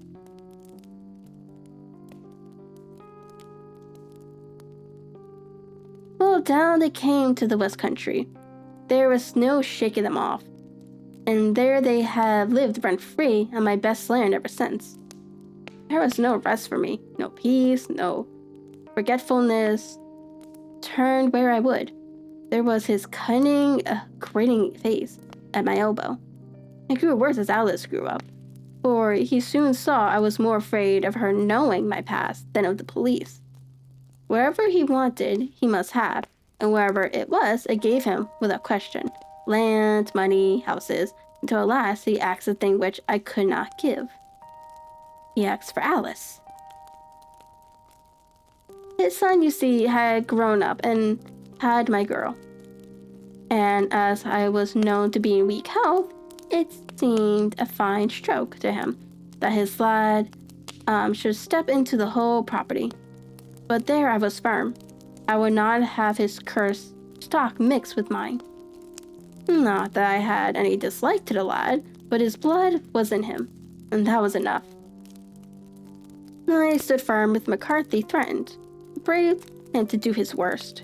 We were to meet at the pool midway between our houses to talk it over. When I went down there, I found him talking with his son.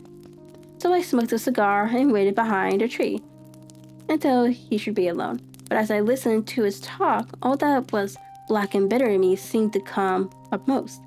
He was urging his son to marry my daughter with a little regard for what she might think, as if she were a slut from off the streets. It drove me mad to think that I, and all that I held most dear, should be in the power of such a man as this. Should I not snap the bond? I was already a dying and desperate man, though clear of mind and fairly strong of limb. I knew that my own fate was sealed, but my memory and my girl, both, could be saved if I could but silence that foul tongue. I did it, Mr. Holmes, and I would do it again, deeply, as I have sinned. I have led a life of martyrdom to atone for it, but that my girl should be entangled in the same meshes which held me was more than I could suffer. I struck him down with no more conviction than if he had been some foul and venomous beast. His car brought back his son, but I had gained the cover of the wood. So I was forced to go back to fetch the cloak, which I had dropped in my flight. That is the true story, gentlemen, of all that occurred.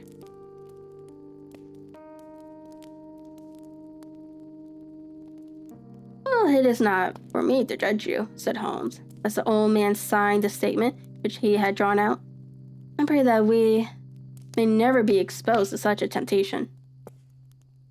I pray not, sir, and what do you intend to do? In view of your health, nothing.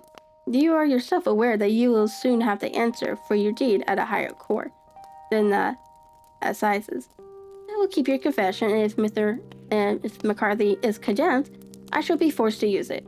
If not, it shall never be seen by mortal eye, and your secret, whatever, whether be live or dead, shall be safe with us.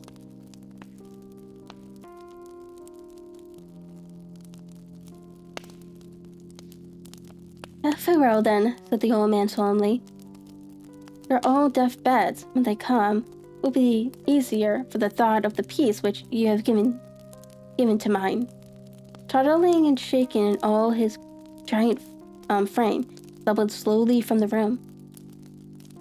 God help us, said Holmes after a long silence. Why does fate play such tricks with poor, helpless worms? I never hear of such a case as this, but I do not think of Baxter's words and say, there, but for the grace of God goes Sherlock Holmes.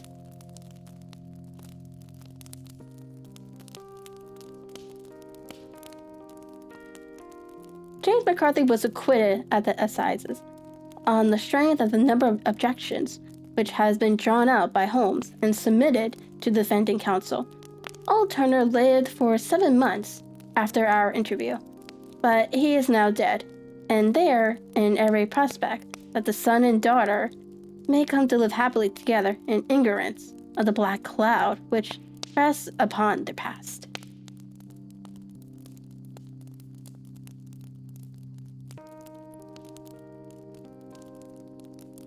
Alright, and that's the end of that one. I kind of feel bad for the father. I rarely do.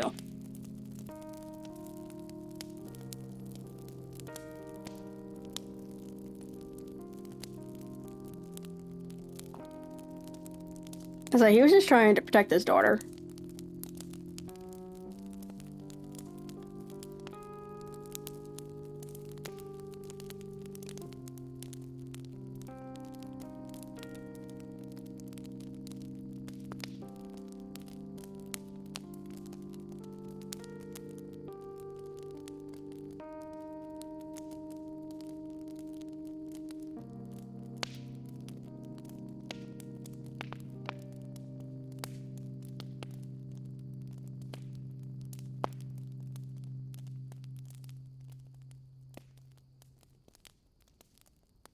Alright, so this is where we'll be ending for today. I am currently looking for someone that we could raid out for our Twitch viewers.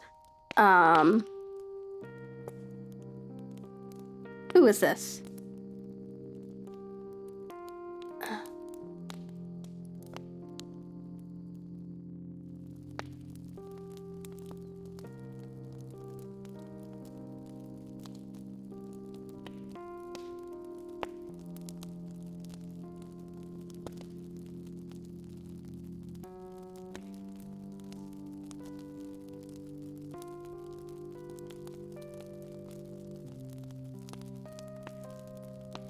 Okay, so we have, I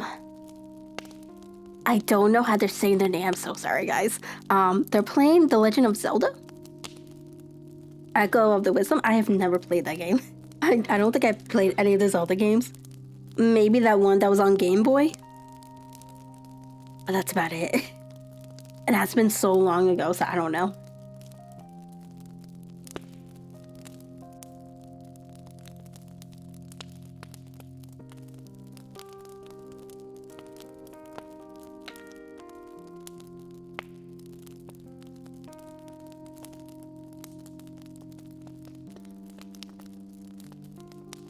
Alright, so thank you everyone who came to the stream today. I appreciate every one of you.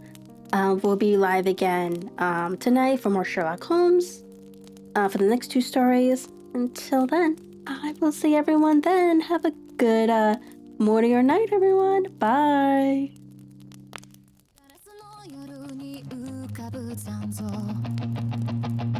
胸の奥で誰かが叫ぶ答えはまだ見えないけど嘘じゃないもの信じたくて冷